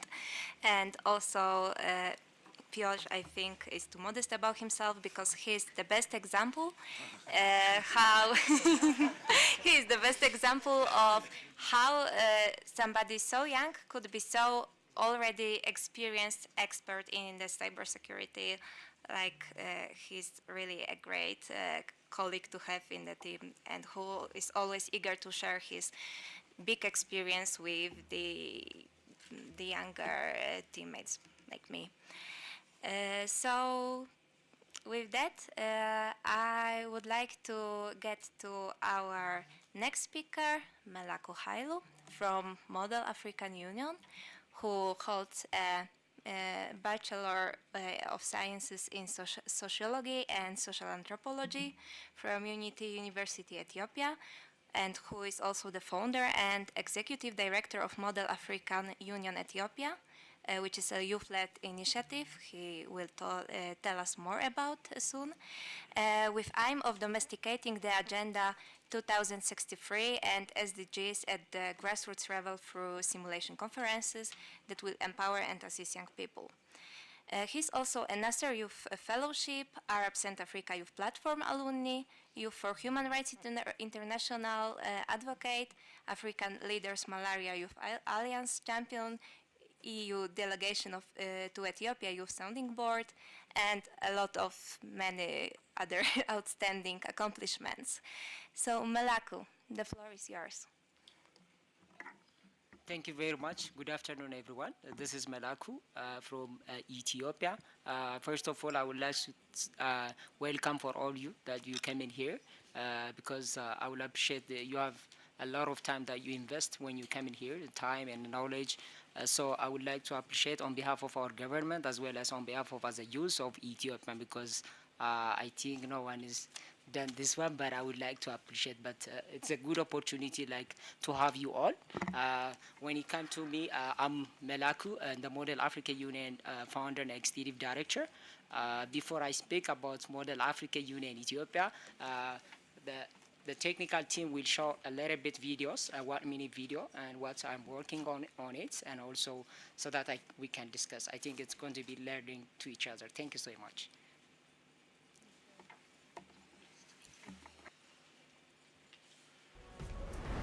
Every African has a right to proper health care, good food and nutrition, and good quality of life. African countries, in the implementation of their national priorities under Agenda 2063, have made commitments to eradicate poverty in our generation, build inclusive and sustainable economies with shared prosperity for all, through social and economic transformation by focusing on the following areas. Sustainable and inclusive economic growth that reduces poverty and leads to increased income levels. Equality and decent jobs. Value addition in agricultural products and growth of agro-business and industries. Human capital development. Skills revolution in science, technology and innovation. Gender development, youth empowerment and employment generation for youth and women. Social security and protection for all people and infrastructural development. Good governance supported by capable institutions. Manufacturing-based industrialization. Promotion of culture, arts and sports. Peace and security. Let us unite to build the Africa we want. Visit www.au.int to learn more about Agenda 2063. Thank you. That I think. Okay. Thank you. That you. I think you hear something about before I talk because something is come in your mind related to the what we are doing. I mean, what I'm here about to speak about it. So it's called Model Africa Union Ethiopia. So what we do is like the Africa has its own agenda, which is for the next 50 years. So it was launched in 2013.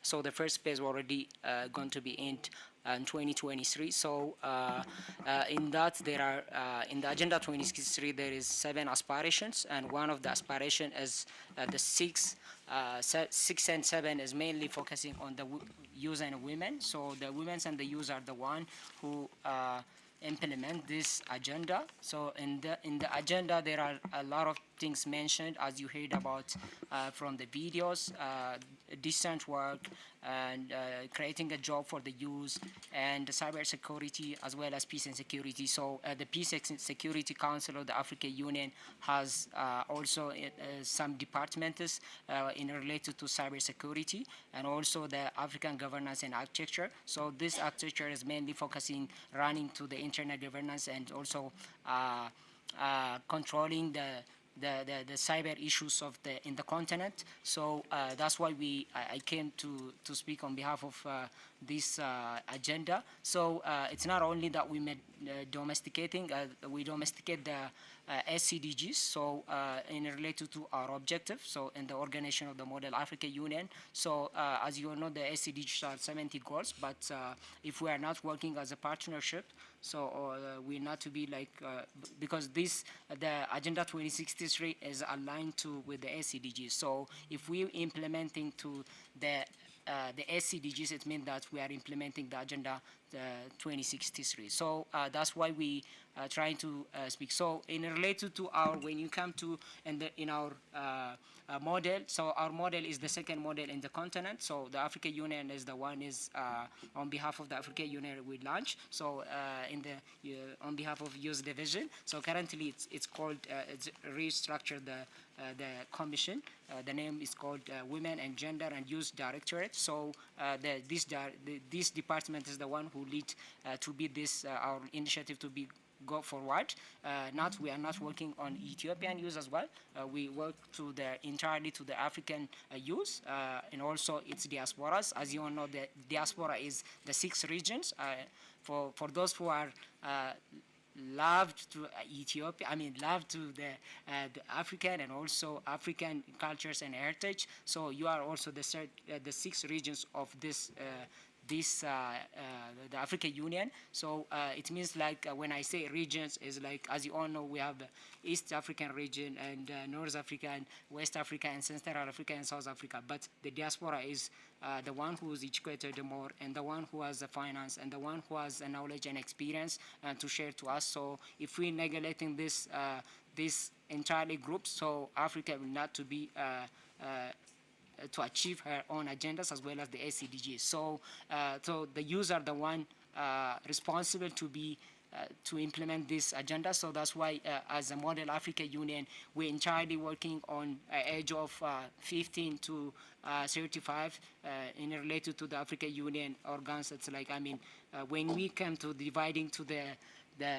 age groups, the UN is already like it started from 30 to 29, and but the African Union also when it's mentioned the age group is like 18 to or I mean 15 to 35. So whatever it is, but we are the youth groups. So if we neglecting this the main age groups, so Africa cannot to be to achieve her own agendas as well as her the SCDG goals. So when we mention, let's see, related to our work. So, you know, when we engage, there is called African Union Youth Initiative.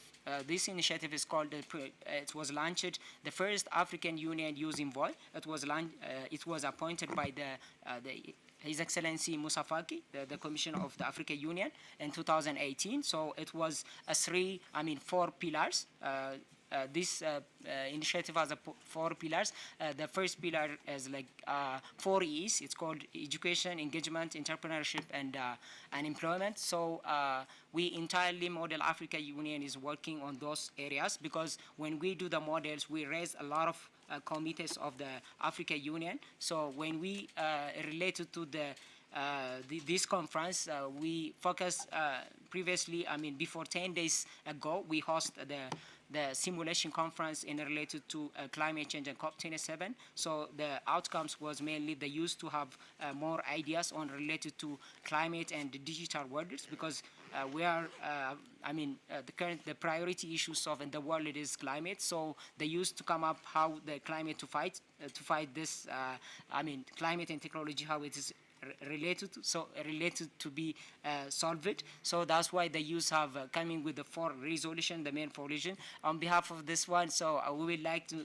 thank to the ECA as well as to my colleagues, my partners from the UN Ethiopia. We would like to thank for the simulation conference that you engage in the youth. And so this is the first one that not the last, but the entirely it was a recent project that we do. So related to the engagement, so they used to have a more, maybe they will, when we have making to the Peace and Security Council of the African Union, so they used to talk about, they will simulate each country, so the African Union, as well as the UN NGOs. For example, if we simulating to the African Union Peace and Security Council, so it has its own simulation procedures as the UN has, but the youth have a voice because most of the time our leaders or I don't know, it will not to be more Ethiopian or African, so it might be inclusivity to the world. Our leaders, they're not giving opportunities for the youth. So due to that we creating these models. They used to to have their own space, and so that they can keep their own talks, and also how they can come up with a resolution to solve those problems. So that's why the model is working on it. So sorry. Okay, you can pass it. Which one? You can pass it. The middle one. When I connected with the SCDGs, as I told you, the model, our model is not just is not a club. It's not a club as a MUN. It's a youth-based initiative that works peace and security, gender equality, and also African culture and heritage, and also it's sorry, it's not back. Sorry, sure. The other arrow. No. You can pass it. Pass it. So I would like to connect our model that we domesticated, the Agenda 26, the SCDGs, so with the three pillars. So as you all know, the SCDGs are the three pillars: the social, economic, and climate. So we mainly focusing on in our model, we mainly focusing the social and environmental. So when we seeing the social pacts, so there are SCDGs, for example, SCDG 5, 4, pass. So yes.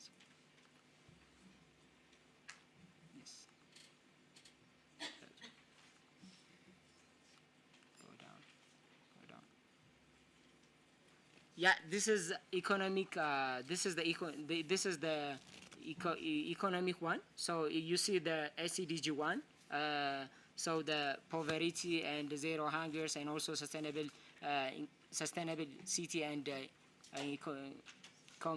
community, and also the decent work and economic growth, and industry and innovation and infrastructure. So when we talk about these things, so these are mainly economical aspects of the one we do. So when we do to the sorry. So the social aspect. This is the main agenda of our aim is. Our model is focusing on this one. So health. You know, we are living in a digital era. So we should have science and technology to create. To fight some diseases. For example, as you all know, the non-communicable diseases are the one who is affecting our continent, and also even in Ethiopia, most of the people are who dying with the non-communicable diseases. So to prevent these issues, they used to come up with the digital instruments, and for example, measuring to maybe diabetes or hypertension, other things. So the Ministry of Innovation and Innovation of Science and Technology of Ethiopia has creating a platform since the childs are to have to participate in different in innovation activities. So education is the most part, as you all know, because when we are in the world, and we are also in a city, but most of the people are living in rural areas. And if you come into an example of Ethiopia, previously and 10 years ago, it's like 50%, 15% of the people are living in urbanization, but 85% of the farmers. So the rural people are the one who are affected with the education. They don't have a knowledge on digital world, even internet is not access there. So to avoid these challenges, those users who are learned here in cities and different regional cities, so they can go them the village where they born, and so that they go and they teach their ancestors or their families. So that's why mainly we focus on education and qualities. And as I told you, peace and security is the big issue. So that's why we are here, and we're talking about the internal governance. So it's in related to that, there are justice, and also a lot of things will be affected. So that's why we mainly focusing on it. So as I told, why we focus also the reduction and gender equality, because as I told you, the Agenda 2063 and Aspiration 6, it's mainly focusing the women and the youth. So this shows that why we said the youth and the women are who are implementing this agenda there to make the women's and the youth to show up the inclusivity of for implementation. So that's it. That's all about for the social inclusion.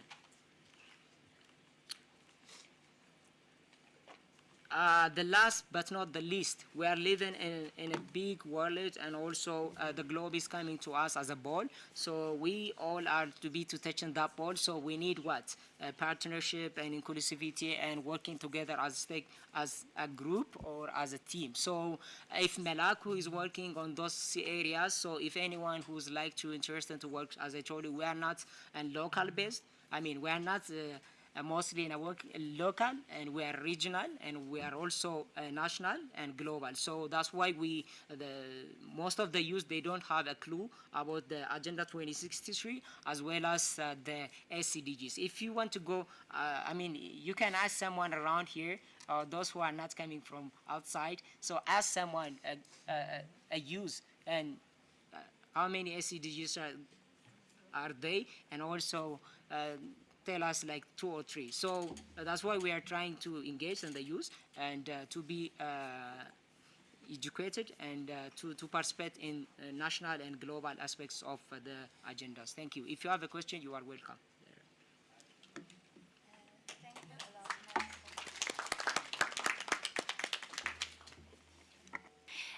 Thank you a lot, Malaku. It is absolutely great that being here in Addis, we could hear an insight from somebody's local and to learn more about the current situation here. And also, I think there was a lot of useful information and useful facts. So thank you a lot for sharing them. Also, there will be time for questions just in a few minutes. I would like to ask if we maybe have Yochi Ida with us here in the room. Okay, still not. So right now we will proceed to the questions part. If you have any questions on site, please raise your hand, or online, please write them in the chat. I will quickly ask Jenna, our online moderator, if there are any questions already in the chat.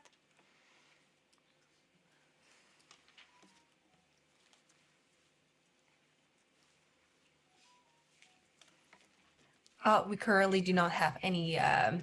Thank you for making me co-host. We don't have any questions yet, but for remote participant, please feel free to drop your question in the chat. We'll keep it into a queue, and if we have enough time, we may ask you to. We'll bring it to the discussion table. Thank you. Thank you a lot, Jenna. So, do we have any questions here, or maybe some of you would you like to share something about your initiative? Okay, I see the hands rising up. Please go ahead. Hello. Hello, can you hear me? My name is Shridip Rayamaji. I'm from Nepal. My initiative name is Learn IG, Internet Governance. So with Learn Internet Governance, what we do is we develop toolkits. We develop toolkits for ICANN. We have developed newcomers toolkit for ICANN. We have developed newcomers toolkit for APR IGF, as well as other fact-checking things, stuff like that. So I strongly believe that the whole youth engagement part is it's very dynamic as well as very difficult. And this topic is I'm very passionate about youth leadership. Why? Because when I started in 2007, I used to stand up and I used to be looked at as if I was nobody. So from then and there, I realized that we need to work on our skills. We need to work on making people, especially from Asia. We have to work on their level of skills. So then and there, you know, I started engaging with Diplo, then internet governance, internet ISOC, and then, you know, I was involved with NRI and then all these organizations. And what, you know, what these days what I've realized is, you know, with youth engagement, where are we going? I mean to say, you know, youth is such in a vulnerable state right now that we have to focus our energy in values. You know, that is very important. If youth are given the right values, they can stand right, they can do things right, they will be leaders, right? And that's what we believe in and we support in. And even in Nepal, we have been, you know, we do reach out to colleges and schools, and it is so that, you know, I'll share you my experience that, you know, I went to a college, there were like 70 students, and I did a fishball session, and till the break there were like 30 left, and it was a 1 hour session, and within the half an hour 30 were like gone, 30 were left. And out of the 30 till the time we ended, we had around 10 or 15 people. And out of those 70 youth, one girl wrote a blog about it. So that is the level of engagement, you know, we get. That is a reality, and we have to accept that. And it is more like, you know, we have to further work on the value system, transparency, accountability, and these are more you know, issues that we have to focus on, so that when they come out as leaders, they will be standing with a standard form of, you know, collaborating with the communities. Because a lot of the times what I've seen is, you know, I've seen IGF that are being run just for the sake of it, right? So I strongly believe that, you know, youth values and youth you know, engagement and youth initiative have to be you know, more focused towards the whole engagement part, more focused, because today's world is the world of opportunity, right? Have a look. You have mobile phone, you have internet. Just go on, share your information, click it, put it on the web. Done, man. It is so easy. I mean to say, was it possible back then? Right? You have the knowledge. Go on, talk with the students, talk with your friends. You know, that is what engagement, real engagement is. It doesn't take money. It doesn't take you to be different. It just takes you to be passionate. And that passion comes from the values. You know, those are the values that we have to infiltrate. Those are the values where we have to work on. And that is like, you know, to some extent, you know, even us, we focus on that. I have a booth there in IGF village, and I met a lot of the African people, and a lot of the leaders came in, and we talked.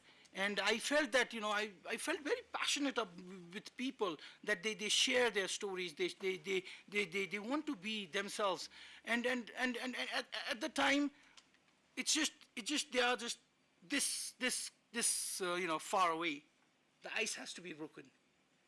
You know, you just have to click, and you know, like today I encountered, like, a lot of the people came in our booth, and you know, like, a lot of people got motivated, and even I got motivated when there were students that they shared that, you know, like, we are trying to do this, we are like trying to you know, run this, we are trying to collaborate, and it's so interesting. And I think this is the platform where we have to collaborate. It's not about Asia, it's not about Africa, but how we are going to bring in, learning from all these leaders, learning from our skills. It is very important that we collaborate.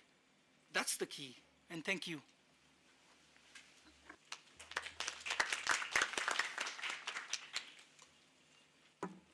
Thank you a lot. I think it was an excellent input to the discussion. Do any of our speakers would like to comment? I I totally agree with. I don't remember the name. I know just that from Nepal. Shridip. Shidi. Shridip. Shridip. Okay. I totally agree with you in terms of collaboration, and sometimes we have to push beyond our intention. So what we have noticed in the youth standing group is sometimes when the work gets harder, we start losing people. It happened when we carried out the working groups to develop proposal, session proposal for the IGF. When at the beginning we had a lot of people coming into the working groups and starting to they wanted to be part of the sessions per se, but then nobody was actually writing the proposal. So we, in the end, at the beginning, we had a lot of people willing to participate. But in the end, we just had people who wanted to be moderators, who wanted to be rapporteur or speakers, without actually contributing to the substance of the content of the session. And that is very important, to keep the focus of the people on the substance of the thing, and not just the appearance. The YCIG and the Youth Standing Group have brought a lot of session in this IGF, but it's been a lot of work to manage all those people, all those proposals, and Nicolas Emilia knows that very well, and Joao is there as well. And we have worked the nights to deliver our proposal. And we know that many young people don't want to, to do the dirty job, to stay late at night. And it is very difficult to find people that are really motivated to stay in this ecosystem and to work hard on that. So you can only see the appearance, the results, the discussions, the engagements, but behind that, there's been a lot of work. And we keep doing a lot of things without nobody seeing what we do. So it's very important that we also, as a young people, we keep in consideration we are also students, we are young workers, we are finding our way into the market jobs or things like that. And some people, they do this only to put this into their curriculum, but then they do not actually contribute to the activities of the organization. So I agree with you that we need to foster, to push our engagement, our commitment, but sometimes it requires people that are motivated to do that, and it's very difficult to find that.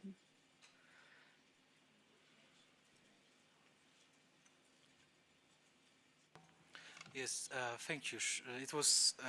It couldn't have resonated more with me what you said, and yes, I wanted to say that it's a kind of advice. Maybe it's not my position to give an advice, but I would say that the discussion should be as inclusive as possible. And what I understand as the inclusive in this subject, I would say that regardless of our status, I mean, whether we're youth, whether we should be allowed to, and we should not be afraid to openly and freely discuss projects, ideas, initiatives, and what is more, I would say that we should be able to question, as youth, for example, question authorities, question the knowledge of an expert, because they are not omnibuses. They don't know everything, and we should be able to do that. Of course, this is not a call for being arrogant. But let us just be ambitious, confident, courageous, bold, and, well, let us not agree. Let's disagree in some cases. And me saying this, that I agree with you, it's quite funny, but let's disagree in some cases. Let's discuss the cases, let's discuss the ideas, initiatives. Let us do that. I would like to add something. The thing that you said is completely right. The whole thing is, IGF is in English. The whole proposal thing is in English. We have the barriers here. How many of us can speak proper English? That is the thing that we have to lobby. We have to make it clear to the MAG that, we come from different communities. It has to be inclusive in such a way that youth has to be given the chance to speak their voice. Only people coming, experts coming in, leaders, youth leaders are leaders of today, not tomorrow. We are leaders of today because we have the challenges, we have the problems, right? Having said that, it is, I completely agree with you, it's a voluntary job. You don't get always get the good point on, doing all the work, saying, people do criticize you all the time, but, it's the passion, it's a change. That is what is meaningful. And I see all of you standing, looking at me with that glaze in your eyes, and that is what is important, because if we don't step in, if we don't, put in our effort, things are not going to change, right? Things are not going to change. We have to do it.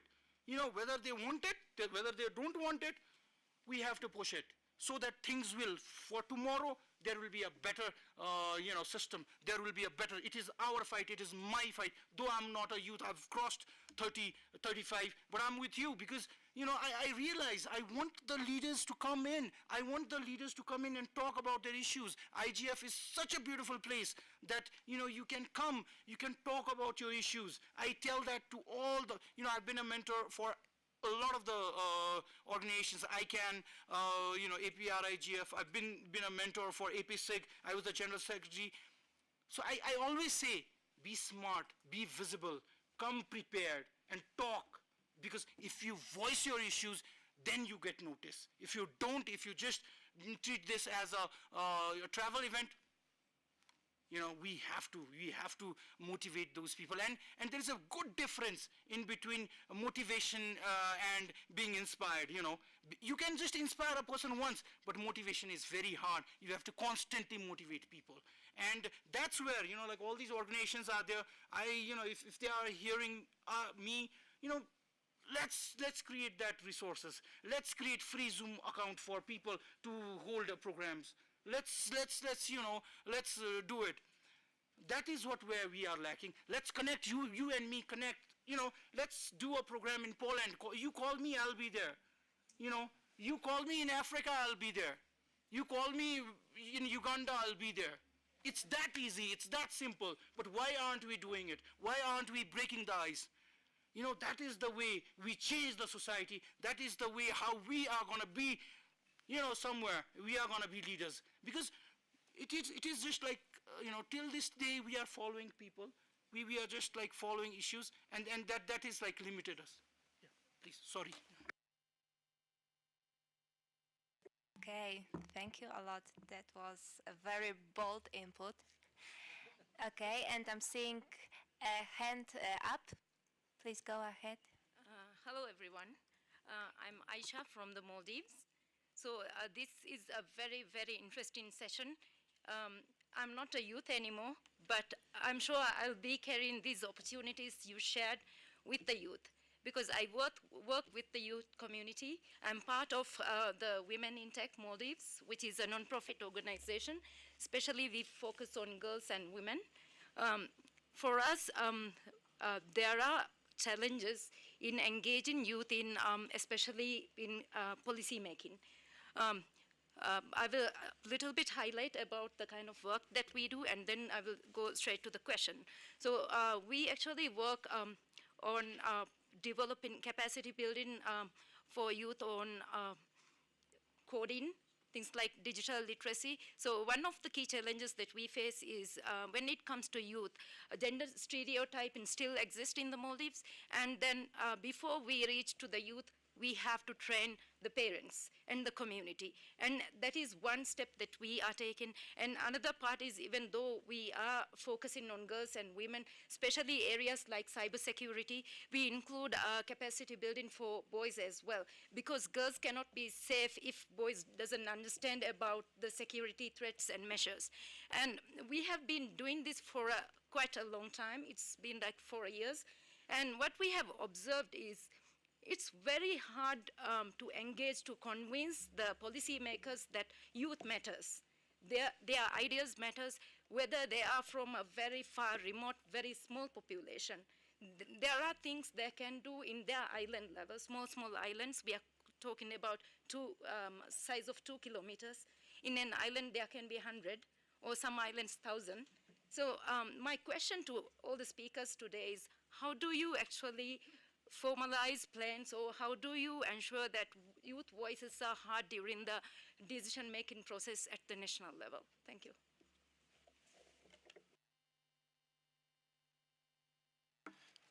Yeah, thank you so much again for organizing another very interesting session, and I'll keep it short.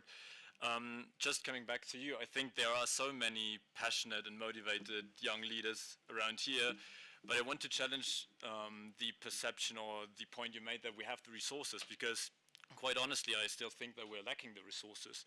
There are so many young leaders who are motivated, who are not there for their CV, but for the topic, and so many who couldn't join us here. So I think we should rally our own delegations and members from the countries we're from, because when I look around in this room, and while it's fantastic to sit here with so many young, inspiring people, we're lacking the generation, of course, except for some, we're lacking the generation that is in charge mostly of the resources, especially when it comes to money. So I think we should try to engage them even more, and while it's superb that we have this discussion, I think we should not forget that it's voluntary work for most of us, and even while it's not the main interest for many to have it on their CV, it's also important to end up getting a job that pays afterwards. So yeah, that's it. Thank you. Thank you a lot for those two inputs. So maybe now we will give speakers opportunity to address them both or one of them, and then we will get also the other questions, because I see some other hands.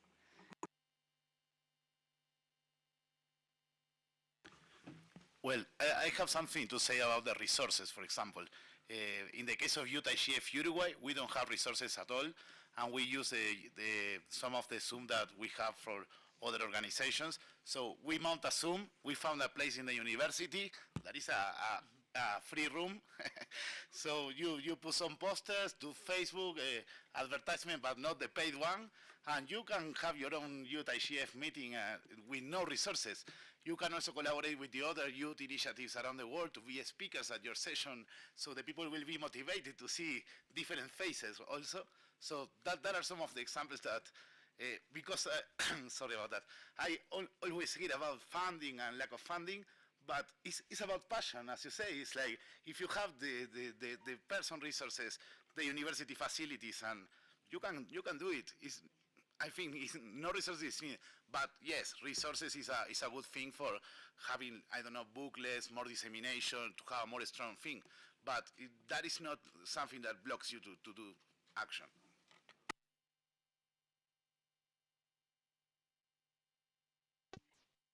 Can I say something? Sure. So no, just some quick remarks about the last intervention. I wasn't talking. I didn't mean that young people are lazy, or there is widespread problem. The fact that most of them are they are doing this for volunteering, as a volunteering staff activities, and none of them tend to engage and commit their time on that. I'd like just to say that we are all here And we are here with a great motivation to do what we do. I'm the chair of the youth standing group. I'm the first woman to be chairing the youth standing group. And you know, it's a job. This is a job. I mean, I spend at least 6 hours a day doing doing things for my organization, even if this is a volunteering activity. What I like to say is that the youth standing groups is open to collaboration. As I said before, the youth standing group is the group of of young people of the Internet Society. The Internet Society is a non-profit organization based in America, in the United States and Geneva.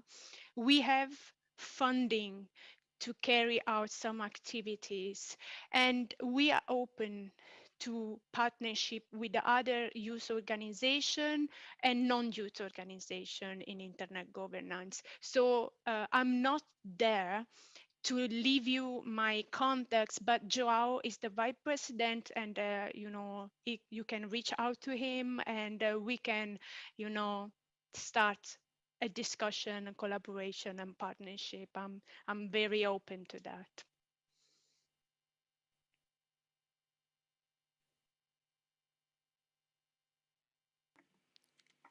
Thank you for your feedback, Mr. from Nepal, right?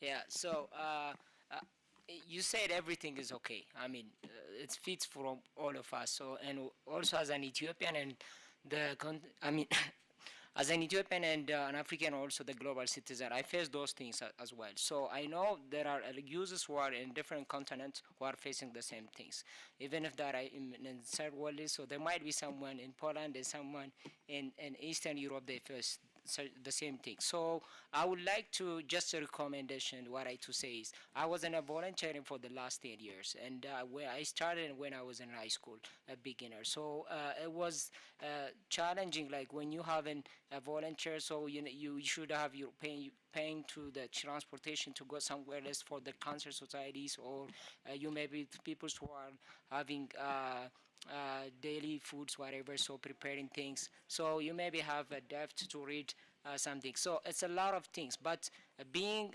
passionate, it doesn't make you who you are. I mean, it doesn't mean that you are good. So when you have any things like as a passion without commitment is not a being.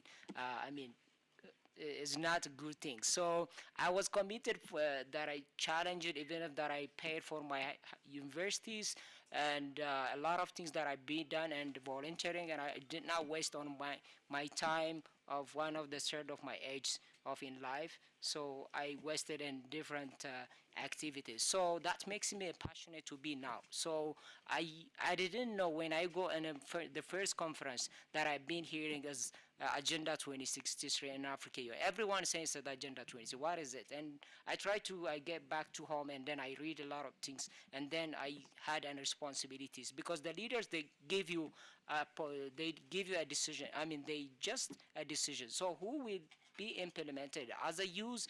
We have to have a passion, but we should have an action on commitment. So a passion without commitment, it doesn't give a sense. So let's have those passions and commitment, and so that we can be a global citizen as well as who you are. So that was my advice. Thank you.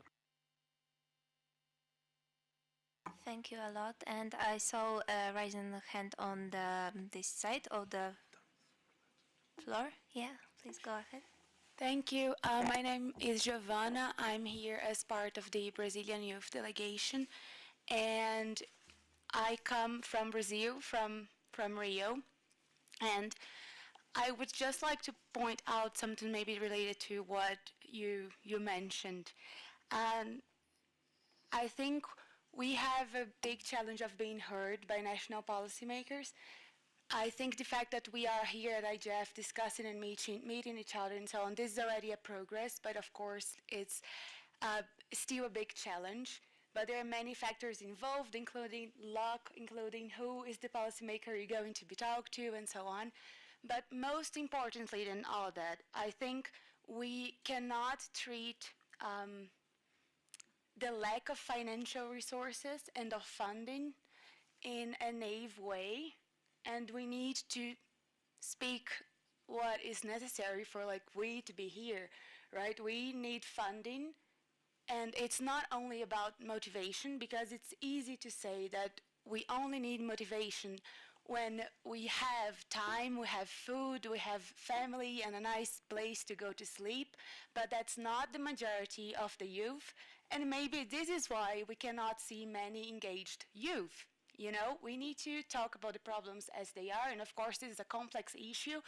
But it worries me that when we start talking more about motivation and about commitment and less about what the real means, the financial means and of resources that requires for us all to be here, right? We are in Ethiopia. It was not easy for us to come here. Many of us are needing to watch us online.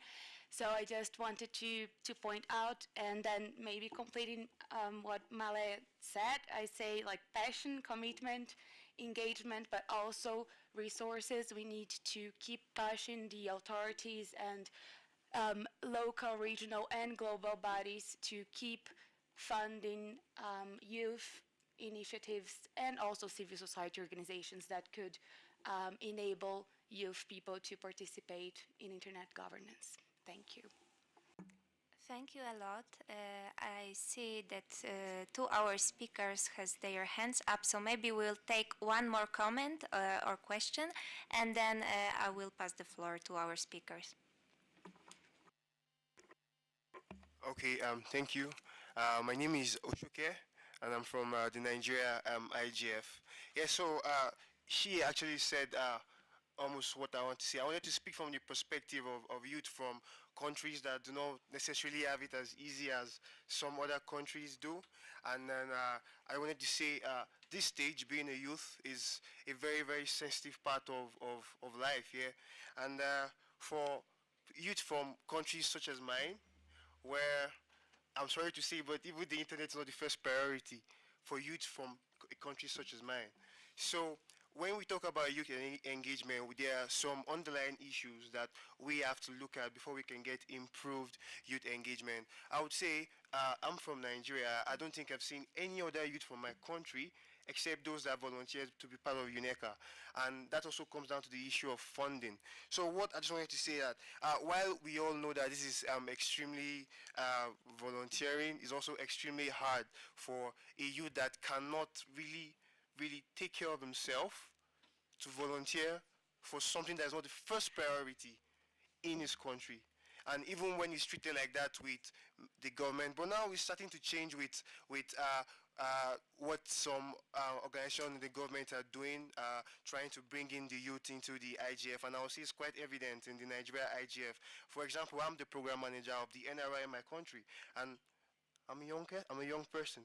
So it's good that they're trying to do this thing. So I'd just like to make some recommendations, and I would just like to us to discuss if it's possible for us as the youth and the IGF to create a pool that the youth can benefit from. And when I say a pool, I mean there are so many big tech, so many organizations that actually gain the most from the youth. Can they give back by creating a pool that only the youth can benefit from when it comes to internet governance? And then this pool will also enable more jobs internationally, enable more resources for youth from underserved areas, and also ultimately improve the youth engagement from underserved areas. So thank you very much. Thank you a lot. And now I will pass the floor to Athena, who has her hand up, our online speaker. Thank you very much, Amelia. I just wanted to build up on the conversation we're having right now because I think we're raising a lot of important factors, but I think we should also reflect on our way we organize ourselves as youth organizations, because I think this is also a big challenge, the way we decide to organize ourselves, the way we decide to operate, and the danger also of replicating structures which are similar to what we've seen around us and which are clearly failing us. So I think it's also like we have a strength as youth as being more, let's say, digitalized in a sense for some of us, and for having access to technologies that will allow us to connect with one another, but how in the way we organize ourselves can we actually avoid to replicate problematic structures, and how can we actually build structures which yes, which serve us on the long term, I think. And even having shared this opinion with other Generation Connect members, I know it's something that it's not clear yet. There's not one way of achieving, youth engagement, and we're all pivoting and trying to find ways to make our voice heard. And as we said, like there are a lot of barriers, but I think sometimes that the way we can organize ourselves can be the main barrier. So I just wanted to share this thought, and hope that we could actually share a lot of good practices on how we can go further together. Thank you. Thank you a lot, Athena. And now I'm passing floor to Veronica, who also has her hand up. And this is also a quick reminder that we are heading to the end of the session, so please be brave. Yes, thank you. Yes, a very quick remark on what Gervana said from Brazil. Her comment was very spot on. It doesn't apply only to a country like Brazil or developing or undeveloped country. In terms of funding, we all have issues. I wasn't able to travel to Ethiopia because of job commitment, but also because I didn't get any travel support. And ironically, I'm not eligible to get travel support because I come from a developed country. So my comment would be, do we also have to consider that even young people that come from developed country have issues with funding? It's not because they come from a richer country they have more opportunities. That's not true at all. And also talking about the possibility to engage in this kind of discussions at policy level, because we are at an UN event, at higher level event, but we need to make an impact in our own territory, in our own nations. And for me, ironically, it's much more easy to be involved at this level than at national level, because in Italy, they made this youth council, youth parliament. In Europe, we have the Youth European Parliament, but from as an Italian delegate, they always choose people from higher middle class, people from not who have studied in private schools and private university. Isn't that fair? Do we have the same chances to actually contribute at policy level? Do we need, do we have to have the same possibility in terms also of funding, but also in terms of chances, the possibility to have access to those programs, to those events? I think the response is yes, and that's something that we need regardless of our geographical provenance, the country we were born and raised in. Mm. Thank you, Veronica. I think these are really good questions, with which would be also very hard to answer, actually. We are heading to the end of our session, so unfortunately we'll have time just for one more comment, and we had our online moderator, Jenna, with her hand up. So, Jenna, please have your brief comment. Sure. I would just like to highlight that this is really a fruitful discussion from pointing motivations and to all the factors that youth as well as youth organizer or youth leaders are facing in the process of, you know, encouraging more youth participation for internet governance discourse. I would just like to add a few comments from the Dynamic Coalition's main session that I just had prior to this session. And I think it is a very important message that we identify with other dynamic coalitions in terms of the goals, common goals and common purpose that we can do with other stakeholders in the coming years. Two things that we highlight was tangible outputs are very important. And in terms of tangible output, I believe there's lots of things that we still need to work on. Of course, Veronica mentioned about the booklet. This is like the tangible outputs that is leading the youth community to a point where we are kind of catching up to other stakeholder in the community, because to a certain extent we need some kinds of formality in order to get our work recognized.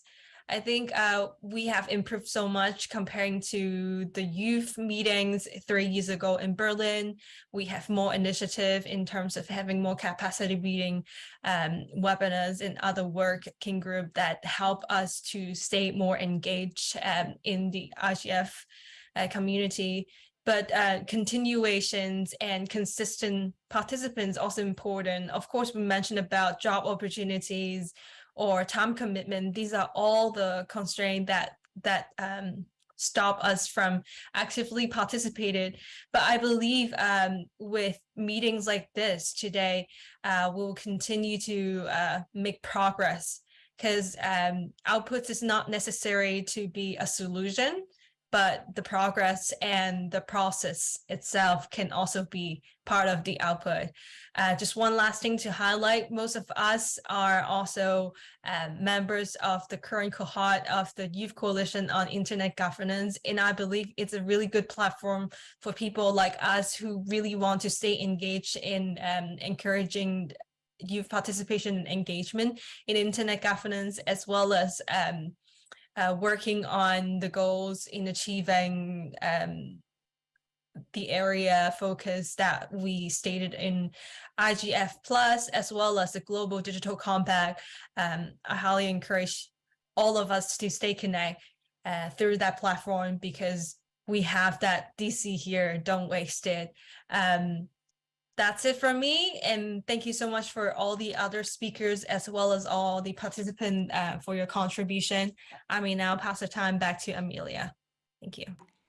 Thank you a lot, Jenna, and I would like to close this session with saying a big thank you to all the panelists, to our online moderator, Jenna, and to the audience for being so active and for bringing so many insights on the table. I think that we definitely could have a longer discussion. There is always not enough time during the sessions of this kind, but I'm really glad that we could all meet here today and have this debate. And I would also like to mention that if any of you is not in our youth group, Youth in Addis Ababa on Telegram, in which we are sharing opportunities, please go to Joao again, and he will tell you how to be added. Thank you.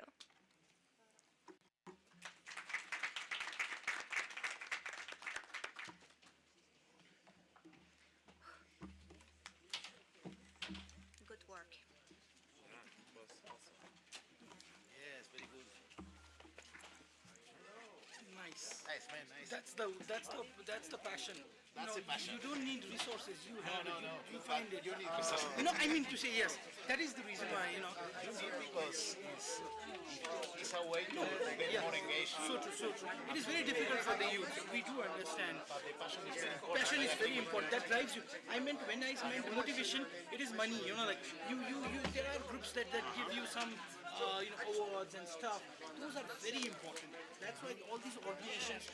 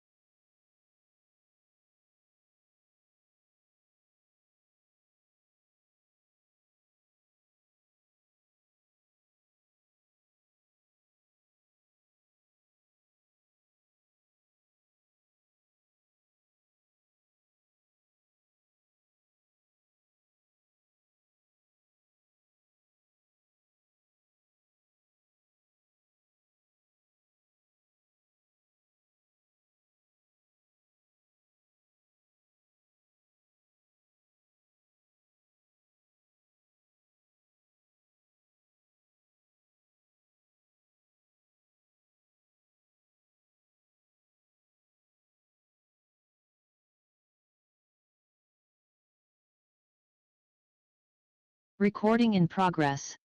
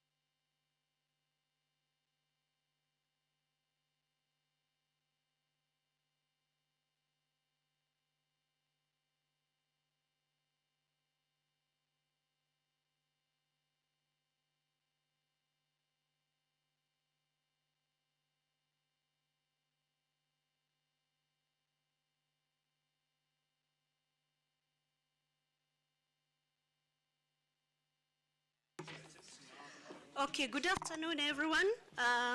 Please let's settle down because we are about to start.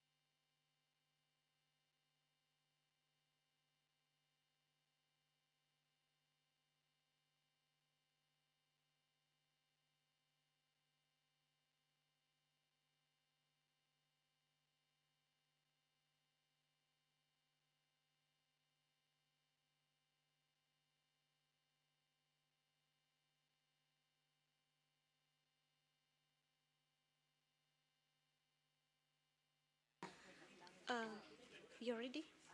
Okay. Okay. I think we just start so that we, in the interest of time.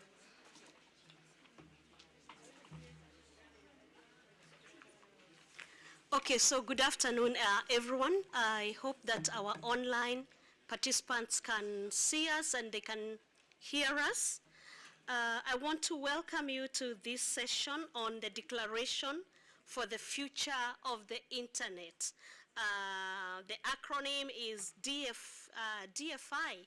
What is it about? What does it do? So this session, as a way of introduction, the IGF 2021 messages, particularly those on the topics of economic and social inclusion and human rights, have some influence on this session. Others are universal access and meaningful connectivity, trust, security and stability, and inclusive internet governance ecosystems and digital cooperation. The session's goal is to start a multi-stakeholder conversation about how to promote digital inclusion, accomplish sustainable development, and maintain an open, global, interoperable, and secure internet. Additionally, this calls for ensuring that everyone has meaningful and ongoing access to the internet and preserving its openness to support democracy and human rights. In keeping with this session hopes to cover open internet policies and initiatives that are crucial to promoting reliability, stability, and interoperability of the internet, including a human-centric strategy. All of this cannot be accomplished without taking into account the resilience of the internet governance ecosystem, which depends on organized coordination and consolidation among the various stakeholders to support a promising future for the internet. Specifically in this session, we are going to be answering how do we ensure that the internet remains open, global, and interoperable, in line with universal values and fundamental rights? And two, how can governments, private entities, civil society, and the technical community translate the principles of the Declaration for the Future of Internet into concrete policies and actions, and work together to promote this vision? With me, I have four panelists, and I start on my left, and I hope I'll be pronouncing correctly. If I don't, you'll correct it when you speak. And that's Paz Donahue, the Director on Future Networks, and DG Connect, who is participating in person. On my right, I have Miss Henriette. Do you know, Henriette, I have never tried to pronounce your second name. All these years I have known you. All these years. Yes. Henriette, Executive Director. I see you're still listed as an Executive Director. I know you are not executive, I know you are, but you're an associate of the Association for Progressive Communications, APC. And are you still the MAG chair? No? Former MAG chair, who is also participating in person.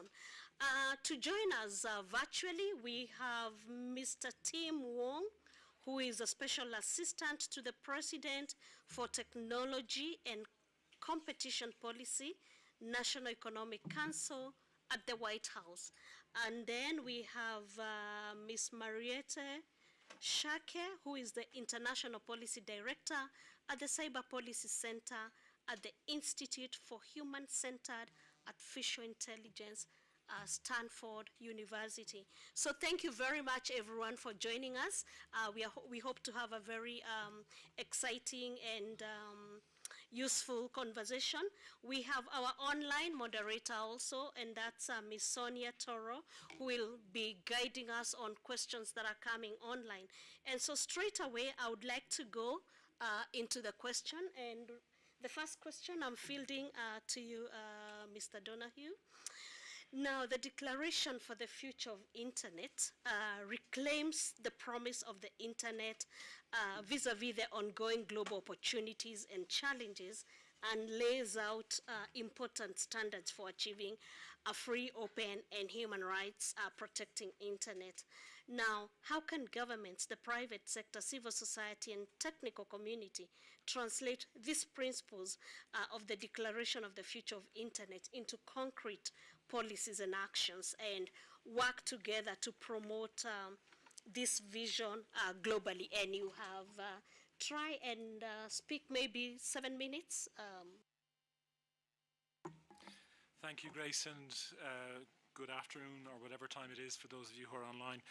A great stab at my name, Pierce O'Donoghue, but isn't that great that this is one of the riches of the internet, that we all get to learn about how we spell names, and I'm sure that'll be one of the last things that any AI algorithm will be able to do, is to replace that particular skill.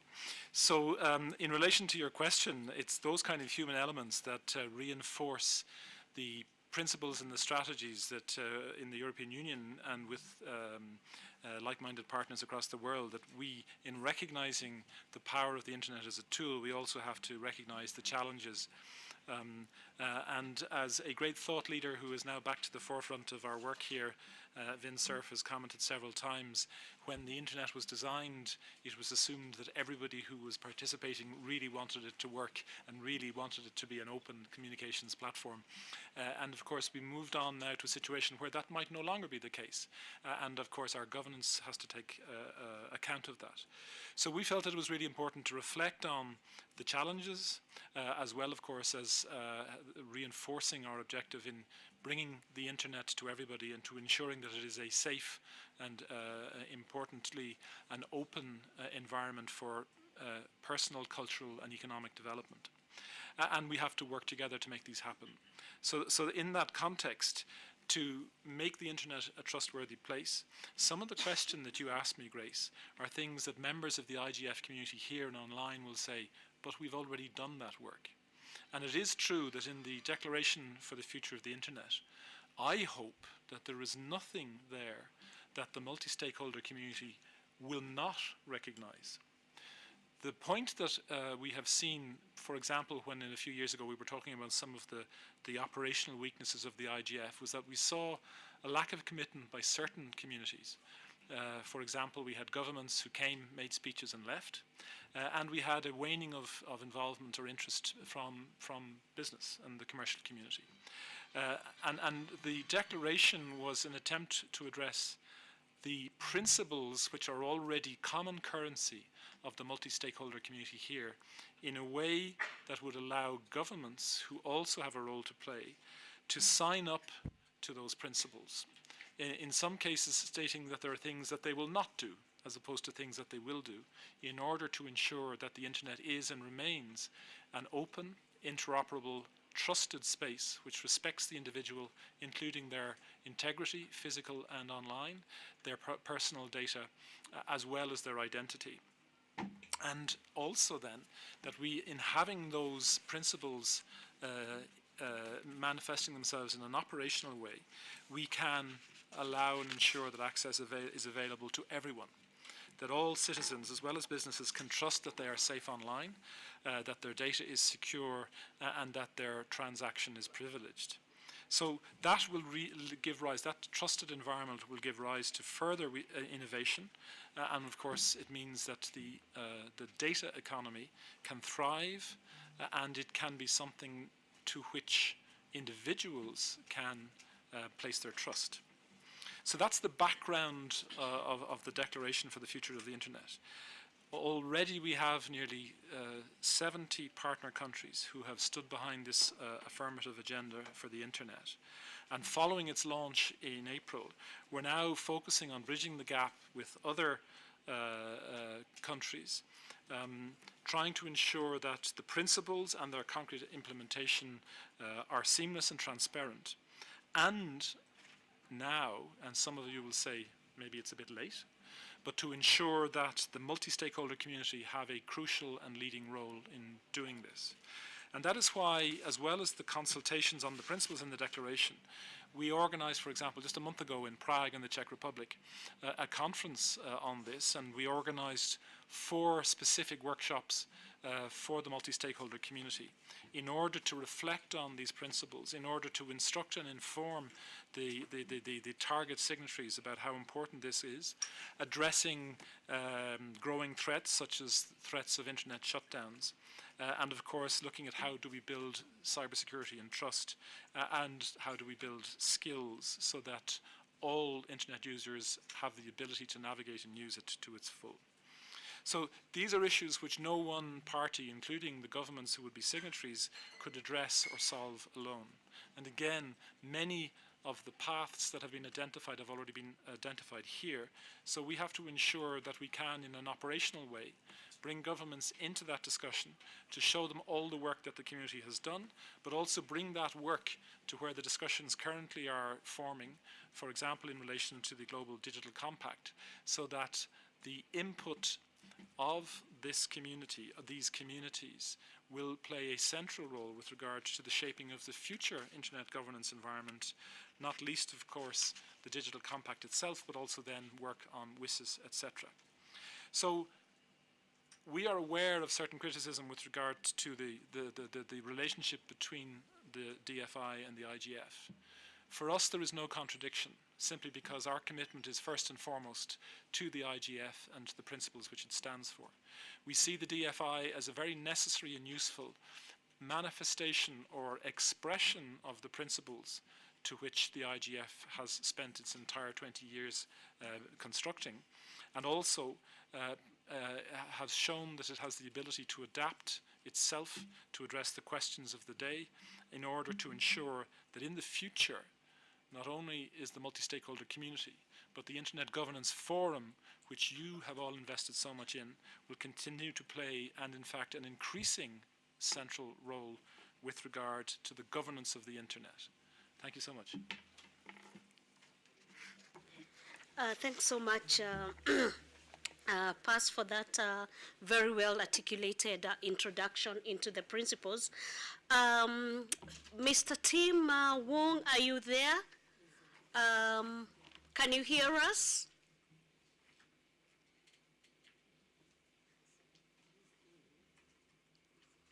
I had been told he was having challenges, but He's muted. okay, can the technical... there you go. See, it said, thank you very much. Okay. It said that you have to unmute me, so it looks like you have. All right. How are you? All right, now, this question is for you. The declaration for the future of Internet calls for protection and strengthening of a multi-stakeholder system of Internet governance. How is the declaration for the future in line with multi-stakeholder Internet governance model, which is driven by organizations and forums such as the IGF? And how can the DFI signatories work on taking further the principle of multi-stakeholderism? And you have, we'd appreciate 7 minutes. Thank you. I appreciate that, and appreciate the opportunity to be here. Thank you very much. As was said in the introduction, I think being in close collaboration with a multi-stakeholder process is very important to every goal that the United States has and also the goals of the Declaration for the Future of the Internet. So let me give a sense of some of the thinking behind this. As I think people in this room know, the reason that the Declaration of the Future of the Internet came to be conceived of and signed was as a response to alarming and concerning patterns of state behavior. And its general goal is to set basic norms, restate basic principles, which I think many people have long thought taken for granted as to how nation states should comport themselves with respect to the internet, and set down what could be considered in some respects almost constitutional type of norms for state behavior. And one of those, and I think a very important one, was to have respect for the multi-stakeholder governance processes. The internet, its original and founding strengths was that it wasn't, in any sense controlled by a single country. It wasn't subject to the whims of a single sovereign, but rather was driven and managed by the internet community. And that has been a system which has worked extraordinarily well when you think about the many decades that have already passed. And so among the concerns that the drafters of the Declaration had was that nation states might seek to increase their power or increase their leverage at the expense of the multi-stakeholder governance process, and particularly the technical sides of it. So in some sense, there's a effort here by the states, nation states that are coming together to sign the Declaration to say that there needs to be respect for multi-stakeholder processes, and particularly multi-stakeholder technical governance. And it's funny, it might seem to some people, well, why would states have to say that? But I think it is because states are the ones who are binding themselves and saying we're not going to interfere with these processes. So as I said, I think that goes back to the purpose of this declaration and why, now, some people have said, well, don't we already have all these norms in place? And I think one of the most important objects of the declaration is to address what, over the years has become something of a gap. There have always been very strong norms surrounding the internet. That is part of much of what it gives it strength. Just to take an example, the norms that the infrastructure providers should faithfully carry content is a long-standing one, and it's part of the success of the internet. And for a very long time was not any sort of legal obligation. Originally, the internet also had norms surrounding commerce and so forth, but there have not been in the tradition norms that were very clearly binding on states. And I just wanted to point out that this is why I think, and some people say, well, why is the declaration only states as members, and why is it so state focused? I think because the idea is to address a gap in and what had appeared to the drafters as a growing problem, which is, as I said before, the problem of state behavior. So, I think I've hopefully made this point clear. The purpose and the goal of the declaration with respect to multi-stakeholder governance processes is to bind states to respect them and not to interfere. Thank you very much. Thank you so much, Tim. Henriette, you have been in this process, so you have listened to Tim's very well articulated points, and especially the last point about why the declaration is important in light of what the government, government must commit to. So as you respond to that, there's also the question of, that the declaration points out to urgent technology issues that need to be addressed, especially when we look at the Ukraine, what has been happening in Ukraine, and equally to different human needs that require this generation to step forward and act collectively to protect human rights on the internet. So how can we ensure that the internet remains open, global, interoperable, in line with universal values and fundamental rights. Henriette? Thank you very much, Grace. And thanks to Tim for being back at the IGF. I'm not sure if everyone knows, but Tim also participated in a session on the declaration at the 2021 IGF. I mean, firstly, I think we need to recognize, and I think you'll find this in the text of the declaration, that the internet might be interoperable, but it's not open and it's not global. There are many people who still do not have access to it, or do have access that are constrained, or that is constrained by, among other things, state behavior, such as internet shutdowns or limitations on freedom of information and expression. So I think having this as a goal and striving for an open and inclusive internet that respects fundamental rights is absolutely important. And I think I really value that the declaration emphasizes that, and I think it has very strong content. I particularly like the concept in the declaration of reclaiming the potential of the internet, because I think, for me, I find it very meaningful, because I think we've, in a sense, lost touch with that potential, particularly that potential of the internet as a public good, to use a controversial term, and I'm not saying that's in the declaration. I think what concerns me is that I think if we use our aspiration for building an inclusive, rights-respecting, open internet and utilizing its potential for economic and social development, we need to do that inclusively. And I think there's a concept in the declaration of like-minded actors or like-minded states.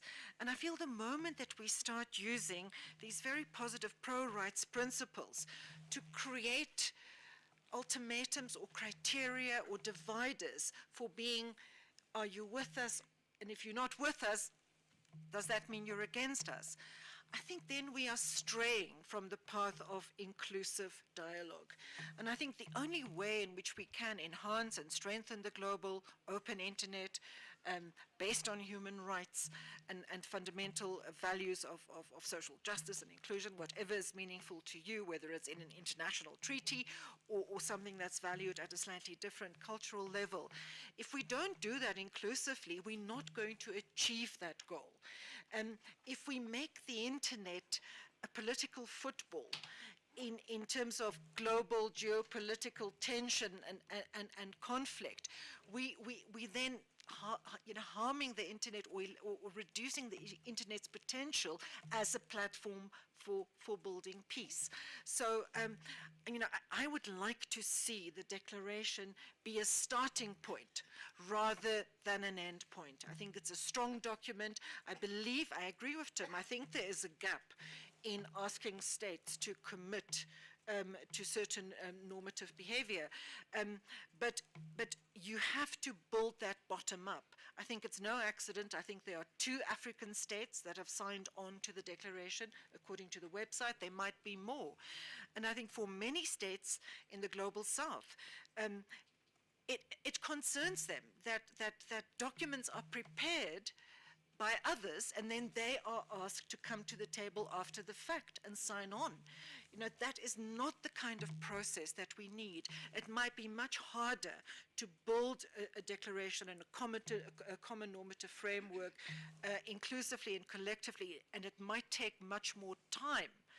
But if we don't do that, we're not actually going to change the status quo, which is where the global open rights respecting internet is something that has potential that we want to aspire to, but we don't yet have it. Thanks, Henriette. Wow, very well articulated. I don't know if our 4th speaker is online. Is Marietta online? She's? Okay, okay. Now, the declaration acknowledges the surge in cyber attacks, which brings some risks to the current internet architecture. What is the role of multi-stakeholder community in addressing this challenge in order to avoid the fragmentation of the internet? And again, Marike, you have about 7 minutes. Thank you.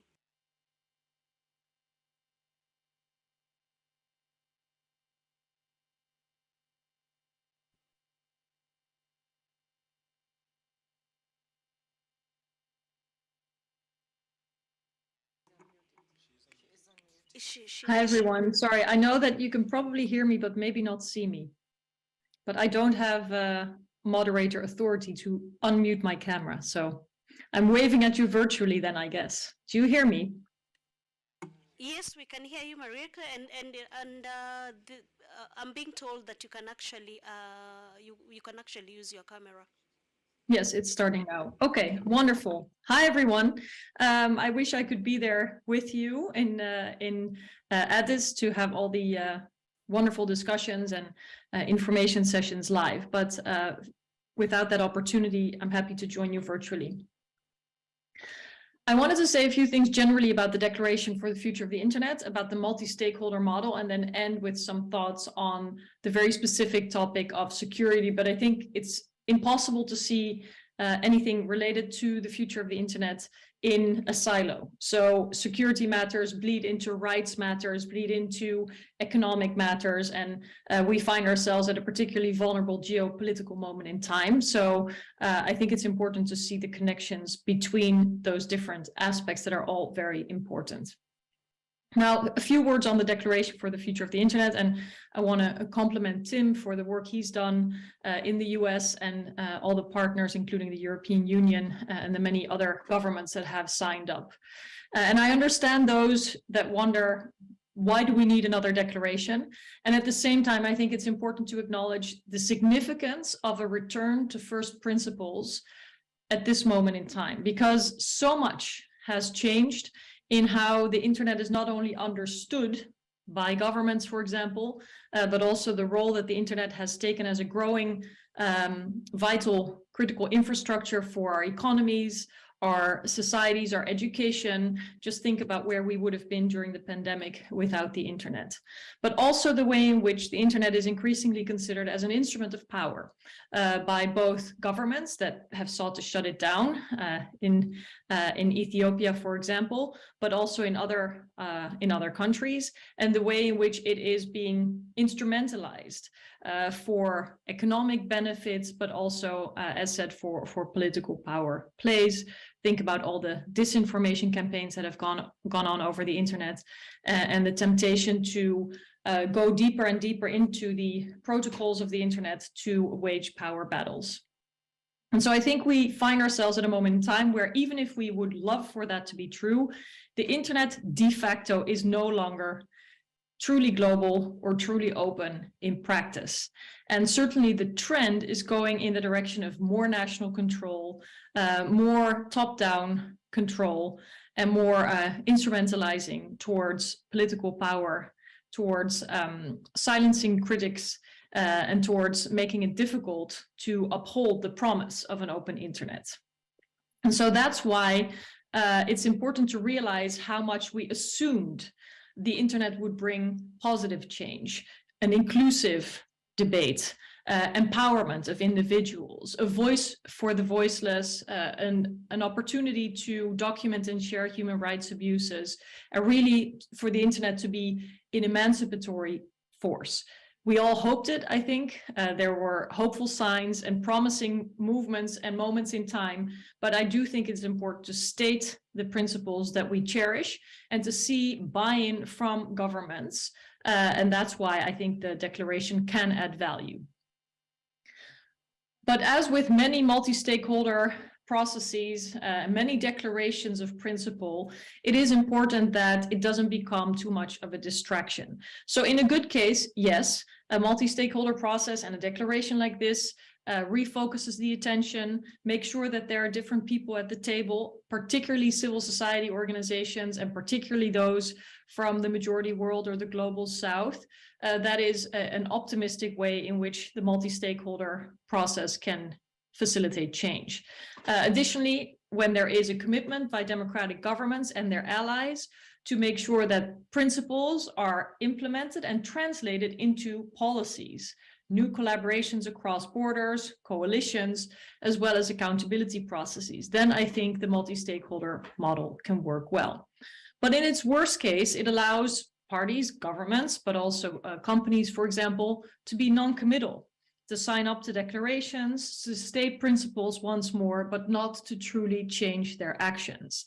And in the worst case, it can also be a distraction from the needed regulations, for example, by democratic governments that are happy to support declarations with statements, but that were perhaps not as keen to do their own homework.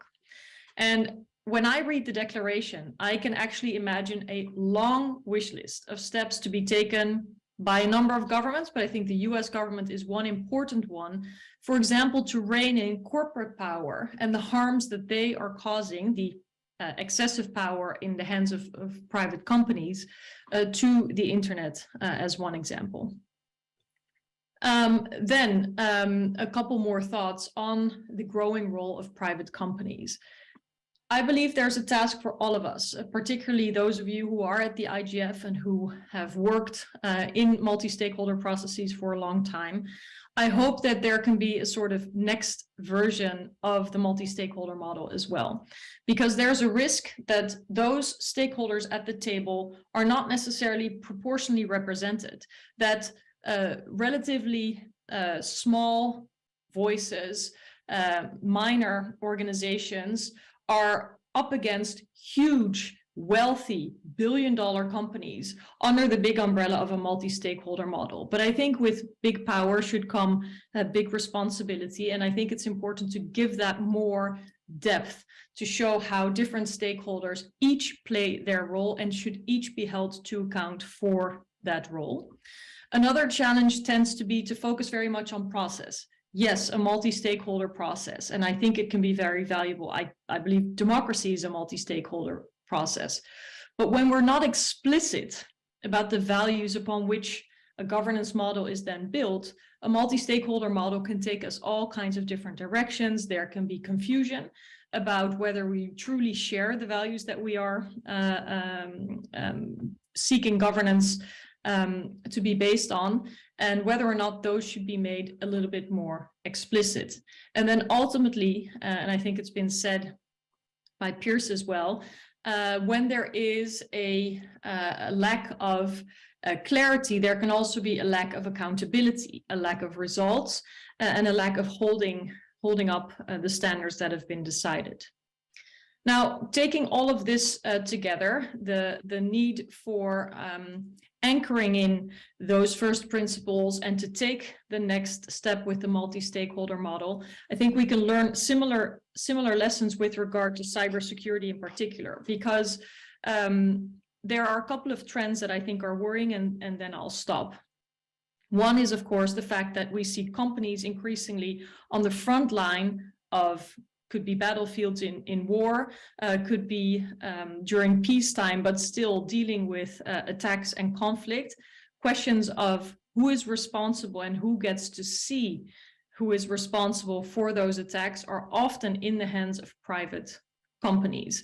And that is a huge shift. I cannot underline enough how much of a shift that is from where we came from when there was no digitization, where there were kinetic attacks, unfortunately, but not cyber attacks, as we see today, and as we see blending in with any modern day conflict and intensification of competition sometimes as well.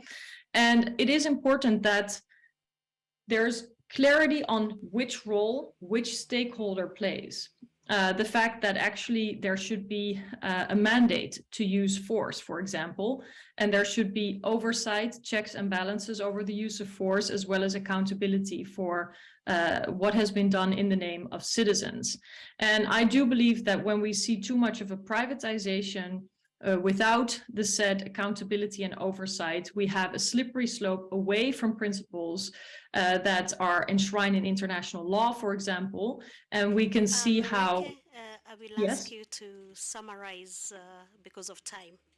Okay, well, I'm finished. I can leave it here, actually.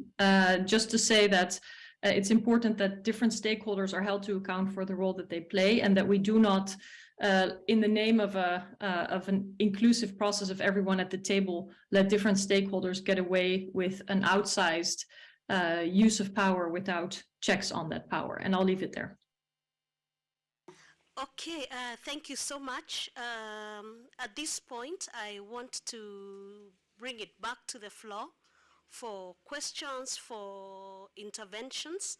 And I will ask you to introduce yourself and then raise your question. So I'm going to take 5 questions, and then we can bring it back to the panelists to respond. Then we have online participation, so I'll expect for those who want to participate to ask questions online and you are following us from Zoom, please raise your hand so that you can be, our online moderator can actually attention us on who wants to ask. So we'll start this way, Wolfgang, number 2. My site, there's no hand from there. And then number 3. Anyone else? Okay. All right, so we'll do those 3. And then we'll see if we have others online, and we'll bring it back to the panelists. Wolfgang, over to you. Thank you very much. My name is Wolfgang Kleinwächter. I'm a retired professor from the University of Aarhus. If I would have to evaluate the declaration, I would say substance A+, but procedure B-, or let's say a C. So the substance is really wonderful. And I can only agree with Tim and also with Piers. While nothing new is in the declaration, there is really an urgent need to reiterate what we have achieved the last 20, 30 years. The dreams of the founding fathers of the internet freedom, cyber democracy, are under big pressure and has to be saved in the future of the internet. So I think this is undoubtedly, and insofar, this is a great document, and although the specificity of the principles is extremely useful. Procedurally, I said B- or C. Why the hell? The US government, which always supported a bottom-up policy development approach, private sector leadership, and multi-stakeholderism, came with a top-down government-led initiative and excluded the stakeholders from the making of this declaration. I think Henrietta has made the point and said, you know, what I call the Budapest Cybercrime Convention effect. So you cannot expect that if you negotiate a document in an isolated way, that then other will take what is on the plate and say, you know, wonderful, if they are excluded from the making of a document. So this is a missed opportunity, and I fully agree with Piers when he said we have to look forward now. And insofar, it's very good if the European Commission supports or started now a series of multi-stakeholder workshops, so to include them. And but the first thing in Prague was also rather intransparent, was also a little bit top-down. There was no public call or a discussion about the themes. It is familiar in the IGF and environment. So I have 2 proposals. One is establish a multi-stakeholder program committee for the implementation of the declaration, and where they select then themes and other probably projects. And you can use all the national and regional IGFs. The next opportunity is the Eurodic in Tampere in June next year. So I think this should be a process, because the issues which are raised by the declaration will not go away. And the second proposal is open the door for signature of non-state actors. Piers has said, you know, we have a lack of commitment of governments, but we have also a lack of commitment of big corporations. The Paris call on cybersecurity has opened the door for signatures by non-state actors. And it would be extremely useful if big private companies would commit themselves to the principles of the declaration. But so far, there is no procedure in place. So you, as also civil society organization, you have no way how to sign the document. So repair these procedural weaknesses. Thank you. My name is Mwendwa Kivuva from Kiktanet, and Wolfgang has preempted some of the questions I wanted to ask, but probably still on participation. Is multi-stakeholderism the only way to develop documents. Is multi-stakeholderism and the impediment to those who want to run a sprint. Probably some people want to run very fast and others want to run a marathon. Are we running the same races? Is the people who run 100 meters and the people who are running marathons are on two different races? And can teams who deeply believe in something go ahead and develop a declaration and then look for allies? If you develop a document and you are able to bring more allies to support it, is that still a method that is accepted? And probably, Henriette, I will want you to look at this question because you had touched on it. And then to peers, has any of the principles been challenged? And can there be a process to edit part of the document and probably go back and bring more stakeholders on board, as Wolfgang is trying to suggest in his suggestions?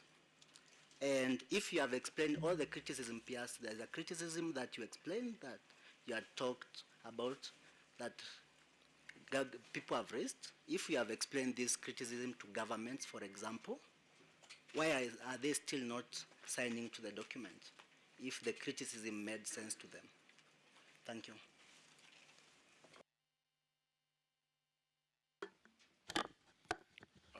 Thank you very much. My name is A.S.M. Bozlur Rahman. I am working with Bangladesh Internet Governance Forum. Basically, 1 year ago, the declaration for the future of the Internet, DFI, came out, but still we are waiting for the plan of action. Of course, DFI has created lots of reactions in line with negative and positive. Now, this moment, we are discussing the declaration for the future of the Internet in the 17th IGF after 1 year without any plan of action. Therefore, we would like to know when the plan of action will announce. Thank you. Thank you. We have 3 online questions. Can Andrew Campling be unmuted to ask the question? Hello. Hi, hopefully you can hear me okay. Yes, we can hear you. Yeah, fantastic. Yes, so thank you for the discussions so far. I think the Declaration on the Future of the Internet is a really important document, not least because it provides the basis for alternative vision for the future of the Internet to that offered by, for example, the proponents of new IP. So it was much needed to provide that alternative vision. In my view, though, perhaps in agreement with some of the other people that have commented, it really now needs, now that it's got momentum, it needs to be adopted by the wider stakeholder community, both by opening up to non-governmental signatories, as others have mentioned, and by other parts of the multi-stakeholder community, such as ICANN, the ITF, maybe even the ITU, etc., taking the key principles into their respective processes. And then finally, on the back of that, a mechanism for subsequently updating the declaration through a consensus process would then be beneficial. And I'd be interested to know if the panel members agree with those points. Thank you. Thank you, Andrew. Can the microphone also be unmuted now for Mokaberi?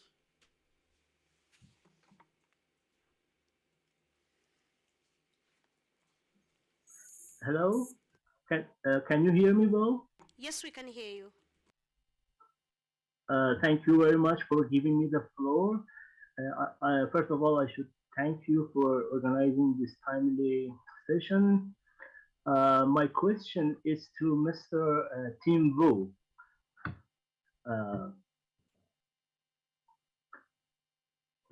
What is the relation between the vision is presented excuse me,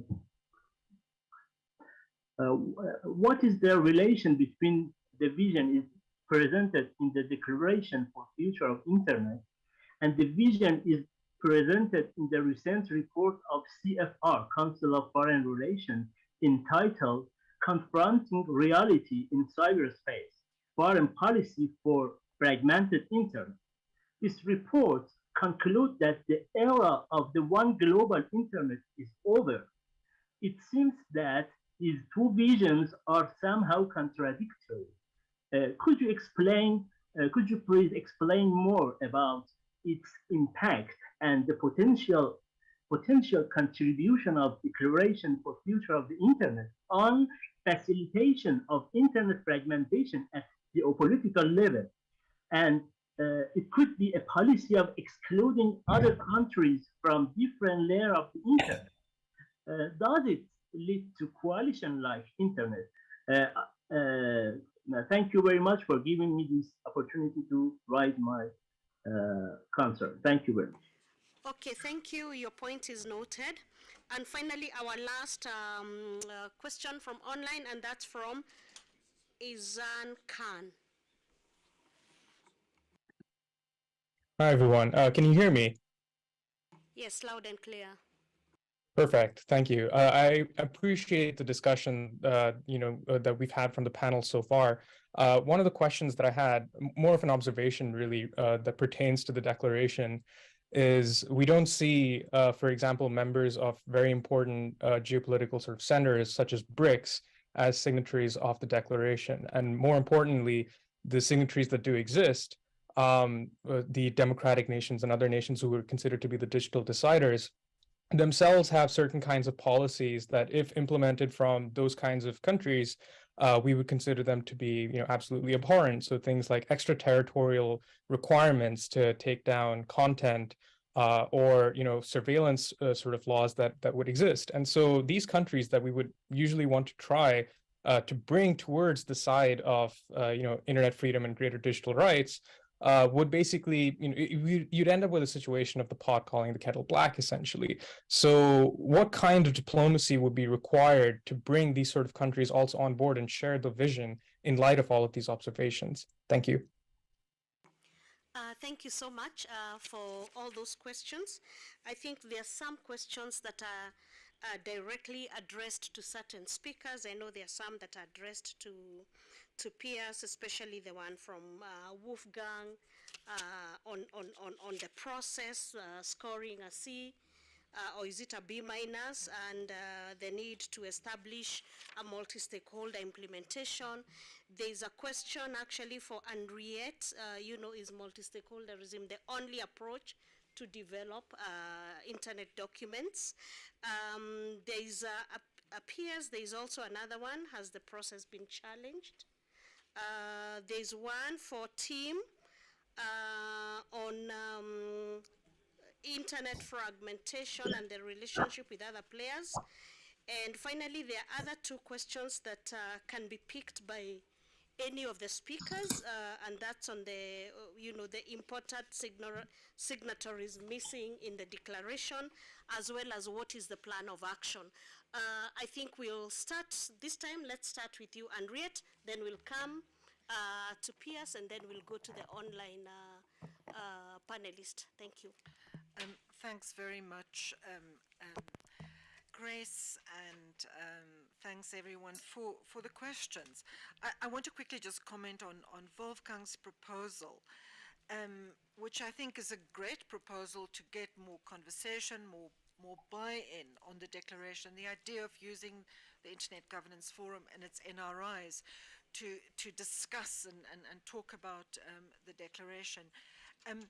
But I also think we need to use the international system.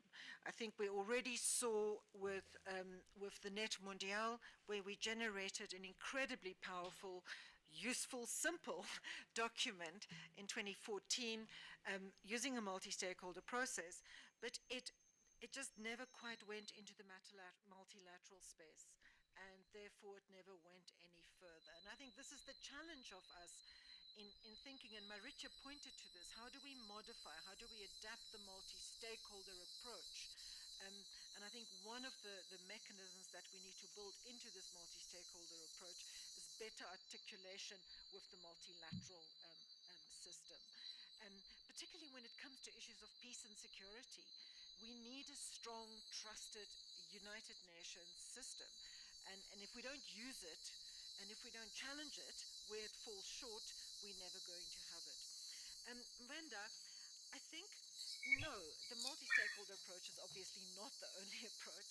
I think we also need to, I'm not even sure if we still really understand when we say the multi-stakeholder approach. And I think Maricha, I hope she elaborates on that, because I think she did flag that. It is an approach, it's an approach that needs to be critiqued, adapted, developed. It's applied differently in different contexts. But as for your question, can we no longer generate documents and then ask others to sign on to them? My response would be, yes, if you just want them to express general agreement, that's fine.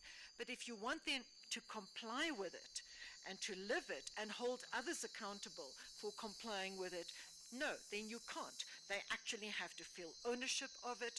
They have to understand what the implications are for them as a state, what the implications are for them in terms of how they are holding other actors accountable.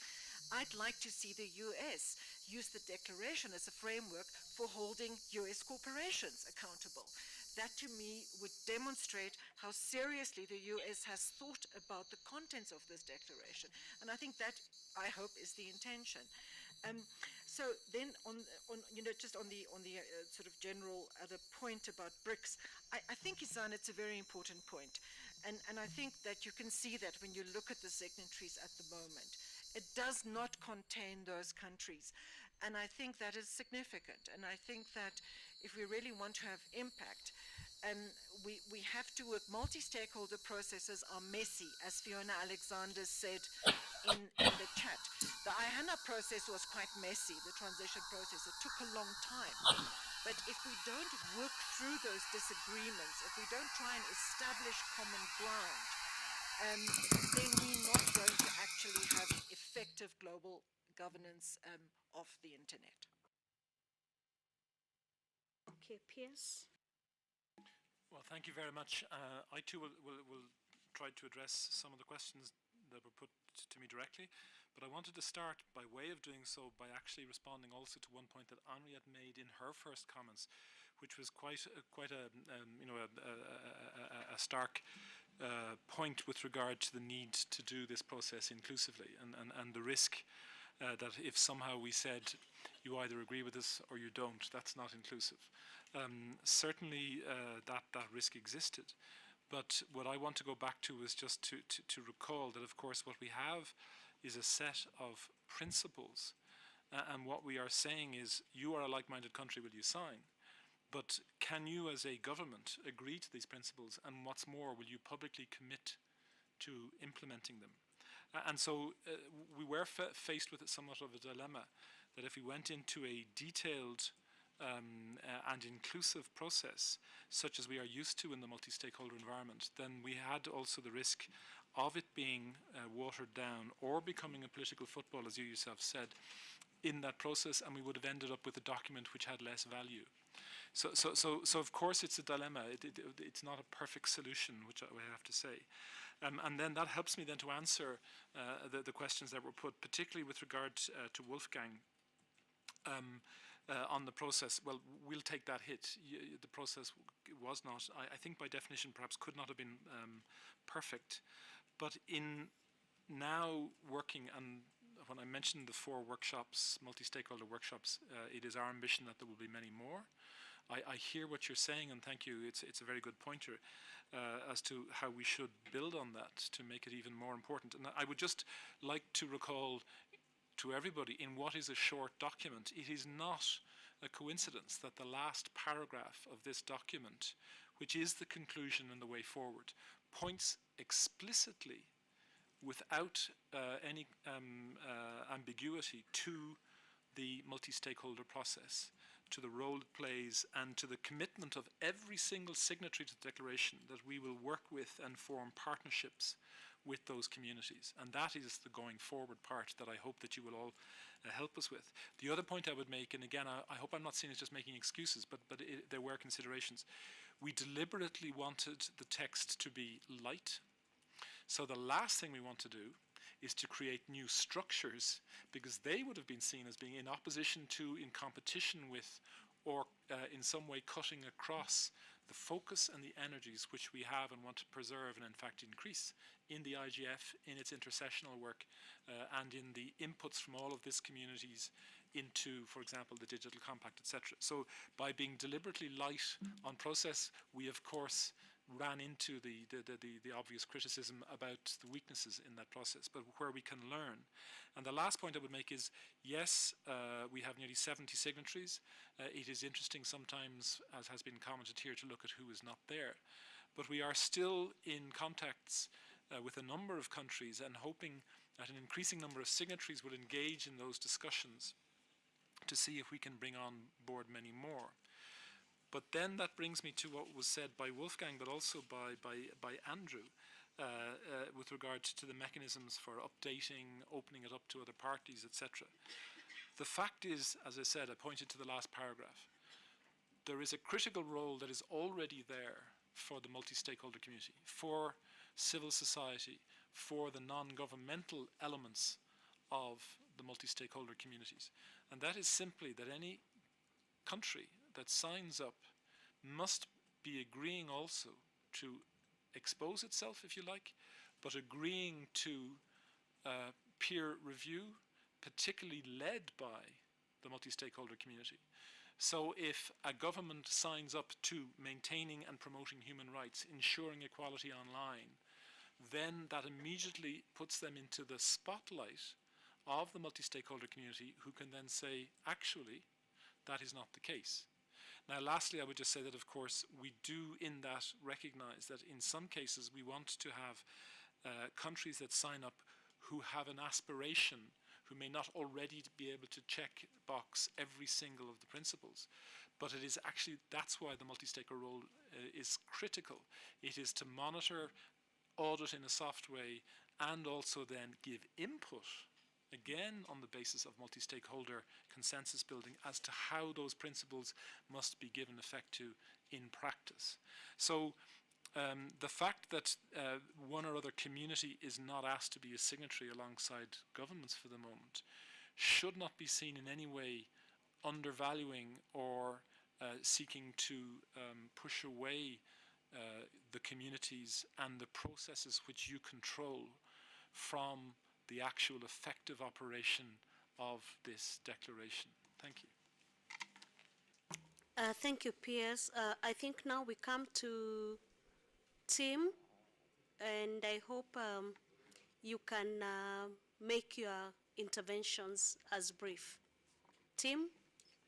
Yes, I will. Although there's a lot that's been said. And I, first of all, really appreciate these questions. I think very thoughtful questions. It is a good reminder of the importance of governments. Obviously, I represent the United States here in being close to this process and understanding and hearing as much as we can from stakeholders. Yeah, I wanted to address some of the points have been addressed. Nonetheless, I wanted to get to some of them in the beginning. First, people have asked about the United States. I think, and our commitment to these principles, and I think one of the goals of this is to not just talk the talk, but walk the walk. We think it's extremely important, speaking for the United States, that we continue to adhere to these principles, that we, and by signing this, are binding ourselves in a way that I think is very important. I think as I said before, I think one of the real challenges of the internet, underestimated in the early days, certainly in the 80s and the 90s, was the influence of states and the relevance of state power and the use, as other panelists have said, of the internet as an instrument of state power. And it is obviously something that's become increasingly pressing, and it's not something to be taken. No one takes it lightly, so I won't say that. But the United States is committed. I'll say I'll re-announce and restate what Jake Sullivan said in Prague. We're committed to these principles. and we're interested in showing that we're living these principles as well. Just to take one example, as some of you may know, President Biden back in October signed a new executive order enhancing safeguards for signals intelligence activities, which is a range of new protections for privacy data, civil liberty safeguards, which I think people care very much about. This has to do with the data privacy framework, but it's extra important because it is ensuring the U.S. government engages in intelligence activities around the world in a way that is protecting citizens consistent with our values. And I think that's important and an example of the kind of thing we're doing to try to be adherent with the declaration. Domestically, the president has repeatedly said that he feels we need to do more in the government to control the power of some of the largest tech firms and take a look at the immunities they enjoy. That is consistent with some of the claims or concerns that there is too little attention to corporate power. It's certainly not the approach of this administration. I think we're very concerned. I will also say that we are consistent with the idea that government should be trying to connect their citizens, spending billions of dollars, tens of billions of dollars building up broadband in the United States in important fashion. And I also think that we need to encourage other countries and be diligent in our efforts to fund efforts to connect the world. So, that's some of what we're doing on our side. There is more. I'd want to also acknowledge the role of the State Department in this process and engaging in digital diplomacy, and also the USAID, our aid organization, aid agency, in fulfilling these goals overseas and engaging in the diplomacy. I want to move beyond our commitments and talk for a moment about this question of fragmentation that was raised. One of someone asked, well, how is this consistent with, I think, a document that the think tank CFR, or I don't know if the Council on Foreign Relations wrote. And in some ways, I want to make clear this is the important point that we wrote the declaration, the drafters of it, believed that fragmentation was an increasingly serious problem, and that this declaration is a response to that fragmentation. There's some people said, well, it's going to, create a us and them, or you're a like-minded country or you're not. What we have been trying to do here, and I want to say we have had success. We've had over half a dozen new countries sign up this fall. We're close getting, we're over 65 countries right now and growing. We want countries to reaffirm the basic values that are our commitment to a non-fragmented internet. To say, well, this is going to fragment the internet, in a sense, is we're dealing with the problem of an internet that's fragmenting. We're dealing with countries that everyone must acknowledge are blocking large amounts of content, shutting down the internet in certain instances, and creating their own silos. And we don't want the whole world to become like that. I don't think anyone here does, and is why it's a time to act and have countries reaffirm that they believe in the basic principles that countries should be interconnected, that the internet should be open, interoperable, secure, and so forth. So I think that's an important thing to understand, that what we're trying to do here is react to an ongoing fragmentation that frankly could get worse. It's not like we're in the 90s and the internet is just started and everybody's interconnected by TCP/IP. There are significant fragmentations already, and we need to take action before it gets worse. I want to close. I appreciate, I'm hearing that that members of multi-stakeholder society want to be more engaged, wish they had been involved in the drafting. I will say we had multiple sessions. This always sounds a little defensive, but we met repeatedly in the United States and Europe with multi-stakeholder groups, previewed content, and so forth. But I do think we could always do more to have multi-stakeholders involved. The reason I think is already was previewed, that we centered this document on states, is what we thought we were dealing with is a state problem. So in other words, if you take your average stakeholder, maybe a human rights organization, they don't have a problem of, they're not imprisoning dissidents or spying on people, so we don't need to bind you. I mean, it's good that you agree. I'm sure you agree with the principles, but you're sort of not our target audience in terms of what we want you to agree to. We would, in some sense, I think most, but that said, I think that one of the ongoing challenges is exactly how we harness the powers. Tim, I want to interrupt you. Yes. Yeah, kindly summarize because of time.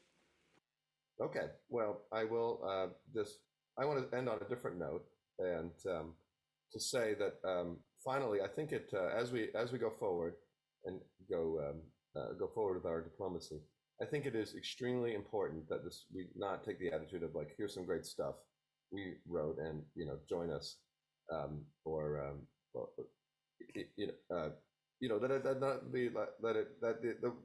the countries that are members of the declaration right now, and I think in general, have to make the case without just lecturing or trying to tell other countries what to do, as to why it is so important for those of us who still believe that there is merits to an open internet, to still believe that we can have better economic development and cultural diversity. But we need to make the case. I think we need to make an economic case, and we need to do all we can. The burden is on, in fact, all of us to keep the internet strong, and we can't have it something that becomes an example of rich countries lecturing the rest of the world what to do. So I think we're very aware of that, and we want to work very strong to try and create the incentives to treat the internet as it should have been in return to founding values. Thank you very much. Sorry for going over time. Okay, Marika, are you there? I will ask you to be very, very brief, and because of time, I'll also give you you'll be the first one to speak because we need to wind up because of time. And as we wind up, I would like you, so you'll make your interventions, and then you will give us one key action. And that's not like a presentation. We just want you to give us that key action in a tweet that is required. So if you're asked what one key action is required to ensure that the internet remains widely accessible, open, and human-centric, and why? So over to you, and then I'll come to you, Piers, and team, you'll be the last one, and please, it's just very short, and then so Piers, and then Henriette. That's my alarm for saying we need to finish. Should I go now?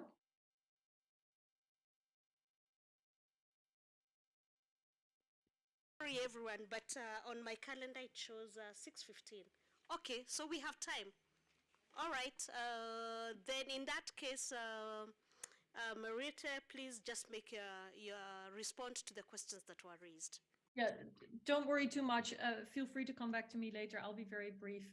And it's nice to see familiar faces like Wolfgang. I don't think any multi-stakeholder meeting like the IGF is complete without his presence. So it's great to see him asking the question.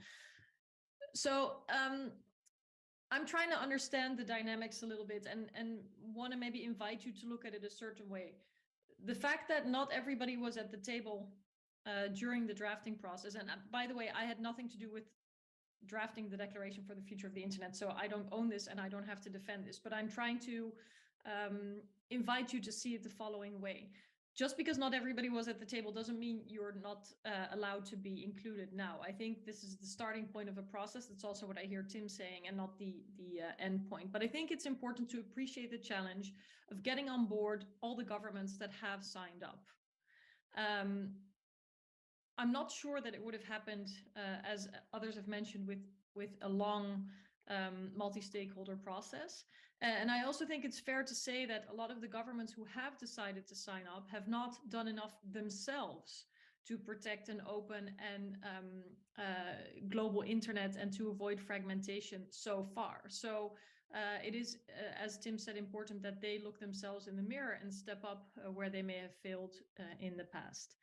And I think it's important in general to avoid the following trap, where there is a sort of disqualification of any process that's not multi-stakeholder, and to focus too much on process and too little on results. And I think it's logical in some ways, and this goes to Izan's question, that there is a number of countries that have signed up, and that there are a number of countries that will probably never sign up because there are ideological differences. And I think it is important, if there's one thing that I would urge you all to focus on, is to be explicit about the values and principles that are supposed to guide these many results that we would like to see. And that is inevitably going to exclude some people. It could be stakeholders, but it certainly will be governments.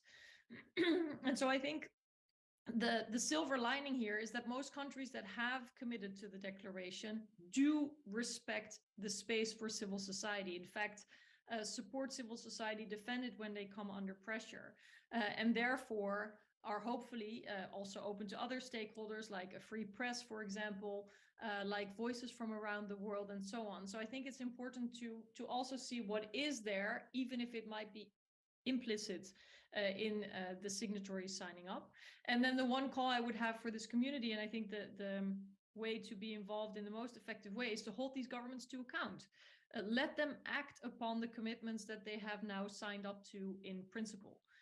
That's when we're going to really see results, not so much with signatures, but by implementing changed policies and a true commitment to an open and global internet. And there's a lot of work to be done, a lot of accountability to be ensured. So I see a huge amount of work for everyone at the table at the IGF, and I hope you will take on the task. Thanks. So I understand that there are questions, comments online, and I'm going to call on Sonia to give us those comments. Sonia?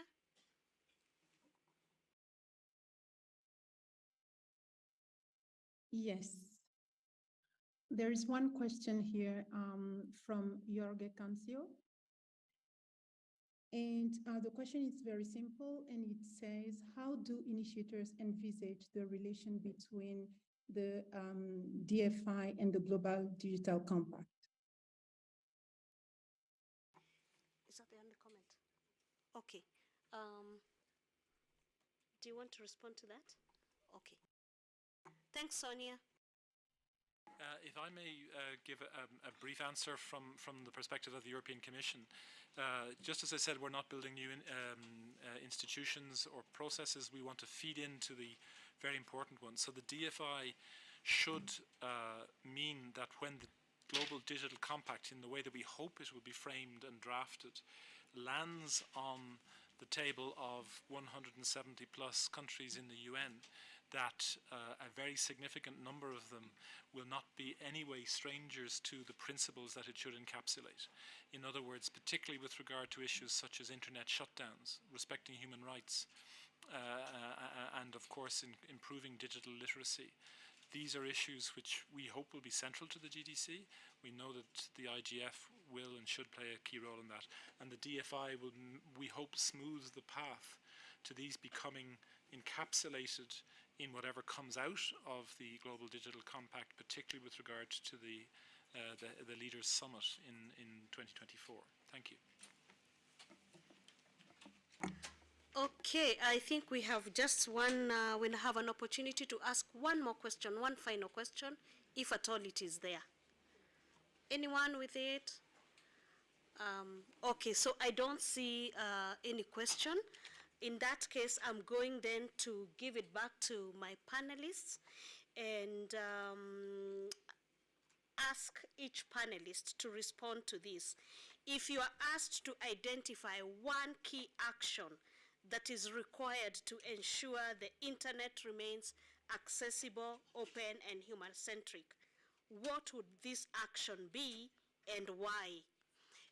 And so this time I want to start on with our remote panelists, and I think the first opportunity I want to give to Tim. Tim, are you there?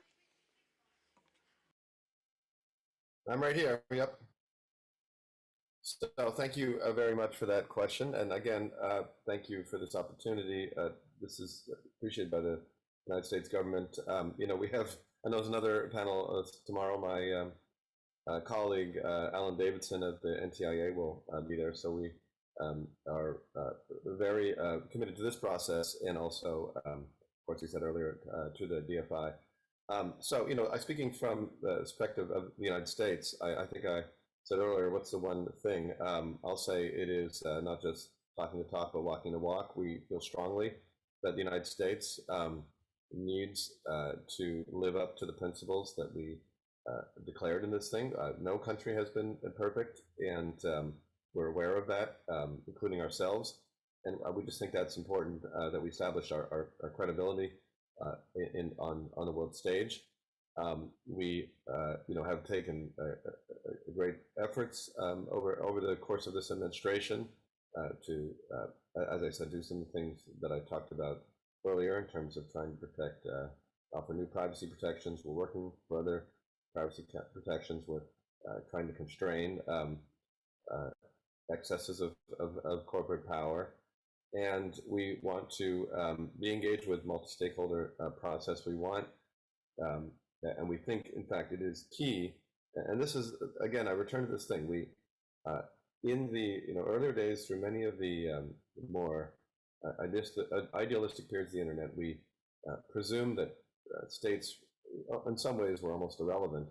And we have seen that that hasn't worked out. And so I think it is appropriate for the multi-stakeholders community. It's already there to some extent, but appropriate for us as well to focus on state behavior, both ourselves and around the world.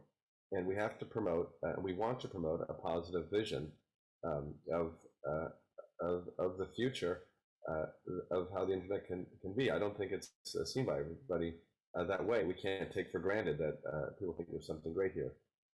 For those of us who still believe that, despite some of the challenges, that there is that the internet has much to offer this world, that it can become and be a human-centered source of economic development and cultural richness. We need, I think, not to rest on our laurels, to make the case to show that we're living, as I said, by the principles, and show the rest of the world that they should want to abide by these principles as well, and not just assume that all this is taken for granted. So that's, I think, the kind of thinking that was behind the launch. You know, the original vision of why we need to have this. It is time, in some ways, to bring back some of that, the ideals, but in a sense, with a greater sense and a greater concern for the risks, the dangers, and the realities of state power and action. So thank you very much for this opportunity to be here, and to everybody who's attending. Okay, Mariette, are you there? One key action? And My why? one key action. Yes, hello. I think I'm unmuted now. My one key action would be to appreciate the power of regulation and the need to see regulation to ensure that we move from principles to practice and real accountability. And when we get to that more sort of harder accountability and enshrining of principles in law, essentially, there will inevitably be a selection of those who agree and who will side with enshrining principles into law, and those who will not. And I think that that will be a telling parting of ways, right? Where it will actually become very clear who is willing to actually commit, not only with signatures, but with laws, and who won't. And unfortunately, it will not be a global coalition, but it will hopefully be a majority of countries that will keep a door open, but that will also not wait for everybody to agree to take the necessary actions and ensure the lacking accountability that we see at the moment. Thank you so much. Henriette? I think very important to continue this discussion about reclaiming the potential of the internet and to approach that from the point of view of principles. I think my key action would be to in doing so, to remember that it's not the internet that needs to be regulated, it's the behavior of corporations, the behavior of states and other non-state actors that needs to be targeted, regulated, changed, transformed if we are going to reclaim that potential. So this process has to trickle down to more than just another statement that sounds good and says important things. We have to implement that, and it's not at the level of regulating the internet as a whole, because that comes with a whole new set of risks that we want to avoid. Thank you. And finally, Piers. Thank you so much. Well, in highlighting what I would consider to be my one key action, I'm going to cheat, because in fact there's a precursor to it that we have to also focus on. And with that, I'm very minded of what Henriette said in her first remarks, is that we have to, in trying to build an open, rights-respecting internet, first of all, we have to have physical access to the internet for the world's population. So all of our development agencies need to coordinate and maximize the output, working and partnering with countries so that the internet infrastructure is built according to their needs and local practices. So with that work going on, my one key action would then be to ensure that civil society and the non-governmental multi-stakeholder community is empowered and able to comment on without fear of attack, to comment on, but also positively advise governments in giving practical implementation of the principles which are set in the declaration. Thank you. I think you will all agree that the conversation we've had here has been very healthy, has been very stimulating. People have been honest. We have raised issues that we think are critical to the success of the declaration. And these issues are very important because if we don't raise them, such issues undermine a good process, they undermine good documents, they undermine good intentions. So I'm not going to bother to summarize because there are too many points that came up, and I know that everyone has taken something with them out of this conversation.